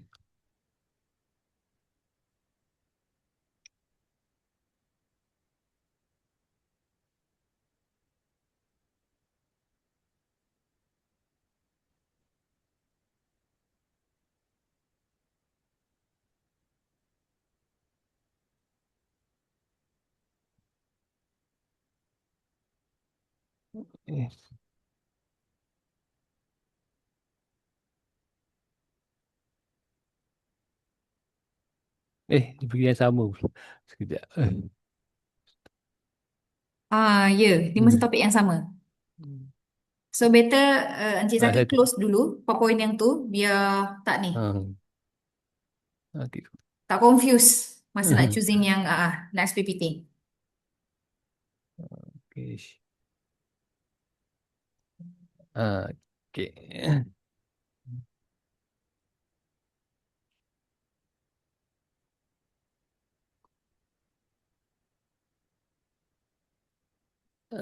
Okay, ni pembincangan saya yang kedua iaitu tahap kognitif dan persepsi pelajar terhadap pencapaian akademik topik nilai kini masa wang bagi pelajar diploma perkawanan semester 3 Politeknik Melaka.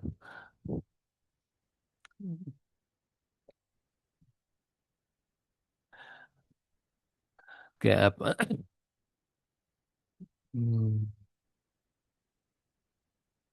Okay, pengenalan. Ni topik nilai masa kini adalah sebahagian daripada kursus Financial Management 1. Topik ini juga ada dalam kursus lain seperti Business Mathematics, Financial Management 2 and Financial Accounting 3. Subjek ini melibatkan konsep teori dan kemahiran pengiraan. Selain itu, sikap minat pelajar turut merupakan faktor dalam mencapai keputusan akademik yang baik. Cuma penyataan masalah, topik time and value of money ni memerlukan pelajar menguasai pengetahuan berkaitan konsep dan kemahiran berfikir, iaitu melakukan kerja pengiraan dan pembuatan keputusan. Kajian ini dijalankan dengan merujuk data prima iaitu jawapan pelajar dan data sekunder melalui borang soal sidik bagi mengukur persepsi pelajar. Kajian ini adalah untuk mengenal pasti tahap penguasaan pelajar secara teori dan pengiraan serta mengukur faktor yang utama yang memberi kesan ke atas pencapaian akademik pelajar. Objektif kajian ini adalah untuk mengenal pasti tahap pengetahuan teori kemahiran pelajar terhadap nilai kini masa wang dalam kursus Financial Management 1. Di samping menilai persepsi mereka terhadap faktor yang mempengaruhi pencapaian akademik seperti minat, gaya pembelajaran, kaedah pengajaran pensyarah dan juga pengurusan diri. Kajian ini juga berterusan mencadangkan strategi pengajaran dan pembelajaran berasaskan pendekatan teknologi vocational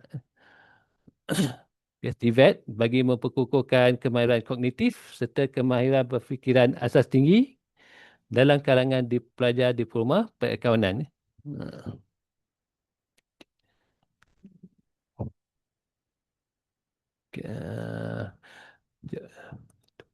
Dari segi metodologi, kaedah ini menggunakan pendekatan kaedah campuran melibatkan data primer dan sekunder.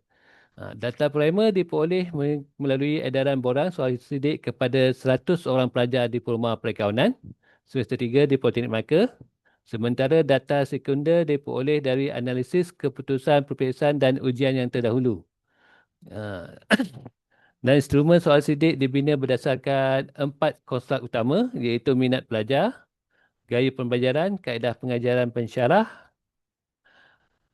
dan pengurusan diri dengan menggunakan skala Likert 5 mata bagi mengukur tahap persepsi pelajar terhadap setiap faktor tersebut.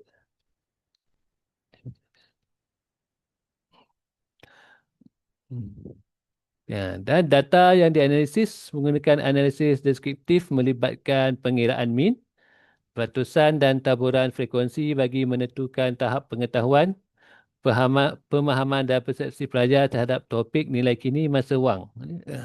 Mata wang. Masa wang. Pemeriksaan kertajawapan turut dilaksanakan melalui analisis keputusan ujian 1 dan juga peperiksaan akhir bagi 3 sesi akademik berturut-turut berdasarkan garis panduan penilaian Politeknik Melaka. Dapatan kajian menunjuk ini adalah jadual ini menunjukkan dapatan kajian untuk markah jawapan peperiksaan akhir bagi 3 sesi pengajian.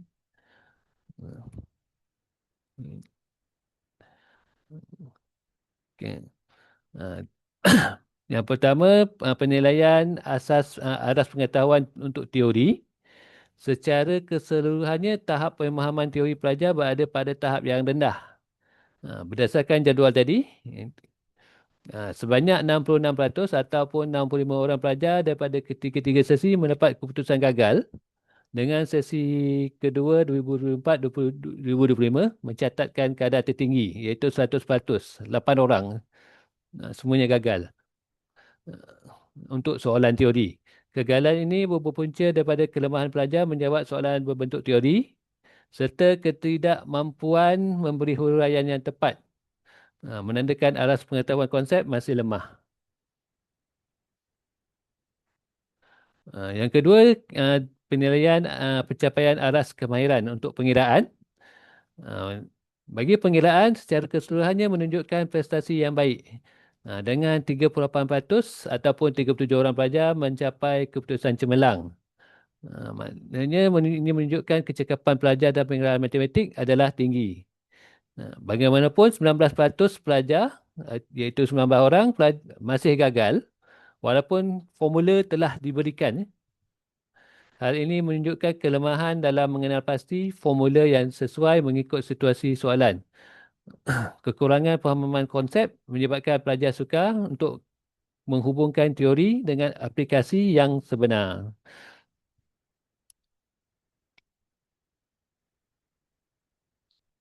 Okay. Okay. Dari tahap persepsi pelajar, tahap persepsi pelajar ni diukur melalui edaran borang soal sidik. Terbahagi kepada 4 pengukuran iaitu minat terhadap topik, gaya pembelajaran, kaedah pelaksanaan pengajaran oleh pensyarah dan pengurusan diri pelajar. Ada 4 tahap persepsi. Yang pertama, minat pelajar mencatatkan min sebanyak 4.16. Yang kedua, tahap persepsi gaya pembelajaran pelajar 4.08. Tahap persepsi terhadap kaedah pengajaran pensyarah mencatatkan min 4.17 dan juga persepsi terhadap pengurusan diri 4.07.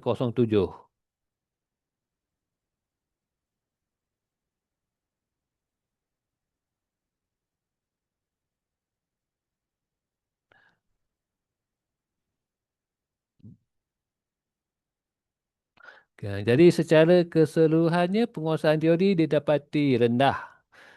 Dengan 66% pelajar menunjukkan tahap pengetahuan yang lemah akibat kurang asas konsep, keyakinan diri serta ketidakupayaan mengaitkan teori dengan aplikasi yang sebenar. Keputusan kemahiran pengiraan lebih membangsangkan. 38% mencapai tahap cemerlang, mencerminkan kecekapan matematik yang baik.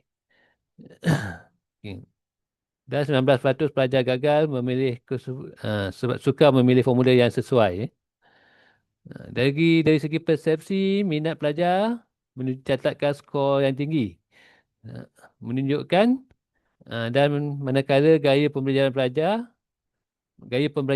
min 4.08. Ini menunjukkan pelajar cenderung kepada kaedah visual dan teknologi.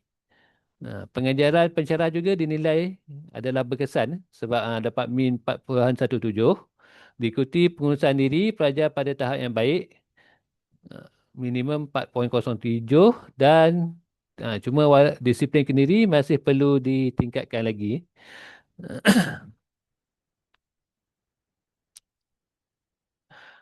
Dapatan juga menunjukkan faktor minat pelajar mencatat skor min tertinggi 4.16. Selaras dengan keputusan kemahiran pengiraan merekodkan 38% pelajar mencapai tahap yang cemerlang. Ini membuktikan pelajar yang berminat terhadap topik ini cenderung mencapai keputusan yang lebih baik dalam komponen pengiraan.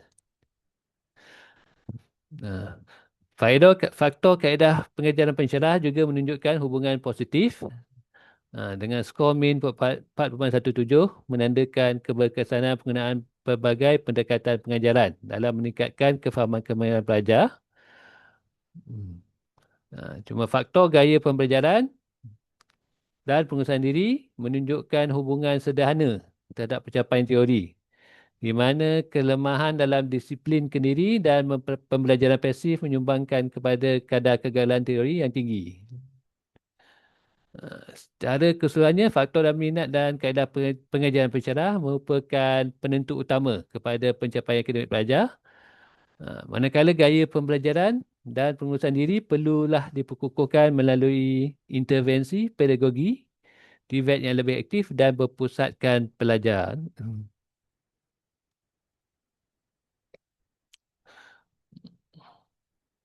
Kajian menunjukkan minat pelajar terhadap topik nilai kini masa wang memainkan peranan utama dalam menentukan pencapaian akademik. Dan gaya pembelajaran juga menyumbang kepada tahap pencapaian pelajar. Namun keberkesanan banyak bergantung pada strategi pengajaran dan pembelajaran yang diaplikasikan oleh pensyarah. Okey, baik. Encik Zaki boleh bagi kalimat penutup? Okey. Okey. Okey, kesimpulan. Pencerah disyarankan untuk mengaplikasikan pelbagai pendekatan pengajaran yang mengkumi gaya visual, lisan dan juga kinestetik agar sesuai dengan kepelbagaian pelajar.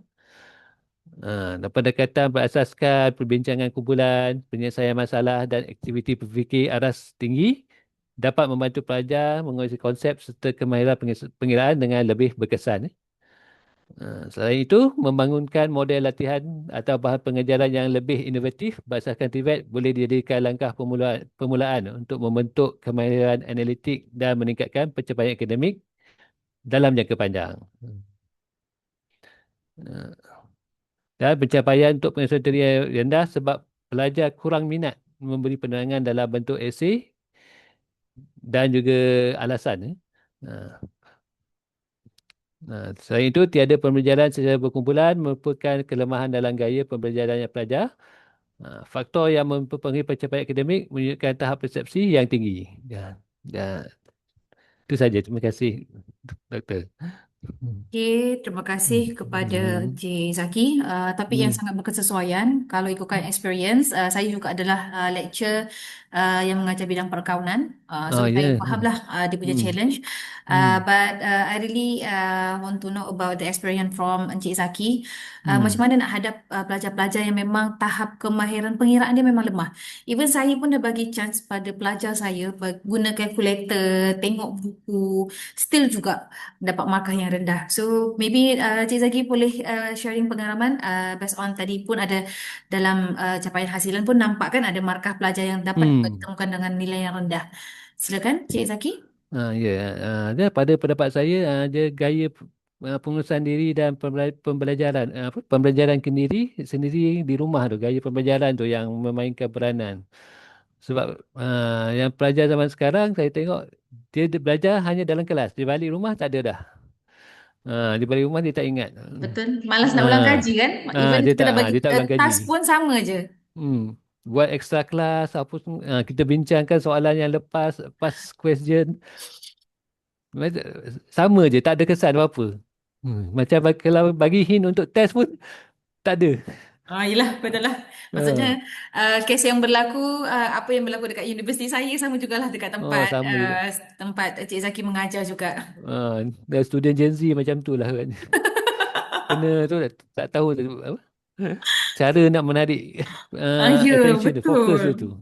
Betul. Even kita dah bagi soalan yang memang sangat mudah, tapi itu pun tak boleh nak Hmm. jawab. Allahumma salli. Hmm. So, harap-harap nanti masa masuk dalam dunia kerja, dapatlah diorang hadap soalan-soalan accounting tu.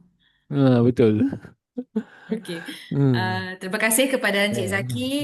So that's the end of our session. So ladies and gentlemen, we have reached the end of today's insightful session. We sincerely thank all our presenters Yes. for sharing their expertise and engaging research, and to all participants for your thoughtful attention and question.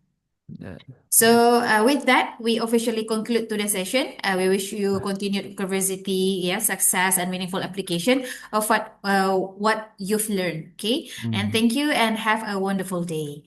So bagaimana Puan Zahira? Cik Okay. Zahira ada kat dalam ni ke? Ya, saya ada. Saya ada, Doktor. Okay, baik. So Okay, sesi thank you so kami much. telah pun berakhir. Adakah kami perlu ambil bergambar bersama? Ya, betul, betul. Okay, semua ready? Kamera, 1, 2, 3. Okay, again, freestyle. 1, 2, 3. Okay, thank you. Congratulations, everyone. Tanya. Okay. Thank you so much for having me. And then saya izin untuk mengundurkan diri terlebih dahulu, Dr. Su, Cik Zahira, Puan Lubna, and all the presenters. Thank you very much. Thank Terima you, Dr. kasih banyak. Mariam. Thank you so Tahniah much, Dr. Mariam. semua. Mantap semua presenters kita. You can stay if you have the time, all the presenters boleh tengok-tengok yang lain. Silakan. Okay. Okay, Zaira boleh continue lah the next one. Thank you, Zaira. Can I start right now or? Dah ada ke Zaira orang-orangnya? Okay, Yeah, dah ada. Okay, yes, Miss Lumna. Okay. تفضل. شكرا جزيلا. السلام عليكم ورحمة الله وبركاته. Good afternoon, everyone. Welcome to the 7th International Conference on Communication Management and Humanities, Iccomah 7th in 2026, which is organized by the Aid Academy. My name is Lubna Sharif from the University Sains Islam Malaysia, USIM, and I will be your moderator for this session. For this session, we have a total of 3 presenters, and each presenter will be given 10 minutes for presentation and 5 minutes for the question and answer session. Please note that the question and answers is limited to 1 question only for each presentation. After each presentation, the session will be open to the audience for question. If there is no questions from the audience, the moderator, which is me, of course, I will ask a question to that presenter. Please also be informed that this session is being recorded, and the recording will be uploaded by the conference website for documentation and academic purposes. Right now, we need to start with our first presenter for this session, which is Ms. Zanurul Huzaima Zainuddin from University Putra, Malaysia.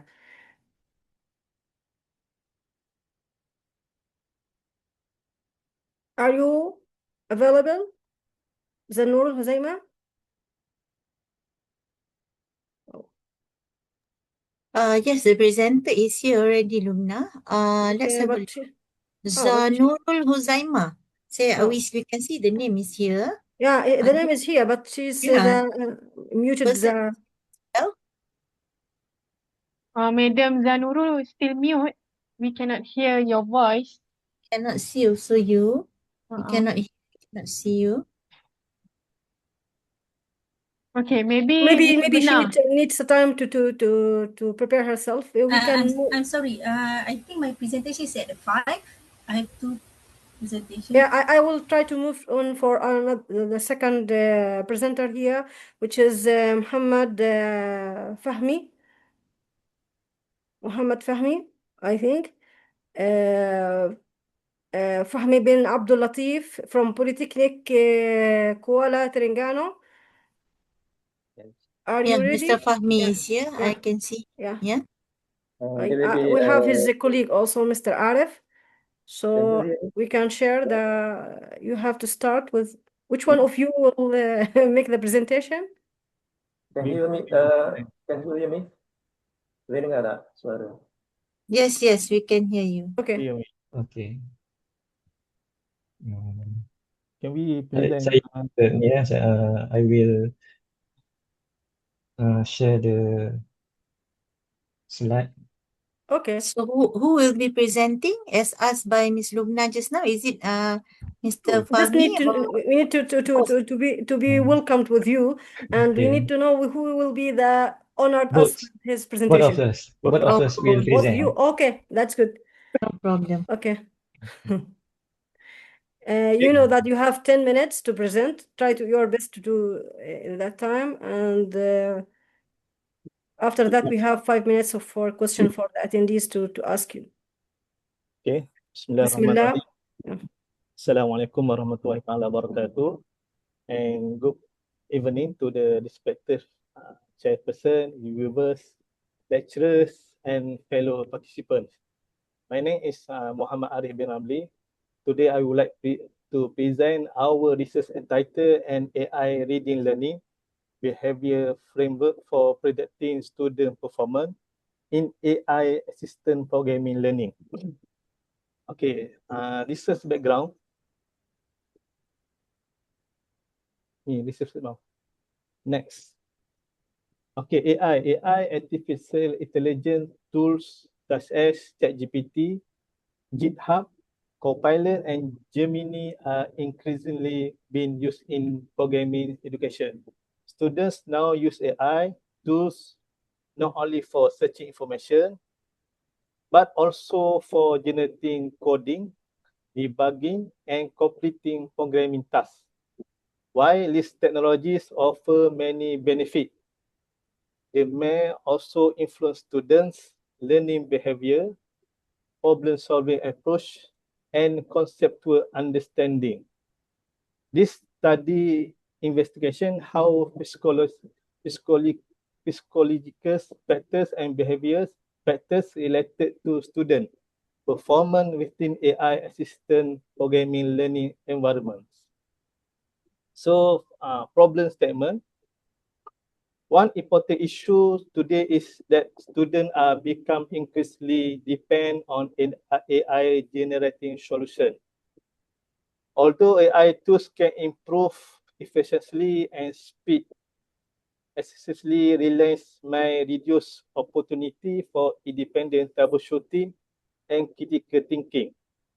As a result, traditional indicators such as engagement, time on task, and practice frequency may not longer strongly reflect the actual competency or programming understanding. Currently, limited frameworks explain the behavior, performance, complexity in AI assistant programming education. Therefore, this student attempt to address this gap. So, research objective, this study has several objectives. First, to identify the level of psychological factors among programming students. Second, to determine the level of behavioral factors within AI assistant learning environment. Third and fourth, to examine the relationship between physiological and behavior factor with student performance. Fifth, to determine the influence of the variable of performance. And finally, this study proposed an AI ready learning behavior frame for programming education. So we use research method. This student employ a quantitative research design. The response consists of 57 students enrolled in programming related course. Data were collected using the structure questionnaire based on a 5-point Likert scale. Student performance was measured using continuous assessment score. The collected data were analyzed using IBM SPSS static version 3.1. The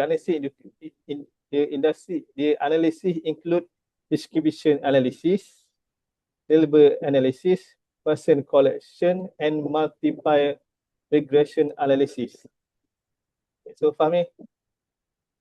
Okay, Assalamualaikum warahmatullahi and good evening.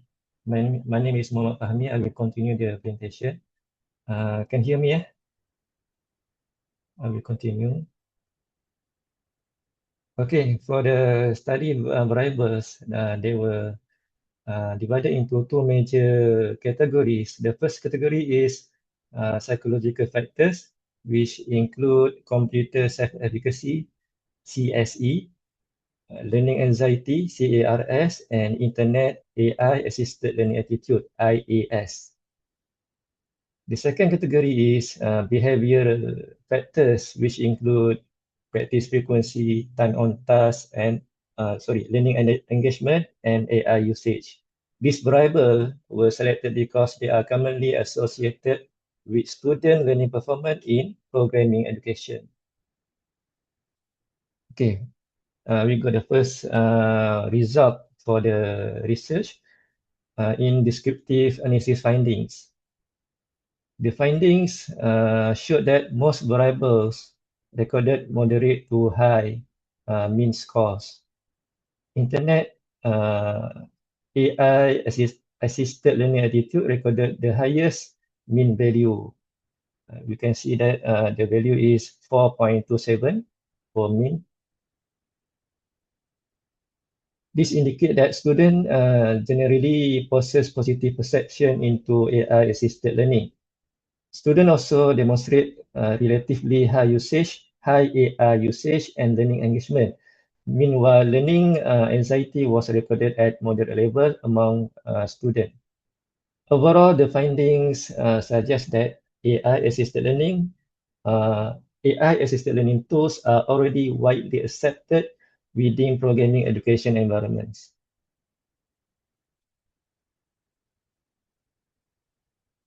And for reliability analysis, all constructs achieve acceptable internal consistency.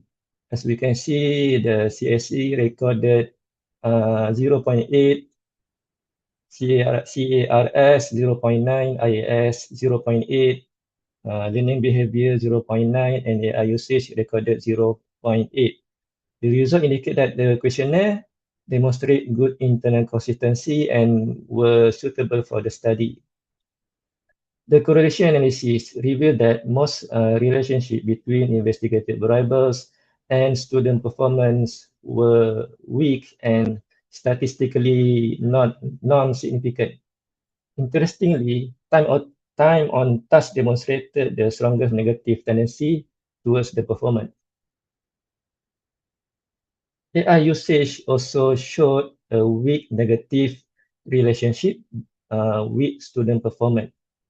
This may suggest that traditional behavioral indicators may not strongly predict performance within AI-assisted learning environment.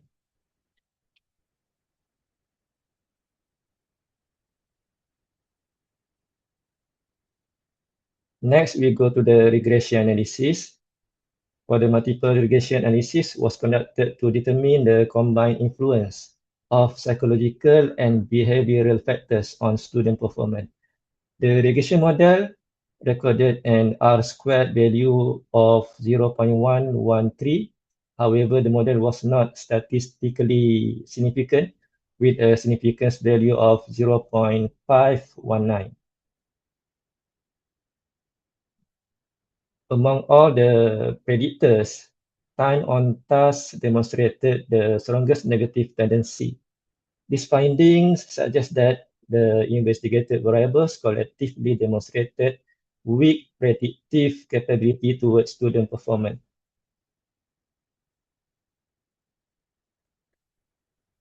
Several assumption tests were conducted after we get the result to make sure the regression result was significant.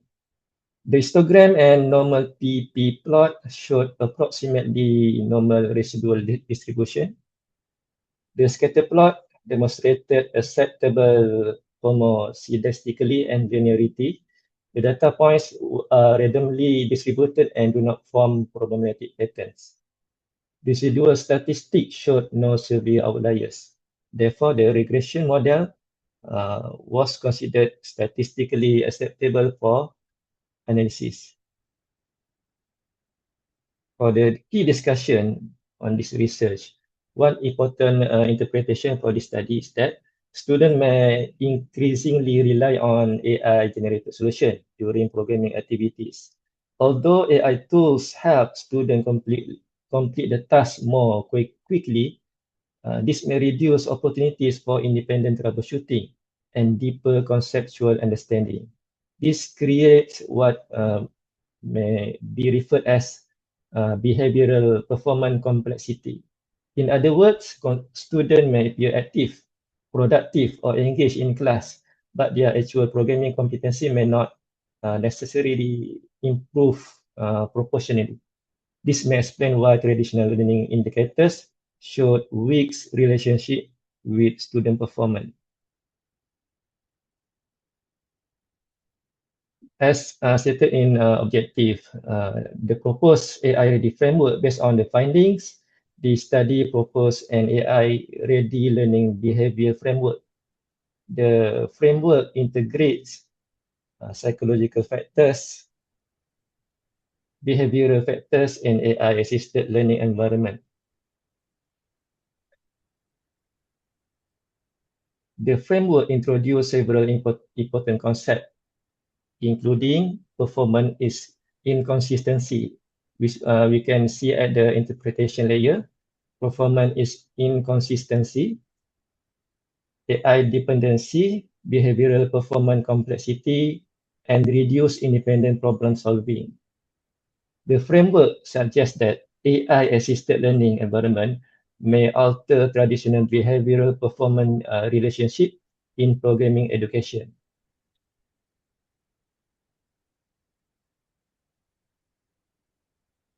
This study will contribute to programming education research in several ways. First, it will provide a conceptual understanding of AI-assisted learning behavior. Second, it highlights the complexity of behavioral performance relationship in AI era. Third, the study support the development of AI teaching strategies and learning intervention. Finally, the proposed framework may serve as a foundation for future predictive learning analytics research in TVET and programming education. And for the limitation of study, there are several limitations that should be acknowledged.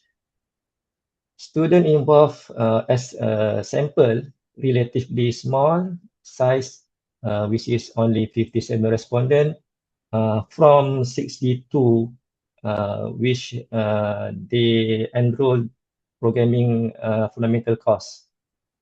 The study also focused on a specific educational environment.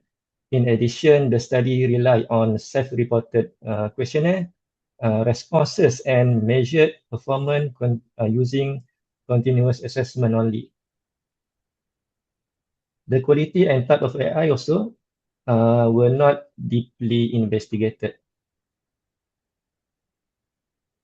And future recommendation, we recommend that the next research involved must be larger and more diverse sample, and investigate different types of quality in AI of AI usage. And number 3, include competency-based programming assessment and examine long-term behavioral change in AI learning environments. Additional variables also, such as critical thinking, motivation, and independent learning competency may also be explored. For the conclusion, AI-assisted learning environment are reshaping student learning behavior in programming education. For the traditional behavioral indicators may no longer strongly predict student performance within AI-supported learning context. The findings suggest that AI-assisted learning may create behavioral performance complexity and performance inconsistency Therefore, AI-ready education models and framework will be a key point or base for future programming education research and practice. That's all. Thank you Thank so you much. thank you very much for your attention, I and we think I welcome don't have for the time question and to discussion. ask you the question, but I need to if Ms. Zahra will be present here. The issue here is in that you have included that the computer self-efficacy. I think it's oh. Can you okay, return to the first slide just to take a screenshot, take a photo for the title. Which slide? With the title. Oh, the title. Okay. Yeah. Actually, you took 15 minutes for your presentation. Thank you so much for this illustrative project. But we have to, I'll try to ask you this question in brief. Since you are include that the computer self-efficacy and the computer anxiety as independent variables, and the generative AI tools often given instant answers that reduce immediate coding anxiety, but artificially boost the student confidence. How does your regression model isolate or control for this artificial shift in psychology?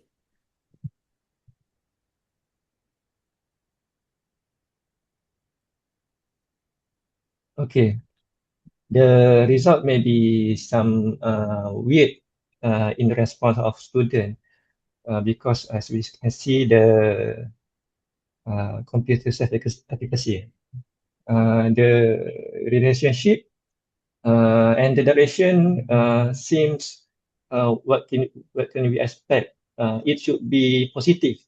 A student very confident in using computer for programming, that should be positive in response to the result. But when student face in AI era, they can use AI tools such as ChatGPT, for example, to check or to create programming without troubleshooting, without expected errors, without trying to model the structure of the programming.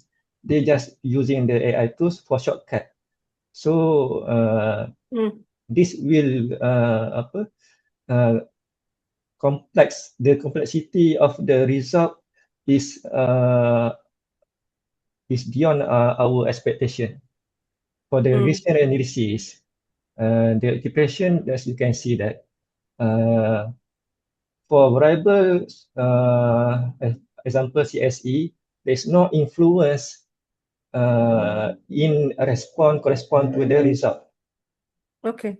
Okay, so for anxiety, no influence, and so on. As you can see, the significance also is not very much significant. Okay. I think you can understand, or maybe there's another question. I hope you can. Yeah, I see that. Thank you so much for your presentation, Mr. Muhammad Fahmi and Mr. Arif. And we need to move on for the second presenter here, Zanurul Huzaima. Thank you so much for your presentation. Zanurul Huzaima, Miss. Okay. Are you? Can you hear me? Okay. Can you share?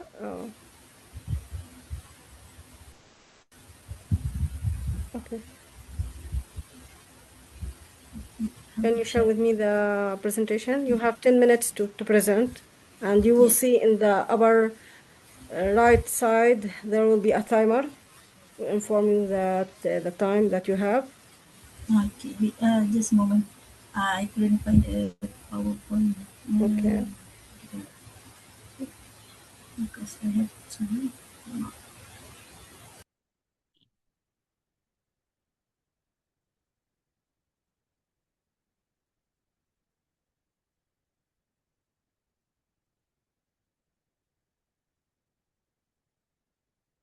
Can you share?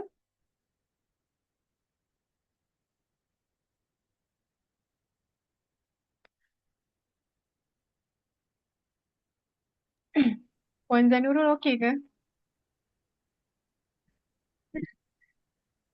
Ada yang saya boleh bantu? Puan cari button share Zoom ke macam mana?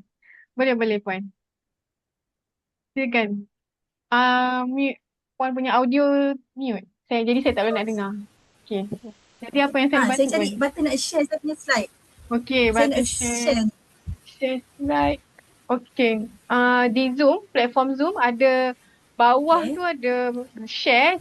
Puan tekan button share and then Puan dah buka slide Puan tu and then tekan slide. Ada banyak application window, bawah application window tu tekan slide Puan yang mana Puan nak bentangkan. Lepas tu dan tekan share biru. Button share biru. Dia pilih window, betul daripada window tu kita pilih mana-mana Okay, on the way nak dipaparkan. Okay, betul ke? Nampak ke? Okay, dah nampak.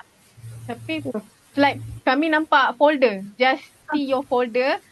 Alamak. Dia sekarang nampak tak? Saya dah buka yang penuh. Belum, tak nampak. We just see folder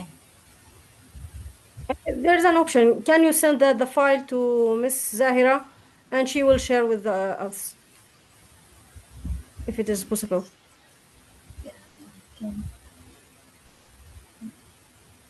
Saya dah buka dah saya punya folder ni sebenarnya. Pon, kalau daripada ni tadi, daripada folder tu, klik walaupun dah kiranya dah tayang kat kita, klik dekat situ. Sebab tadi tapi so tapi kena tayang dululah. Kena share dulu. Sebenarnya patutnya Puan dah buka tu dia boleh terus kita auto share tu. kan. Kita share tu patutnya dia boleh ke situ. Tapi apa yang tak kena mengena tu tutuplah, kan ternampak pula kita kan. Stop sharing sekali lagi. Tak pastilah tadi dia boleh hang, lepas tu tiba-tiba hilang pula. Sekali lagi.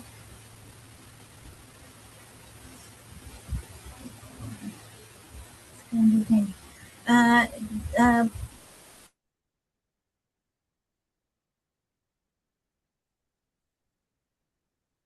Puan Zanurul.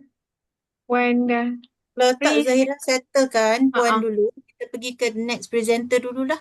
Line pun tak okay tu. Miss Lumna, I think we go to the next presenter. Zanurul will settle with Zahira. Yeah, I'll try to go to the next Next one, presenter, Fazlin Ali. Thank you. To Mr. Fazlin Ali. Okay. I don't Dr. think Fazlin ada, Zahira? Maujud? 26U. No. We ID number, ID LOA number. 26U007. Sebabnya because yang in this Nur yang Nur ni siapa ya? Nur? Ni tak ikut arahan ni. Herani Nur dan Hani Herani. Ada dua yang tak rename. You have to actually make sure you rename your name so that we know who are you, whether you are supposed to present in this session or different, because in our schedule we have the title and the LOA number. So who is Hani, Hairani and Nur? Are you number 26A027, which is the next presenter? 26U007. Oh, Nur is not the presenter. Hani also not presenting, but just watching. So that's okay. But we are waiting also for Fazlin Ali. Zahira boleh tanya dalam kelas. Dalam kelas, dalam group WhatsApp. I think they are in the sleep, maybe. I have just announced 2 times. Sorry. Saya cuba sekali lagi. Boleh, Tak tahu. boleh. Okay. Tiba-tiba dia, saya terkeluar daripada Zoom. Line slow tadi tu. Puan pun terkaku tadi. Tempat Puan hujan ya? Are you raining in your place? Oh, tapi dia dah mendung lah, belum hujan lagi.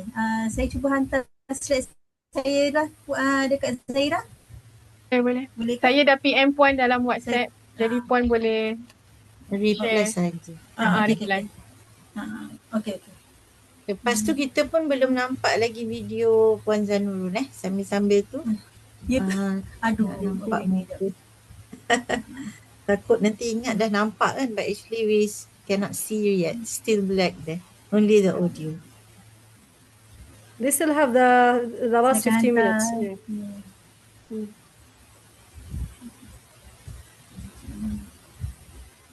Saya akan hantar dua Ms. slides. Zanur Buzaima, did she finish or did she update her? Hello? Hi, Ms. Zanur. Yeah. Did you fix your problem? I'm sending my slides to Zahira. Yeah, that's good. That's good. I think because my line may be a little bit slow here, but I'm sending my slide to Zahira now.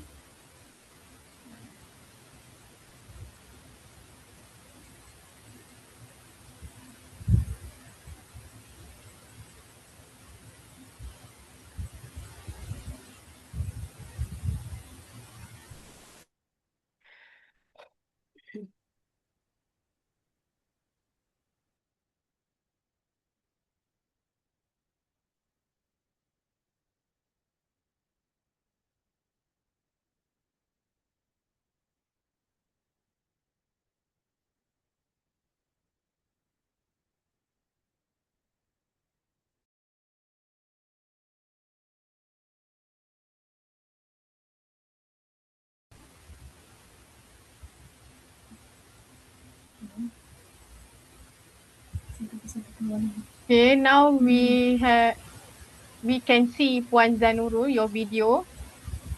Okay.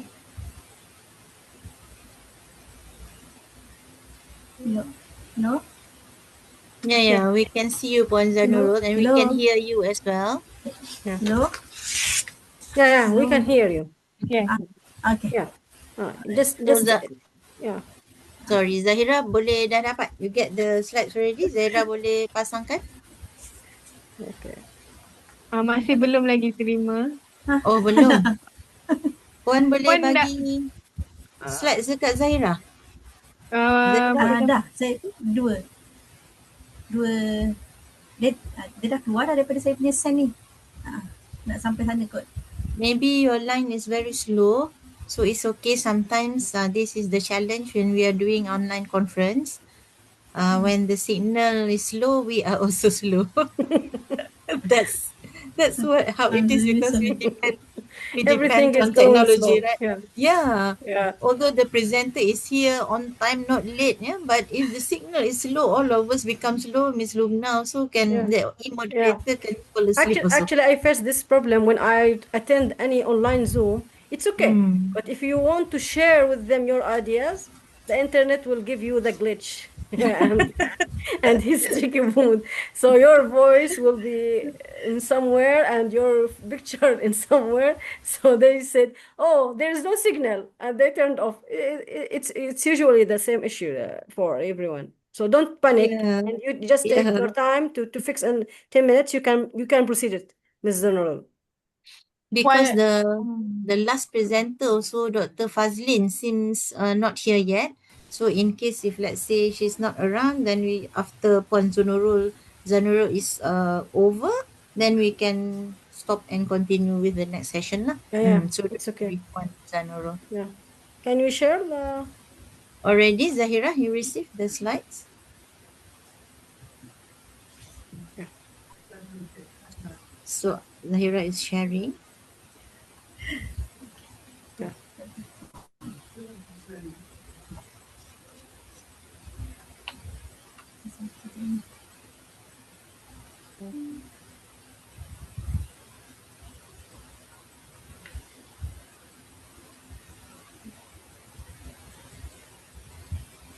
Hello. This one is for Mr. Fazli or?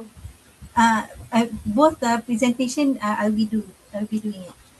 So your work is with Mr. Fazlin. Yes. Oh, is it? Oh. Okay. So you know him. You can contact him, please. To attend. But Puan Zanurul is presenting both? Yes, I'm presenting both. Oh, okay. Then only you That's understand the clear. situation. That's clear. No wonder Dr. Fazlin is not here. And he will not respond. I'm sorry.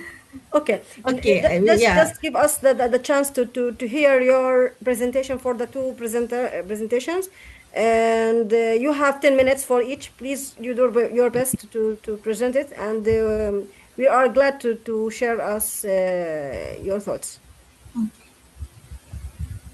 Go ahead. Can I start? Yes, go ahead. Okay. Bismillah. Okay. Assalamualaikum and good afternoon, everyone.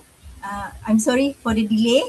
I'm not so sure why my laptop suddenly hang and my line is getting worse.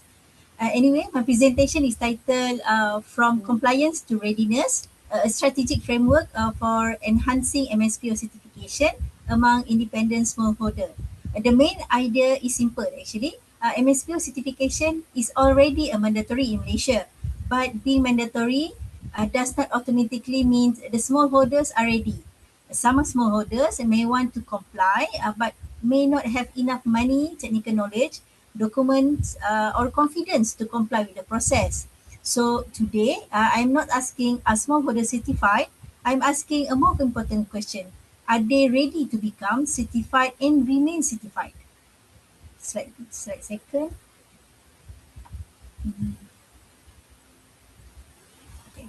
Malaysia palm oil industry is very important to the country. Malaysia palm oil sector is export oriented. It supports income, employment, export and rural livelihood. In 2025, palm oil export earning reached 112.43 billion, emphasizing the sector's economic significance. The industry is no longer judged only by production and export value. It is also judged by sustainability, traceability, and certification. This means that smallholders must not only produce palm oil but also demonstrate that their production meets sustainability requirement. This is why this study argues that long-term competitiveness depends not only on certification but also on pre-certification readiness. Next slide. Okay. This slide shows the main gap in current implementation thinking. Usually, we look at the process like policy, training support, audit, certification, and market access. But between training and audit, there is one important stage, readiness. Readiness means smallholder is prepared before the audit happens. For example, the smallholder understand MSPO keeps proper farm records, follow good agriculture practices, and is mentally and financially prepared to comply. If this readiness stage is weak, then training may not lead to successful certification. That is why this study focused on stage before audit failure happen. Next slide. This slide shows the certification gap between organized smallholders and independent smallholders. If you can see, 99.6% organized smallholders is certified, whereas for independent smallholders, only 41%. This is because organized smallholders are usually supported by structured institutions, schemes or agencies such as FELDA and FELCRA. As a result, their certification coverage is much higher. Independent smallholders, in other hand, often operates more individually. They may have less access to training, technical support, documentation system and financial help. This is why independent smallholders remain one of the most vulnerable group in the MSPO certification process. The issue is not only whether MSPO is mandatory, the issue is whether support has translated into real readiness at the individual smallholder level. Next slide. This slide summarizes 3 practical barriers faced by many independent smallholders. The first barrier is cost. Certification may involve audit, training, transport, documentation, and farm improvement costs. The second barrier is documentation. MSPO require evidence, and smallholders may need records on land, farm activities, input, safety, and good agriculture practices. The third barrier is market pressure. Buyers and regulators increasingly want traceability. This means smallholders may need to prove the origin of their palm oil, and that means sustainability requirement. So even if MSPO is mandatory, this barrier explain why mandatory policies do not automatically create readiness. Next slide. This slide, tak ada gambar lah. Okay. This slide brings the issue closer to the smallholder reality. For policymakers, MSPO may appear to be a certification system, but for smallholder, MSPO means very practical things: money, knowledge, and market. Money needed for audit preparation, documentation, travel, training, possible farm changes. Knowledge is needed for because smallholders must understand record keeping and standard operating procedures. Whereas for market access is important because future buyer may prefer certified and traceable supplier. So for independent smallholder, MSPO is not just certificate, it is a process that affect whether they can remain included in sustainable palm oil supply chain. Next slide. Okay, thank you. The study is supported by 3 main theoretical ideas. First, the institutional theory, which explain how rules, policy, industry norms, and buyer expectation pressure smallholders to comply. In this study, MSPO, government agency, and market expectation form the institution environment. Second, rational choice theory. Explain how smallholders make decision. They may ask, what do I gain from MSPO? What will cost me? If the benefits are clear and the costs are manageable, readiness may improve. Third, community readiness.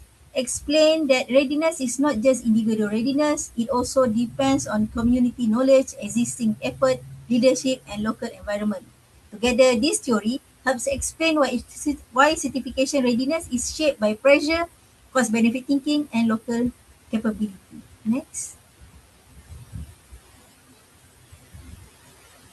Next. This is the conceptual framework of the study. It proposed that 4 factors influence. Okay. It proposed 4 factors influence MSPO readiness among independent smallholder, which is perceived benefit, government support, certificate attitude, and implementation cost.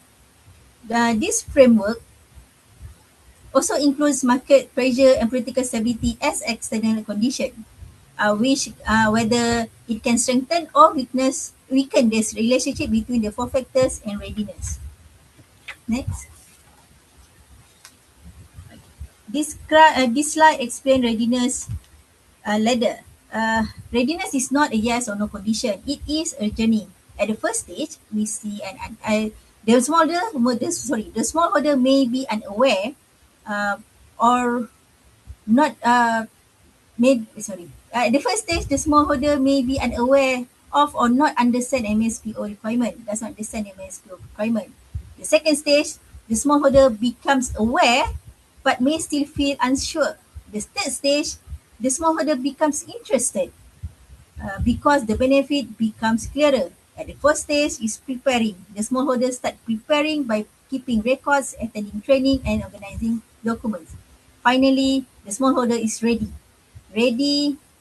By enabling them to meet MSPO requirements more consistently. This ladder is useful because different smallholders need different type of support. So someone who is unaware needs awareness. Someone who is preparing may need technical support or financial help. Second, Alex. Next. Okay. This slide shows the practical value of the framework. Okay. This framework actually helps policymakers and agencies diagnose the real problem before giving support. For example, if the problem here shows on low perceived benefits, then the solution is not more rules. The solution is to show smallholders how MSPO can improve the market access, farm management, more income, and long-term income security. If the problem is weak government support, then the agencies need to strengthen extension services, guidance, and training. If the problem is on negative attitudes, then peer champion and local success story may help. If the problem is high cost, then one-time assistance may not enough. The smallholders may need ongoing support to cover the ongoing cost of compliance. In simple terms, this framework helps agencies move from one-size-fits-all support to targeted readiness support. Next.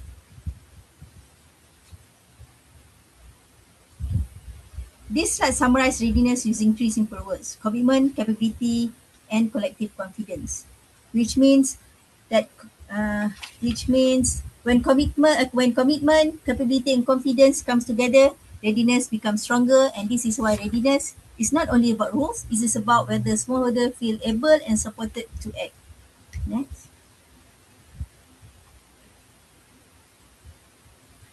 Okay. This slide presents the study core contribution. The study reframed MSQ implementation as a capability transition. This means certification should not be treated only as a final audit result. It should be treated as process of building smallholder capability. A capability-based readiness model focuses on continuous institutional support, sustainable routines, inclusive participation, and long-term export resilience.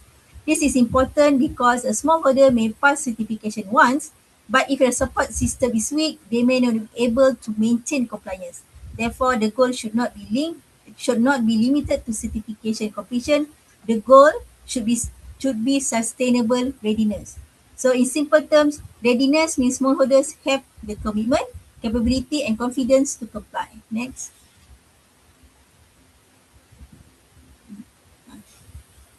To conclude, these studies argue that Malaysia MSPO challenge is not simply a certification problem, it is a readiness problem.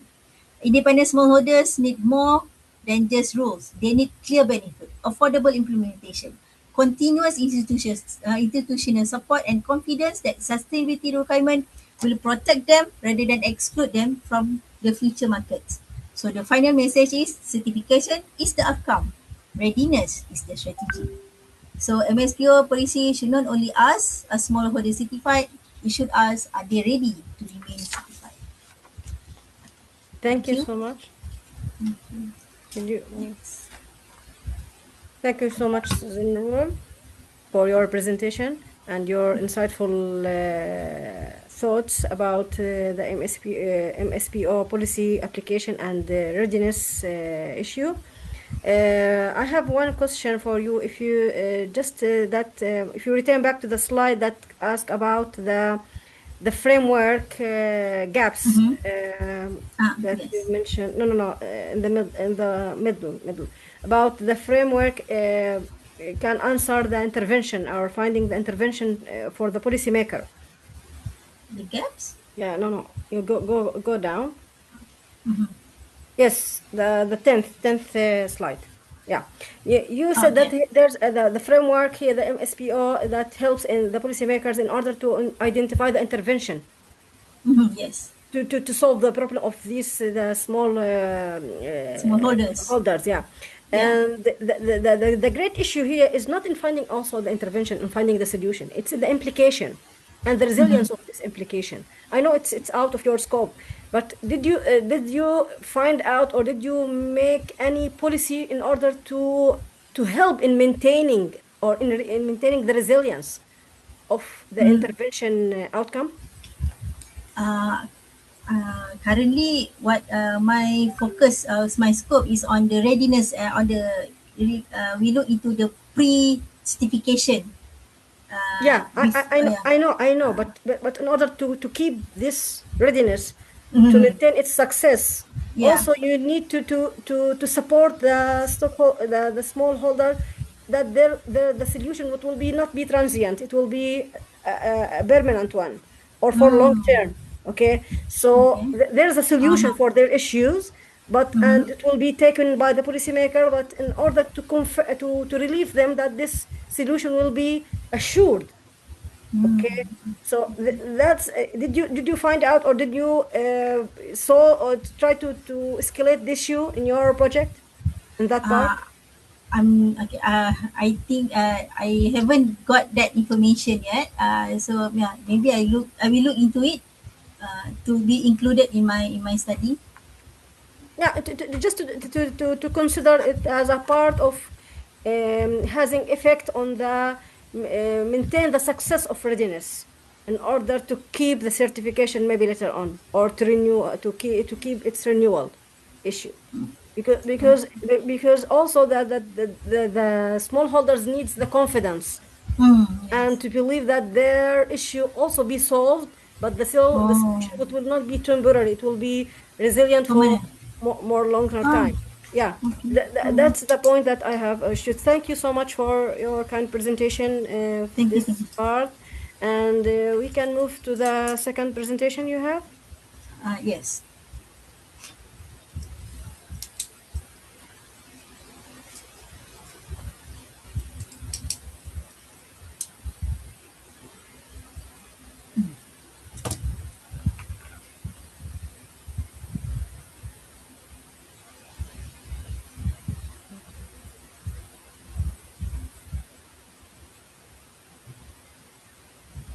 Yeah, you can go ahead.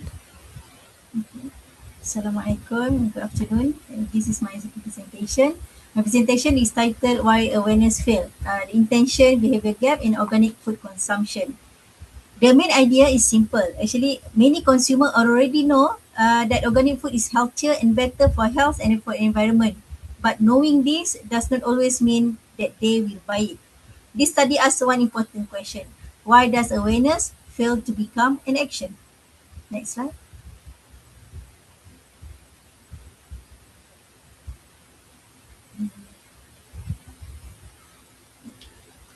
Organic food awareness is increasing. Consumers hear more about food safety, health, sustainability, and chemical-free products.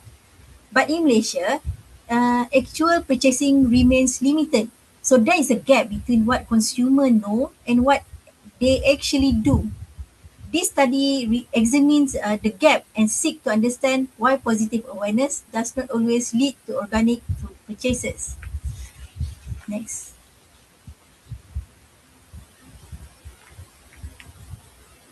This is the main problem of the study. Consumers are not necessarily unaware.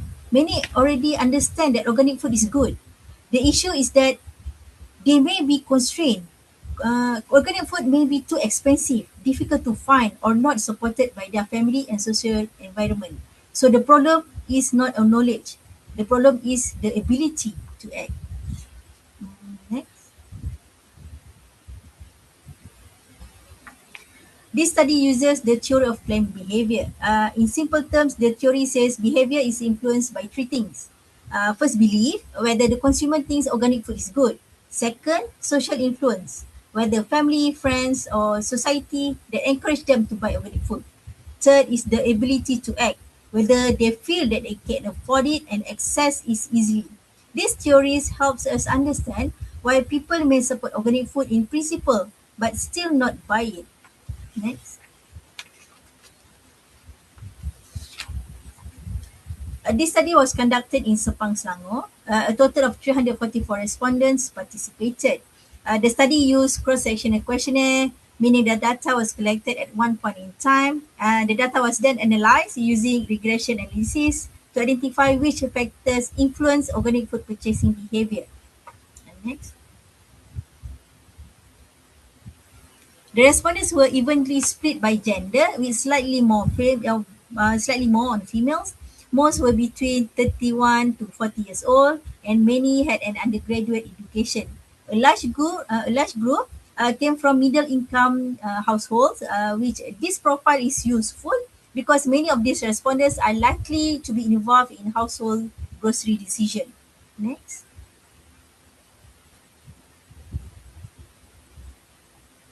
This slide shows that not all demographic factors explain organic food purchasing. Age, gender, ethnicity were not significantly associated with purchasing behavior. This means organic food behavior is not simply about being male or female, young or old, or from a certain ethnic group. Instead, the strong explanation comes from behavioral and practical factors, such as social influence and perceived control. Next.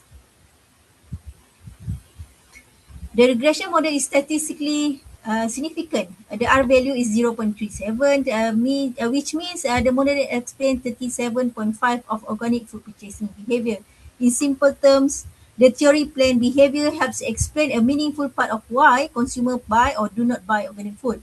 But it also tells us that other factors such as price, availability, trust, and many may also matter to the decision. Next.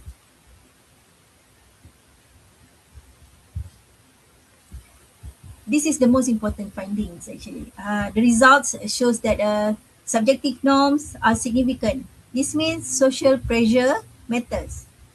Consumers are influenced by family, friends, and people around them. Perceived behavior is also significant. This means affordability and accessibility also matter.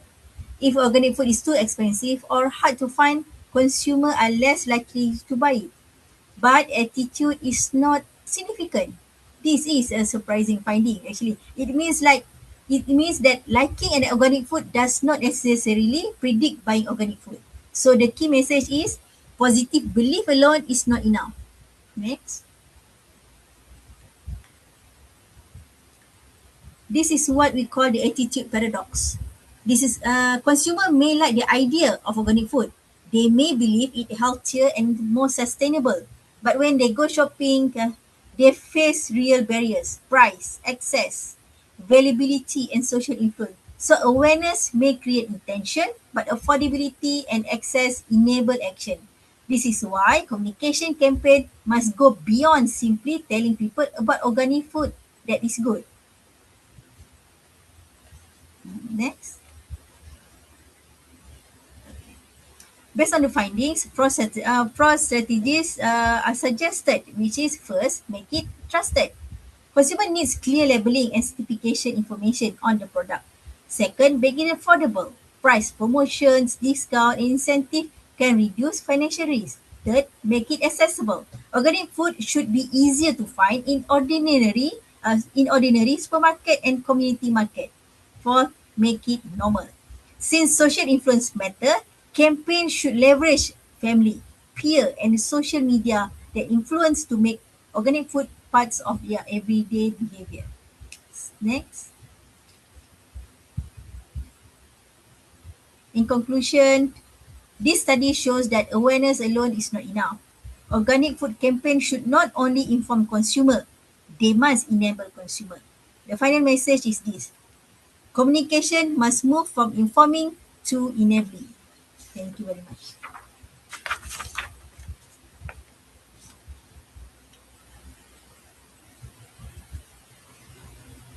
Thank you so much, Ms. Nurul Huzaima, for your presentation. I think you did it in 6 minutes presentation. Yeah, it's so quick to present. I have is anyone in this room have a question to direct to Ms. Nurul for her presentation? For the topic that is, I think it's a critical issue for everyone, and it's in our mind to focus on. Does anyone have any question to ask her? You can go ahead and ask her any question about her presentation. No one? Okay. If there's no one, I have one question for you, Mrs. Nurul. I think that the local data that shows that over 60% of the organic food in Malaysia is imported, which is, I think it's creating a massive structural burden, like premium prices, the short shelf lives, and the limited physical accessibility. How does your research framework accounts for these external market constraints versus the internal consumer attitudes, and what's the modification you would suggest to make your finding actionable for local organic agro farmers? Organic agro farmers. Oh, okay. I would say that the tendency why the price is a little bit higher for organic food is because of once the cost of the cost of manufacturing, not producing, the cost for production is high. So if we can lower that price, that cost, so the price for uh, for the organic food in the shelf also can be lower. That's one thing. And then of course the government need to support more more farmers who is doing who is producing organic foods. They should be given more incentive, more subsidies to help more this awareness on the organic food, Yeah, I believe so. That's the point that can be addressed in this issue. But even though that as you know that we are not isolated from the worldwide, and you know that the crises that are encountered the whole world, from prices high for everything, for all each customs, and the importing prices will be also higher, and the fertilizers and even the organic part needs also special conditions in order to grow up this organic food. So also these are make stress point for the farmers or for the local farmers to do or to produce more. That's the point that we need to address. And I think that your framework have focused on the behavioral part and its angle with the actions and accessibility of these the consumers. But even though there is also the financial and the what we call the part in the outside. Okay, thank you so much for your presentation. I think we are finished with this, and thank you all of you for your kind participation and presentation of this part.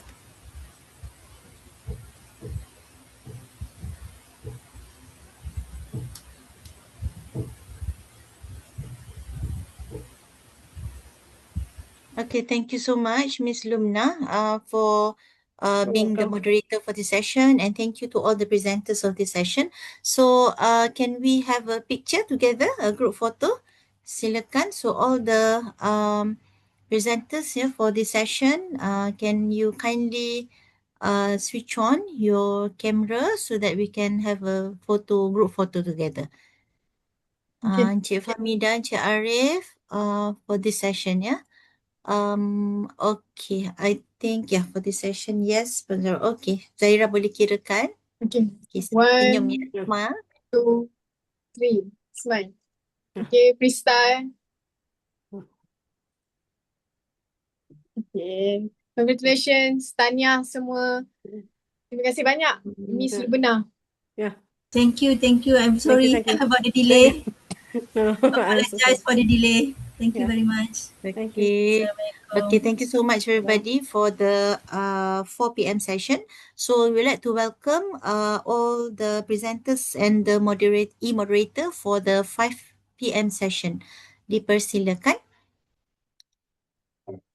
So the moderator for this session is Dr. Ferris. Dr. Ferris ada tu je. Oh, doktor dari UMS. Yeah. Okay, thank you very much, Miss. So, Assalamualaikum and good afternoon, everyone. And welcome to this session, which is 5 until 6 p.m. And I hope, Miss Madam, can I call all the presenters first to make sure you all can of check. them here? Yeah, whether all of them are here. Yes, thank you, Doctor. Okay, but I don't have the name, but maybe I just call You can call the number. the title. Yeah, the title also possible. Okay, the first presenter will be with the title Service Quality and Customer Loyalty, a study at the Center of Retail Excellence, Polytechnic Sultan Azlan Shah. Are you there, Doctor, Sir, or Madam, the presenter for this for this title?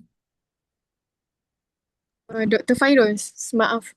Untuk 266A0233, dia minta untuk presenter lain yang mulakan dulu.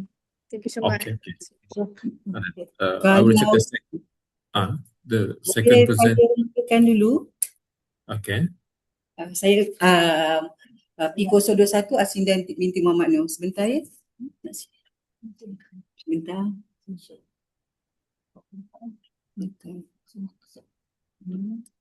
Oh, dekat dalam test. Angkat keluarkan dulu. Sekejap. Saya nak penyanyi. So it's okay, I will call the second presenter.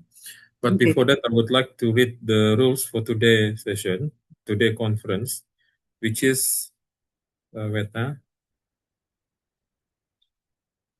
first one is each presenter will be given 10 minutes for the presentation, and then 5 minutes for the question and answer session.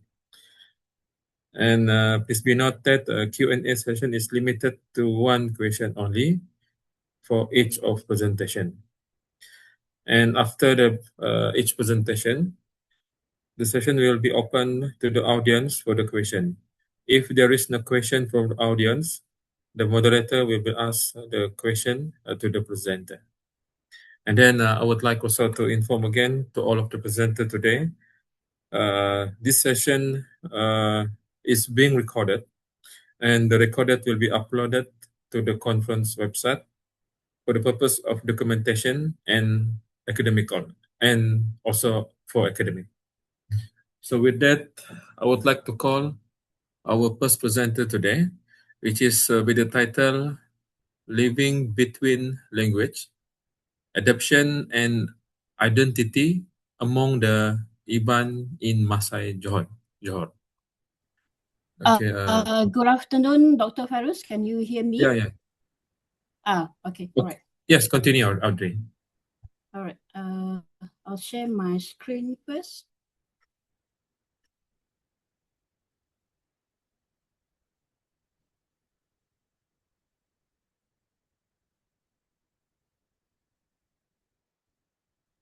Okay. Can you see my slide?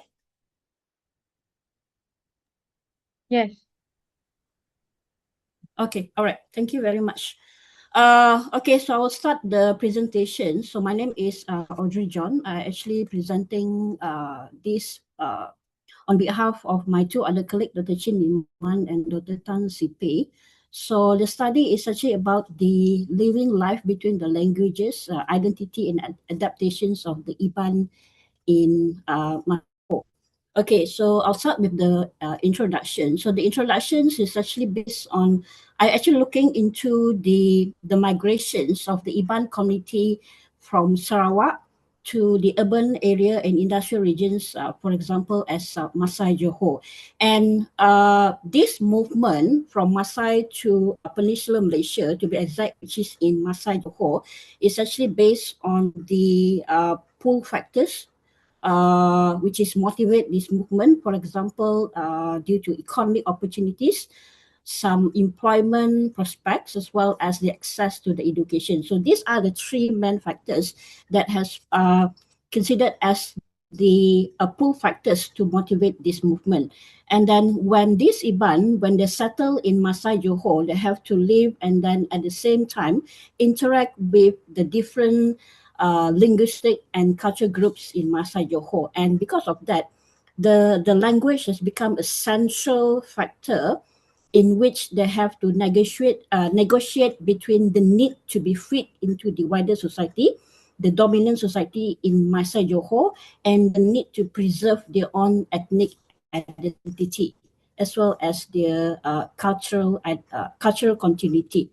So the focus of the study is actually to explore on how the Iban community in Masai Johor, they will negotiate the identity and adaptation through the use of language. And that essentially brings us to the objective of this study, which is to explore the linguistic experience, because earlier on, when they need to find a balance between the need to fit into the wider society as well as the need to preserve their own cultural identity and cultural continuity.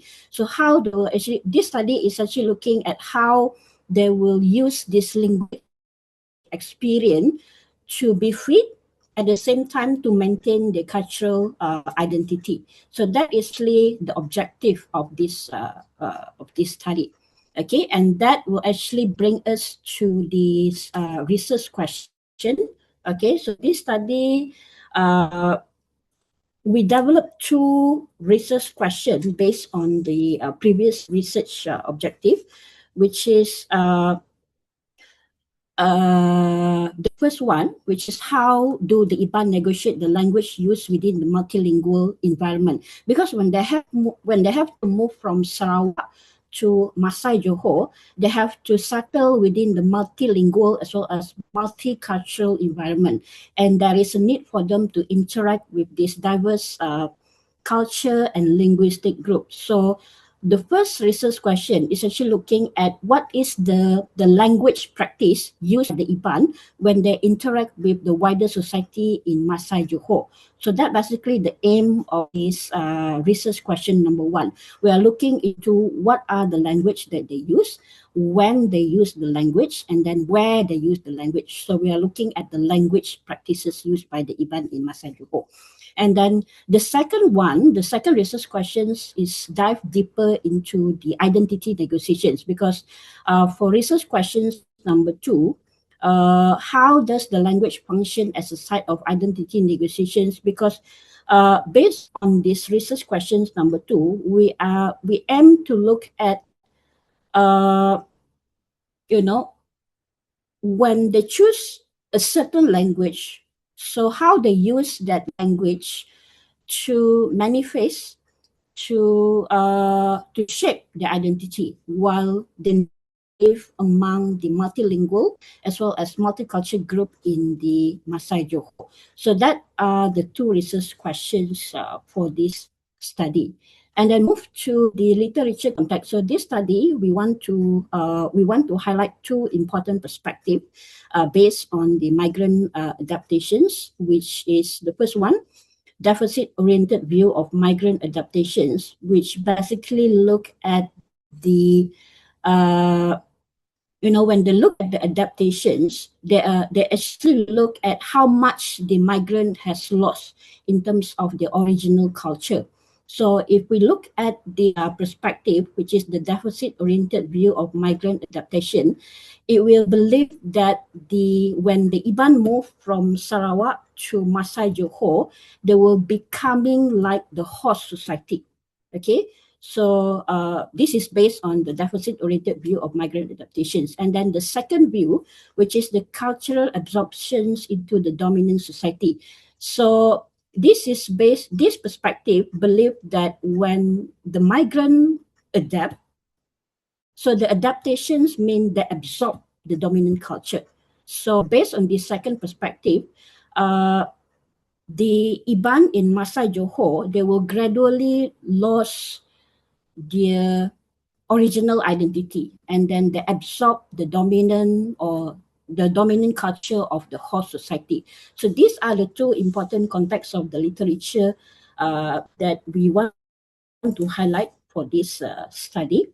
And then, of course, when it comes to the theory used for this study is based on the Kim 2001 cross-cultural adaptations theory, which highlight that adaptations is dynamic and ongoing. It is not a one-time process. It's an ongoing process.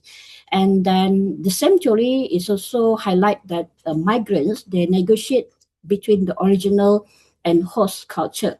Okay, so this is a very important perspectives as well based on this cross-cultural adaptation theory. And then Kim also highlight in this theory that language is central to the intercultural adaptations, which is why this study is focused on the language component today.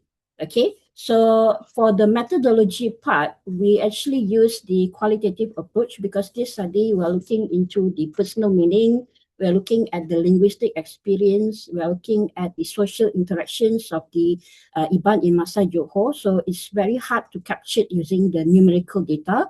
So that is also one of the reasons why this study employ the qualitative approach. And the focus of the methodology is on the language communication practices, as well as the accent, okay, the essence of the IBAN. All right, the findings overview. Okay, so the data were actually analyzed based on these three related dimensions, which produce the three important themes that I will present after this. Okay, so the first one, the negotiations of the language shift and cultural continuity within the home space. And then the second one, which is linguistic flexibility as a form of strategic negotiations in the intercultural interactions. And then the third one, which is the essence as a negotiated marker of identity between the culture pride as well as the social constraint. So I'll move to the first theme. Okay, so the first theme, which is the negotiations of language shift and cultural continuity within the home space. So based on this theme, the findings stated that within the home and the cultural space of IBAN, the IBAN language is maintained. That means at their own home, they actually use the IBAN language. Okay, and then the IBAN language. Yes. Dr. Audrey. Yes, Dr. Faris. Dr. Audrey. I'm Yes. sorry, but time is out already 10 minutes. So Okay. maybe it's Okay. better you collect your presentation. Okay, all right. So I'll move to the last slide then. Is it okay? Yes, continue. Okay, all right. So the conclusions of this study is, I'm sorry because we don't have time. So the conclusions of the study is the IBAN in Masai, they are linguistically adaptive without fully assimilating, because they did maintain their own IBAN language within their own home and cultural space. But if there is a need, for example, situation domain-based setting, and then the audience, which is come from the wider society, where they need to switch to the Malay or English language, so they are very comfortable to switch to the Malay and English language. And language play a central role in negotiating identity and adaptations. And then cultural continuity remains resilient despite migrations and multilingual exposure. So the last conclusions is the IBAN community in Masai Johor, they live between the language, they balance the intercultural adaptations with the ethnic continuity presence. Okay, that's all, Dr. Faris. Thank you very much. Okay, thank you very much, Dr. Audrey. So now I would like to open to everyone, the audience member here. Is it any question to Dr. Audrey about her presentation? So looks like there is no question, Doctor, but I have a very simple question. So I'm also a teacher in subject negotiation, communication. Okay, but one thing, we not really look into detail about the language influence and directly language influence directly in terms of negotiation. So maybe, Doctor, a very simple one, how we can understand the unique each of language can influence negotiation. That's it, Doctor. Yeah, the question. Dr. Faris, can you repeat your questions? Oh, my question is it's about the language. Each of language have a uniqueness, and then how the uniqueness of the language influence the style of our negotiation in terms of communication. Yeah, that's all the question. I think for this one, because how one language influence the style of negotiation, because the way we in this study, the way we frame the negotiation itself, the way we understand the negotiation is how they use and adjust the language. So basically, how this influence is based on the first layer is who the setting itself. Okay, the setting, the domain that they are in. For example, if they are in a workplace, okay, if they are in a workplace where the recipients, the audience actually come from the wider society, so they have to choose the language, the choice of language must be fit to the domain itself. So that means if it's a public communications where it's involved a mixture of, it can be an IBAN group, it can be a group of people from Sabah, it can be a group of people from Selangor, for example. So again, that is also one of the things. So domain-based public, the public communications, and then the next thing that I also want to highlight is based on uh, the audience, the audience, the domain base. Let me recall. There's one thing. I forgot that's one. Let me recall that, Dr. Faris. The audience, the setting, and the communication goals. Okay, the communication goal. That's mean, because based on our study, we actually asked the participants, did you actually somehow change the way you speak to your audience? Because there is a need for you to confirm to be sound like the whole society. So what their response to us is they don't find the need to be corrected in terms of the way they speak, in terms of the way the accents that they use during the speaking itself. What matters to them is the communication goal.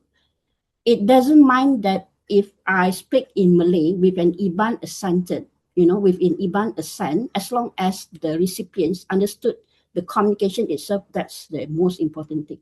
So I think that's are the three things that we should look into. All right. Okay. Thank you very much, Dr. Audrey. All right. Thank you, Dr. Faris. All right. So let's move to the second presenter, which is with the title Exploring the Needs for Digital Innovation, Training to Transform Instructional Leadership of School Leaders in Malaysia. So without further ado, I would like to call the presenter. Yeah. Okay, Dr. Fetty. Yeah, you may Okay. start your presentation. Sekejap ya.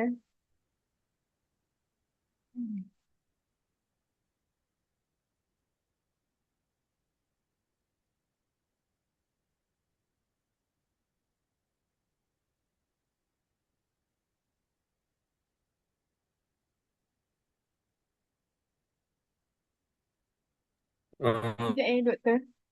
Sekejap. Sorry, Dr. Doctor. Fatty, sebab saya Yeah. akan bantu Dr. Fatty untuk share slide.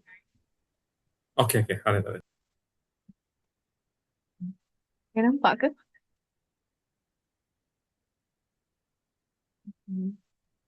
Boleh.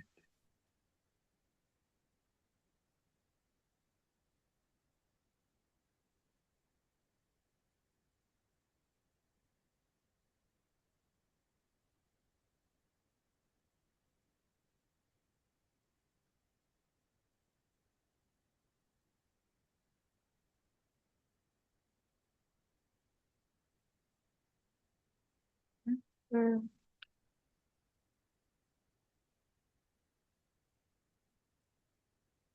Dr. Fatty, tak dengar lah suara doktor. Tapi doktor dah unmute kat sini. Cuma ni je doktor. Tak boleh. Oh, tak dengar lah Dr. Fatty. Betul. Dr. Fatty tidak dengar, Dr. Fatty. Sekejap. Doktor jangan left dulu Dr. Fatty. Cuba doktor buka by phone doktor. Tapi, ataupun doktor left and masuk balik. Putus-putus. Saya dengar tapi doktor punya Fatty audio putus-putus.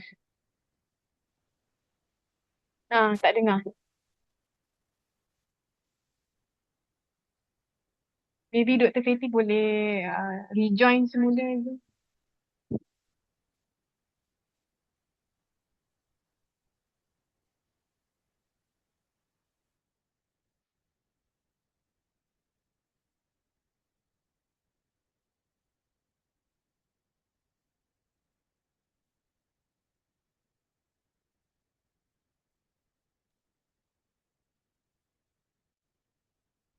Dr. Fatty macam mana Zahira? Join lagi. Join balik. Leave dulu eh? Dr. Fatty kat Still sini nampak still here? masih Ada lagi kat lagi? sini. Ha. Okay. So lepas ni ada one more presenter kan? Bukan dua kan? Dua lagi. Oh, dua. Ha. Okay, trial. Boleh dengar? Okay, boleh Boleh. doktor. Boleh. Sekarang boleh. Entah mengapa. Tapi mungkin Okay. video doktor belum lagi. Saya tak nampak. Ya. Okay. Itu je. Harus. Rugi tak ada Okay. video. Okay, Zahira. Okay, mari kita on slide dia. Terima kasih. Dah doktor, Saya dah buat slides is ready. Kita slide show. Saya dah buat full slide. Tapi dia tak appear keluar full slide. Tak tahu kenapa. Alah. Keluar balik, kita on balik. Itu ke? Ni boleh. dah. Boleh. Sila doktor. Dah. Hilang Hilang pula. pula, ya? Oh, tadi saya dah keluar. Dia keluar, dia nak on balik. Nak try balik. Ni boleh dah ni Zahira? Yeah, we can see that. Okay. Ya, sila doktor. Ini masih belum slide show lah, tapi boleh Zahira nanti tukarkan slide ya. Boleh. Alright, okay. Bismillahirrahmanirrahim. Assalamualaikum everyone. Hello. Okay, I will presenting this based on my team. Saya, myself, Dr. Fetty. I'm from Institute Aminuddin Baki, Cawangan, Sabah. So today we will talk about examine the urgent needs for digital innovation training to empower school leaders in strengthening instructional leadership and driving meaningful digital transformation in Malaysian school. So in this rapid changing education, we can see that the leadership is no longer about managing system. It is about leading innovation, shaping future-ready school, and creating lasting impact through digital excellence. So this is a national-wide issue. Okay, next. Gerak tak, doktor? Tak gerak. Maksudnya memang problem saya punya slide ni sekejap saya rasa. Okay. Macam ni saya kena rasa paparan macam ni boleh. Sorry doktor. Thank you. So you can see that school today are facing serious challenges in digital innovation ataupun transformation. So many schools will struggle with weak infrastructure, limited digital skill, unclear guidance, and heavy workload. And as a result, teachers feel pressured, overwhelmed, and unprepared for effective implementation. So digital transformation is just not only about technology, it requires strong leadership. Okay, clear direction by the leader and courage to lead changes in the school. Next.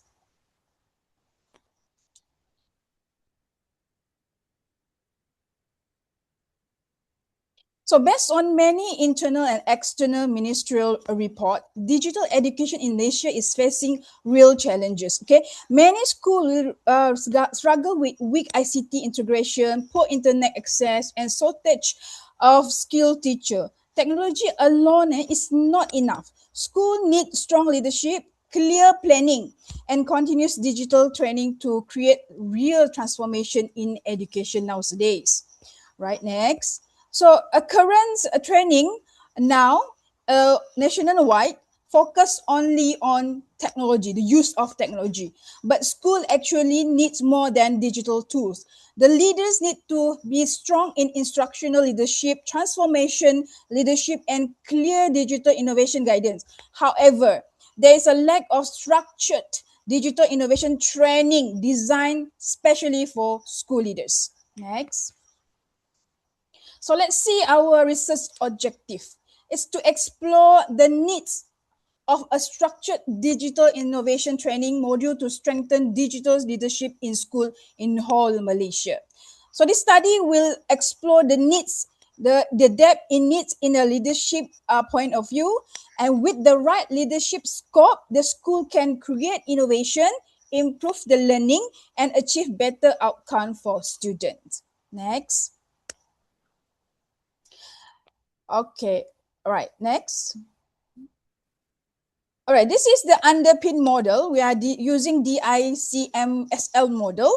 Digital innovation is in school is not only about using technology. It is about how to manage effectively the digital transformation that will involve strategic leadership, the school needs, collaboration, and creating new value in teaching and learning. So strong leadership and innovative culture help the school to transform more effectively.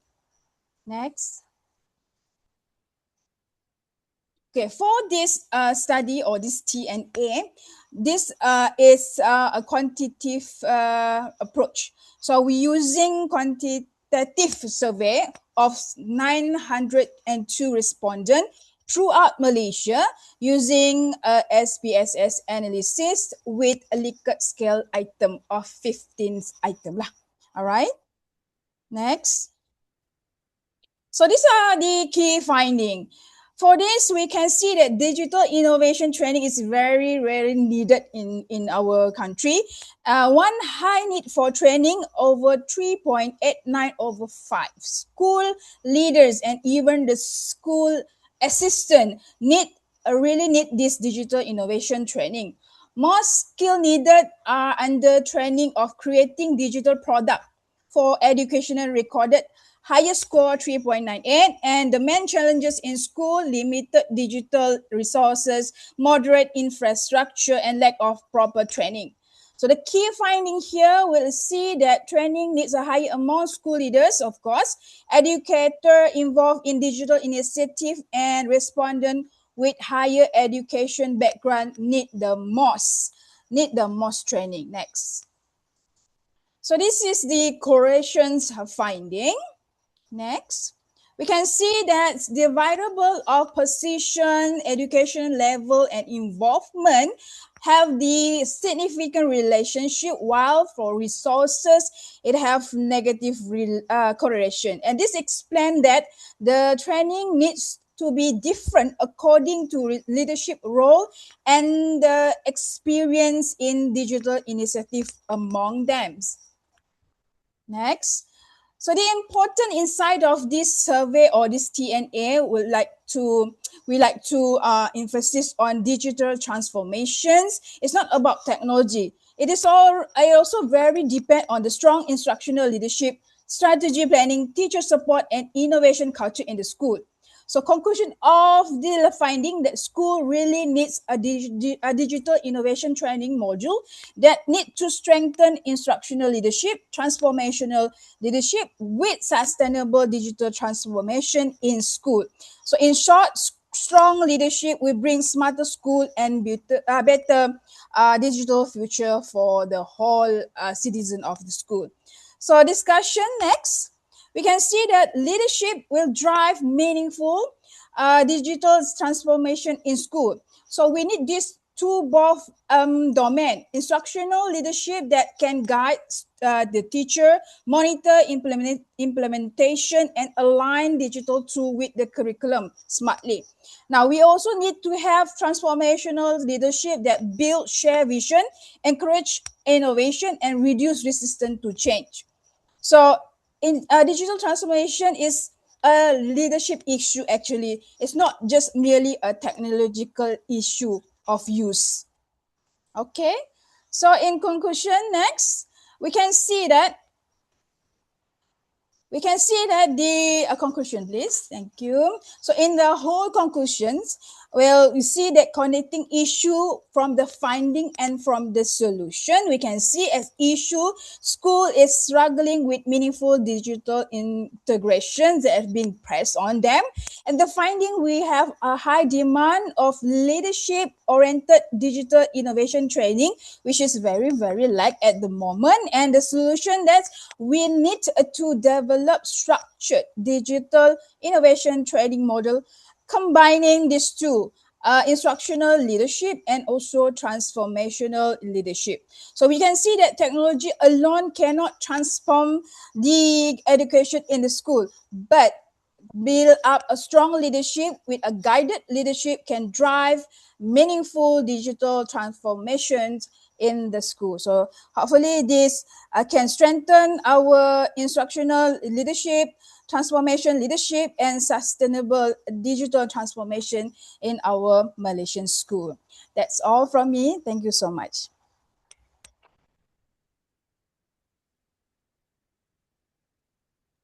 All right. Thank you very much, Dr. Fetty from Institute Amiduddin Baki, Cawangan, Sabah. Betul, Doktor? Ya, betul tu. Benar. Alright. So, Doctor, it's very interesting because it's about the education and technology. Correct. Recently, not really recently, actually, last year, I'm engaged with the UMS UNICEF unit, and then we conduct one research, which is about the offline technology, Yeah. which is the readiness among the teacher to use the offline technology at the rural area. So, Doctor, just out of curiosity, out of the blue, just to want to ask you, what is your opinion about this offline technology? Is it okay to penetrate currently, or we still need, some process before it can, 100% or hit the stream to use this widely? What is your Oh, opinion, Doctor? yes. It's very interesting questions, Doctor. Thank you so much on the questions. So I will answer the question based on the research and also my experience, yeah, Doctor. So a current challenge in school, as we can see now, is the limited infrastructure, including the access, including the hardware. So also it comes together with the human resource readiness. One is the limited skill of digital. Another one is guidance. So they are currently is like mostly are self-making or they self-learn to know to gain those skill, those knowledge. Even in the leadership at self at the level, so they are learning at themselves. There's no strong structure to support them. So I would go to your suggestion that we need to have more process on that to get maybe the infrastructure be almost ready. And as it goes according to that progress of building infrastructure, we also need to prepare our manpower with skill and of course knowledge and skill. And I think with these two lanes comes together, we can create synergize of the culture of everyone is actively involving in this transformation of digital in our school, Doctor. All right. Thank you very much, Dr. Fetty.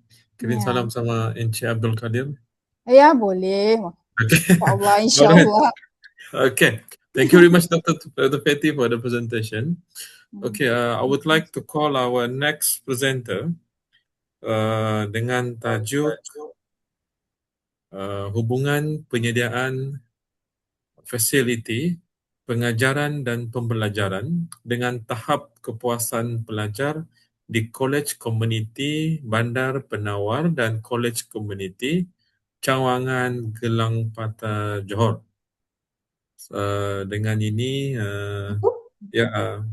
Puan Dr. Haslinda. Bukan. Ya, Dr. Haslinda. Yes. Okay. Assalamualaikum warahmatullahi wabarakatuh dan selamat petang dan juga pada doktor-doktor dan panel pembentang yang lain. Okey, saya bentangkan tajuk ni berkaitan hubungan penyediaan fasiliti PDP dengan tahap kepuasan pelajar di Kolej Komuniti Bandar Penawar dan Kolej Komuniti Bandar Penawar Cawangan Gelang Patah Johor bersama dengan rakan saya Dr. Faiza Muhammad Lazim dan Dr. Muhammad Riza Baharum. Okey. Maaf, mencelah. Ya. Puan Asinda, kalau tak keberatan boleh untuk onkan kamera sebab kami tak nampak. Kejap. Baik. Sebentar ya. Okay, boleh. Silakan. Sebentar. Mana tadi minit. Mana hilang terus. Sebentar. Wait. Apa buat? Masih ada lagi tak? Belum nampak lagi. Sebentar, saya tak tahu masalah. Sebentar.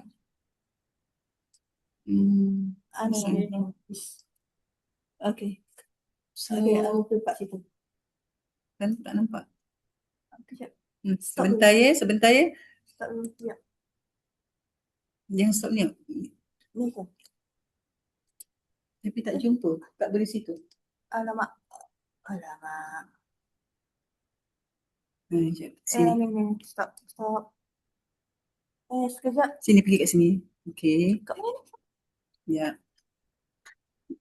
Maaf ya, sebentar ya. Kita macam technically pula. Tidak Kita pada. dah Itu biasa.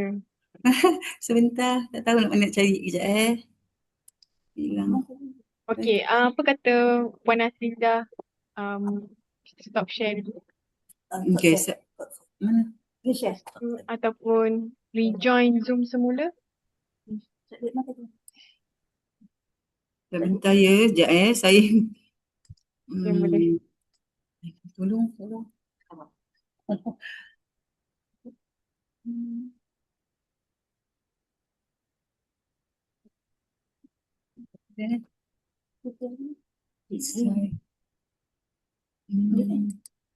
Kena live dulu kot.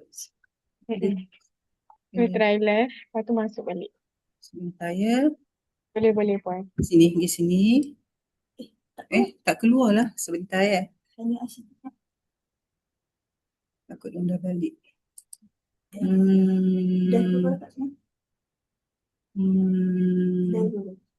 Saya nak live tapi tak nampak benda perkataan ni. Sekejap. Tak keluar. And Tak boleh. ada hujung sekali tu ada perkataan, ada button and Puan boleh Dia terus tak keluar semua saya punya link ni. Terus tak nampak perkataan ni. Saya tak tahu apa jadi sebentar.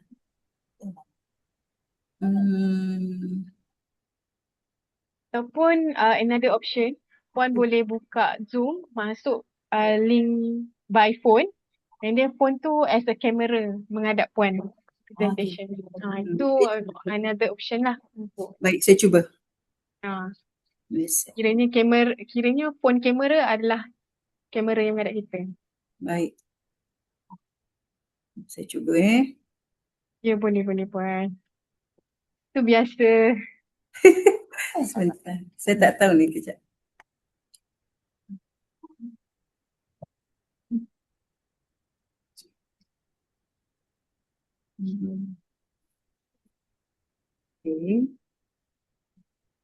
Okey.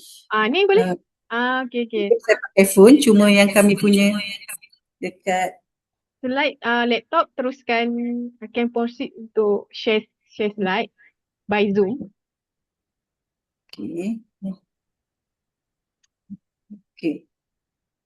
Okey, boleh? Nampak boleh. tak? Nampak. PowerPoint Puan? PowerPoint nampak tak Puan? Tak, belum nampak lagi. Belum nampak. Puan boleh share semula PowerPoint. Tak buka terus. Saya kena sekejap ya. Saya tak tahu apa yang berlaku tapi saya cuba. Okey. Nampak tak Puan? Ke tak nampak? Belum lagi. Tak belum nampak. Lagi Puan. Slide belum nampak lagi. Okey. Sebentar ya. Saya end back semula. Okey, saya share back semula. Okey.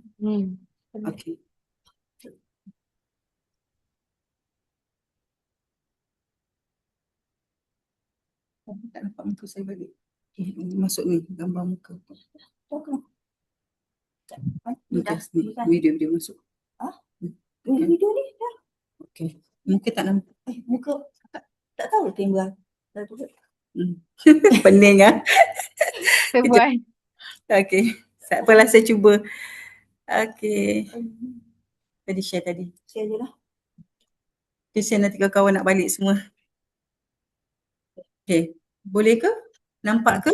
Okey, ni nampak. Slide kami dah nampak. Okey, Puan. Muka saya tak nampak Muka Puan tak nampak. InsyaAllah. Sebabnya ni saya nampak kat sini video kamera Puan dah okey. Cumanya mungkin ada benda yang dekat kamera Puan tu tak nampak. Kena block ni.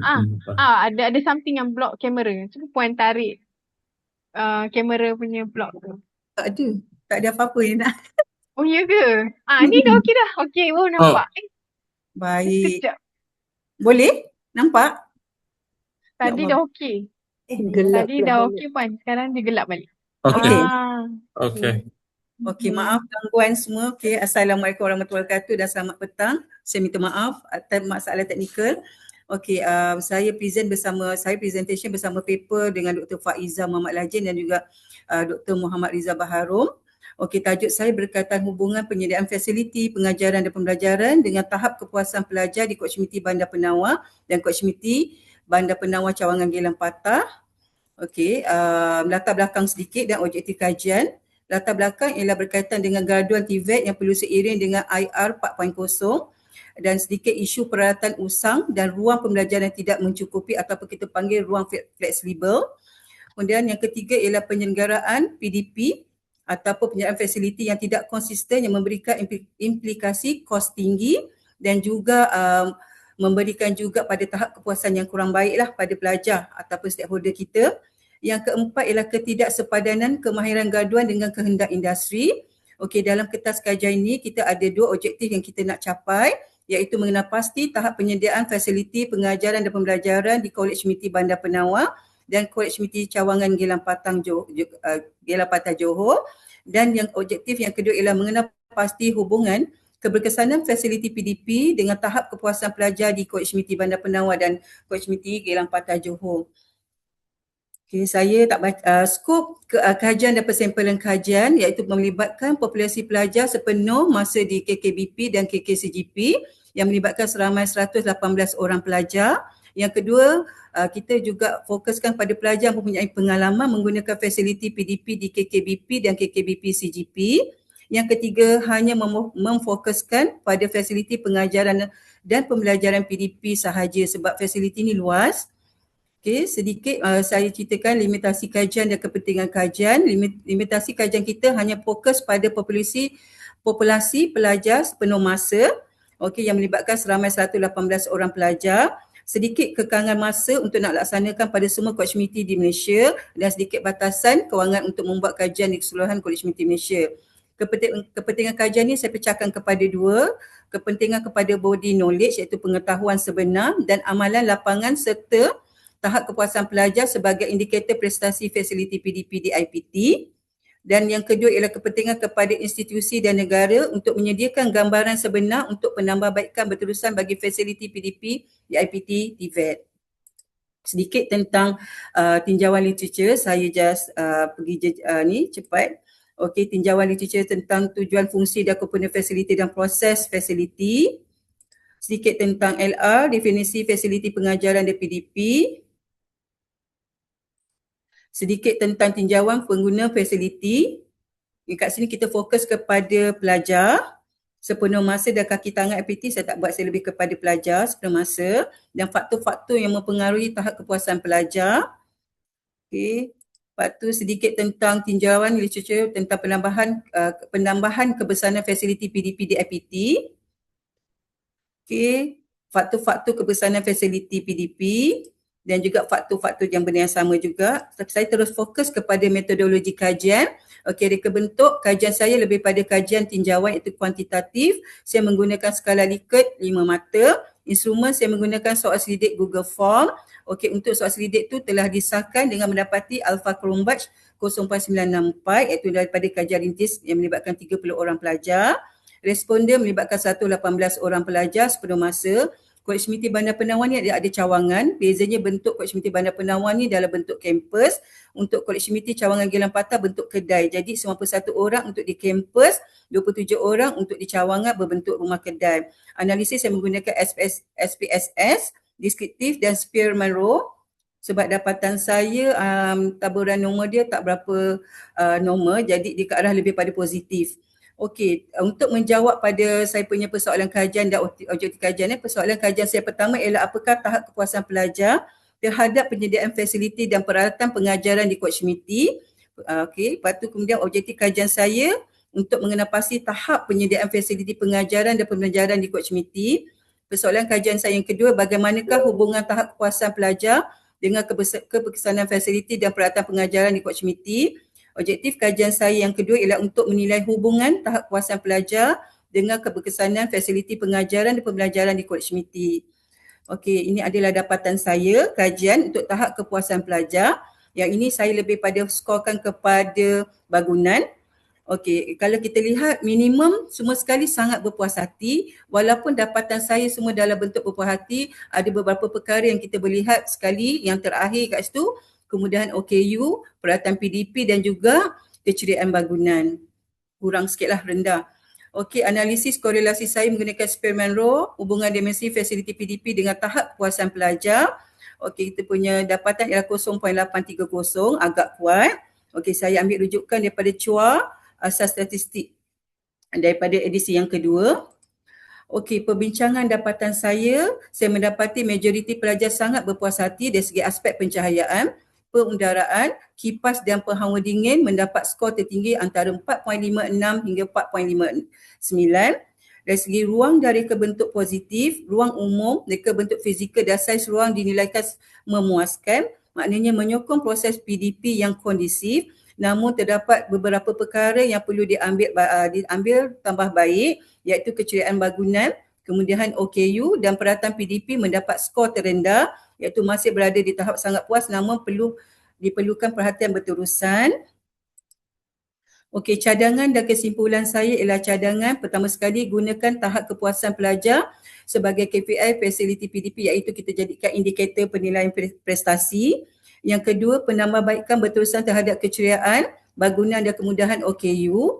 Yang ketiga, digitalisasikan pengurusan maklumat fasiliti, iaitu data dan maklumat untuk membantu keputusan terutamanya akan memberikan implikasi kewangan.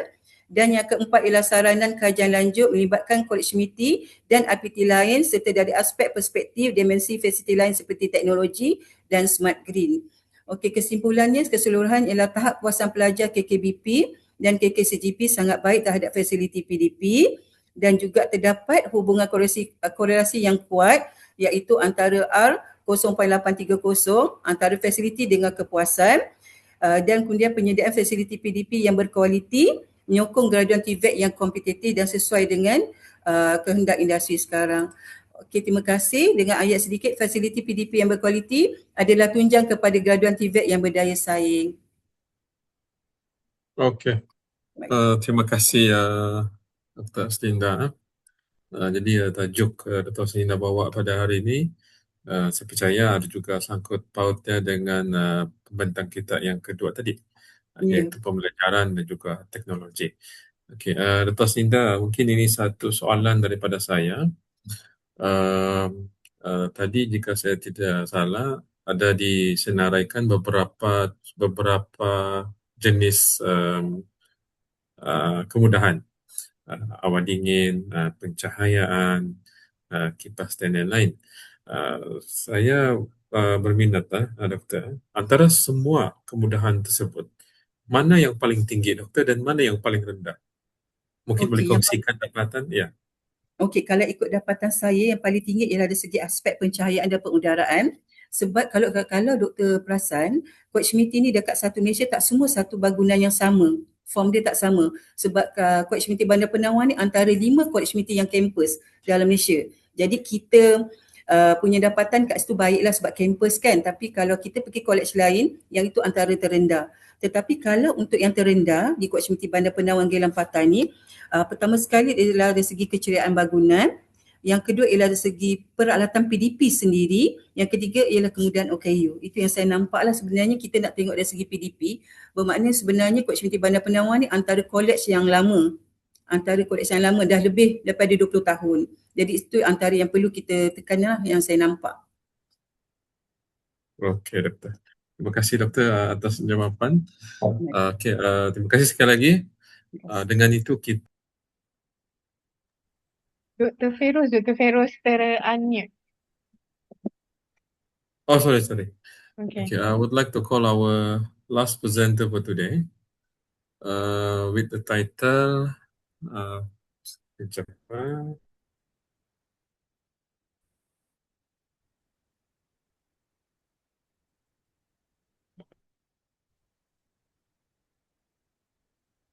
sekejap ya. Okay, with the title of Service Quality and Customer.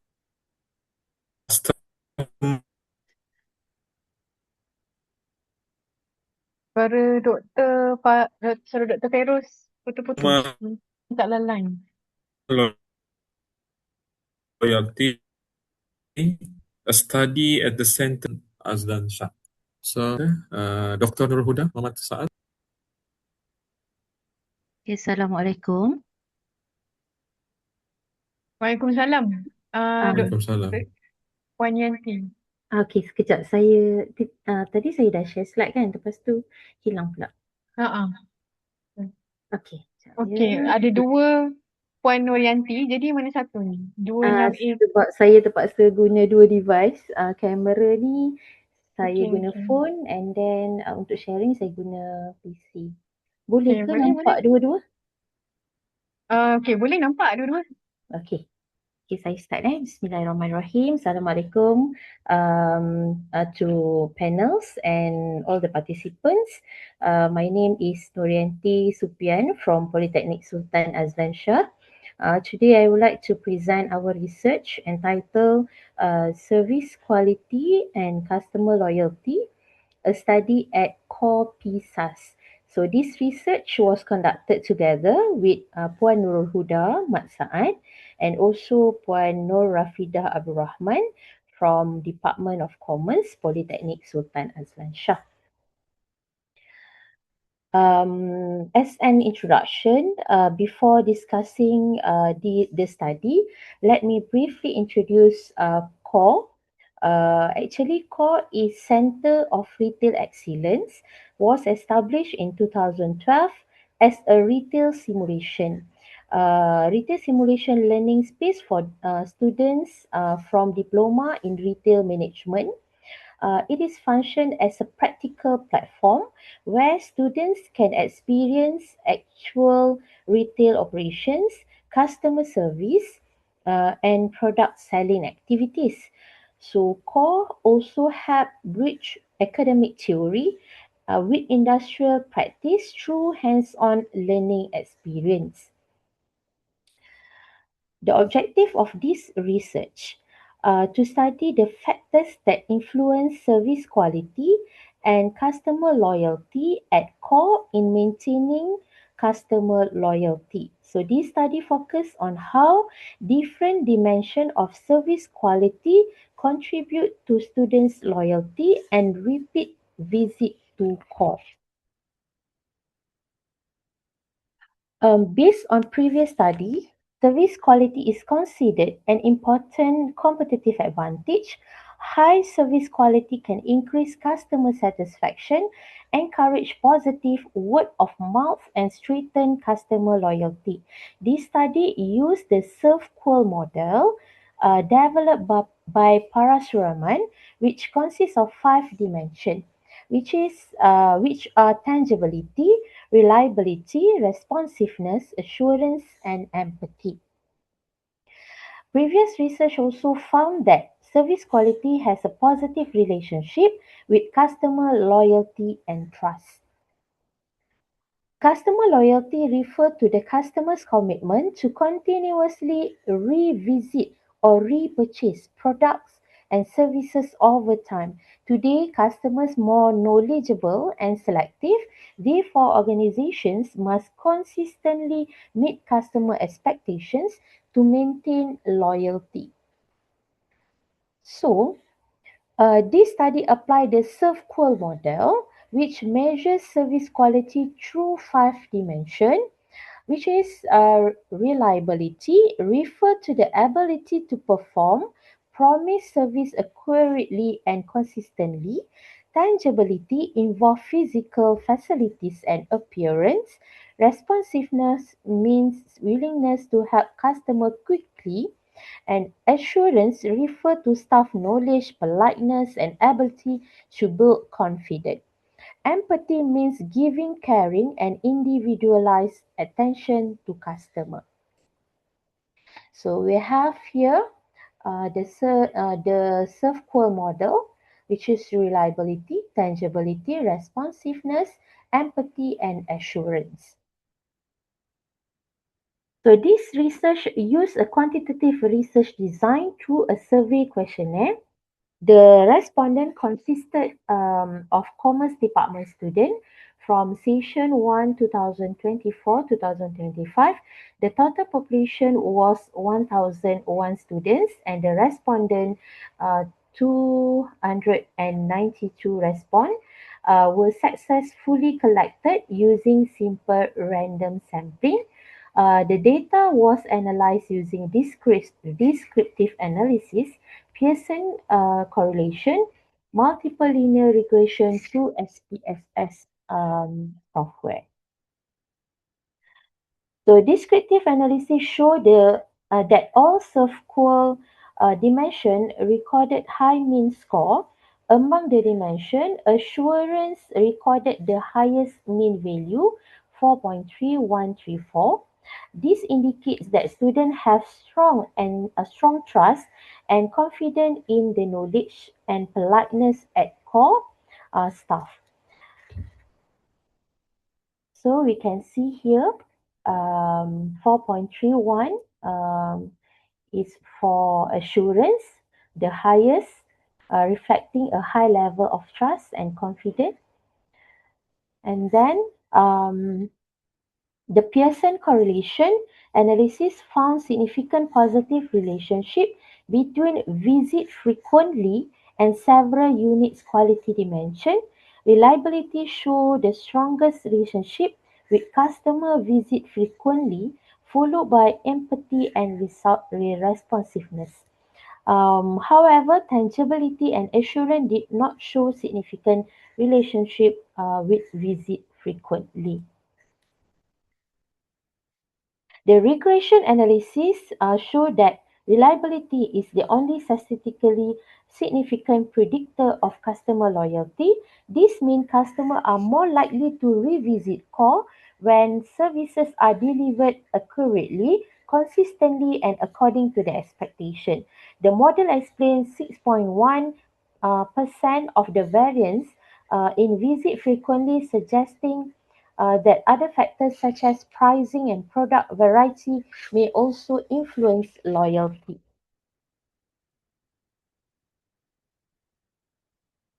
As a conclusion, in this study found that reliability is the most important factors influence customer loyalty at core PISAs. Students are more likely to return when they trust the service quality provided. Therefore, maintaining reliable and consistent service is essential in strengthening customer loyalty. Based on the finding, several recommendations are proposed where service reliability focus on accuracy in transaction and fulfilling promise made to customers, stock availability, ensure consistent availability of product to reduce customer disappointment, and consistency training, standardized operating procedure to ensure service quality is uniform across staff shift. So for future research, additional factors beyond SERVQUAL can explore such as store atmosphere and layout, competitive pricing strategies, promotional and marketing efforts, and digital online shopping options. So from the presentation, we can conclude that reliability is the most important factors influence customer loyalty at core PISAs. Okay, thank you for your attention. That's all. All right. Thank you very much, Dr. Nurhayati. Okay, thank you. So this is our last presenter for today. And then I have one simple question, Doctor. Just to reconfirm first, is it core means incubator business for student? Yes. Actually, it's focused on retail student only. So, kalau kita tengok some of the student, we have computer lab, we have any technical lab for engineering, for example. But for retail student, diploma in retail management at Polytechnic Sultan Azlan Shah, we have core Center of Retail Excellence as their practical area for them to learn about retail. So they really do the retail activities at core. So they do the buying, they do the selling, they serve the customer, negotiate with the supplier. So from that, we need from the research, we need to know what is the factors influence customer to repurchase or revisit at core. All right. Okay. Thank you very much, Doctor. I think that's all question from me. Okay. So, Guru Satya, should I conclude this session? Boleh, silakan. Okay. Okay. Thank you very much to all presenter. We start our session since 5 o'clock, and now it's almost 10 minutes after 6. So it's a success session. We have 4 presenter and we have a variety of topic, which is for me, all the topic is very interesting.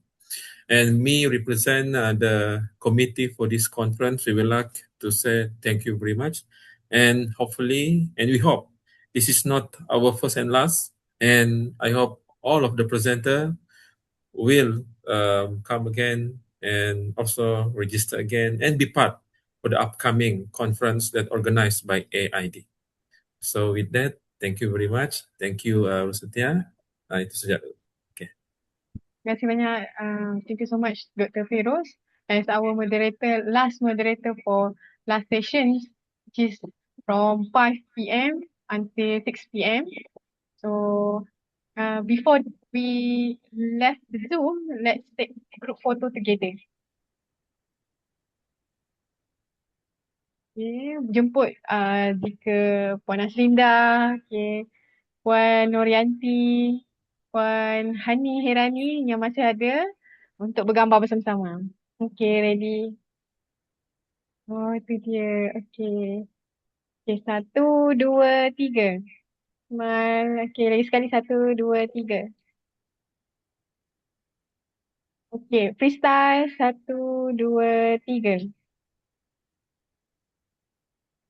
Okay, terima kasih. Congratulations, tahniah semua. Terima kasih semua. Tahniah, Dr. Feroz. Thank you. Congratulations kasih. everybody. Waalaikumsalam. Assalamualaikum. Salam. Thank you so much, Zahira. Alhamdulillah selesai. Terima kasih banyak juga, Doktor. Thank you. Pandai dah tu control. Okay, saya pun nak balik ni Zahira. Thank you. Apa-apa kita sambung WhatsApp Okay, boleh. Okay, thank you so much.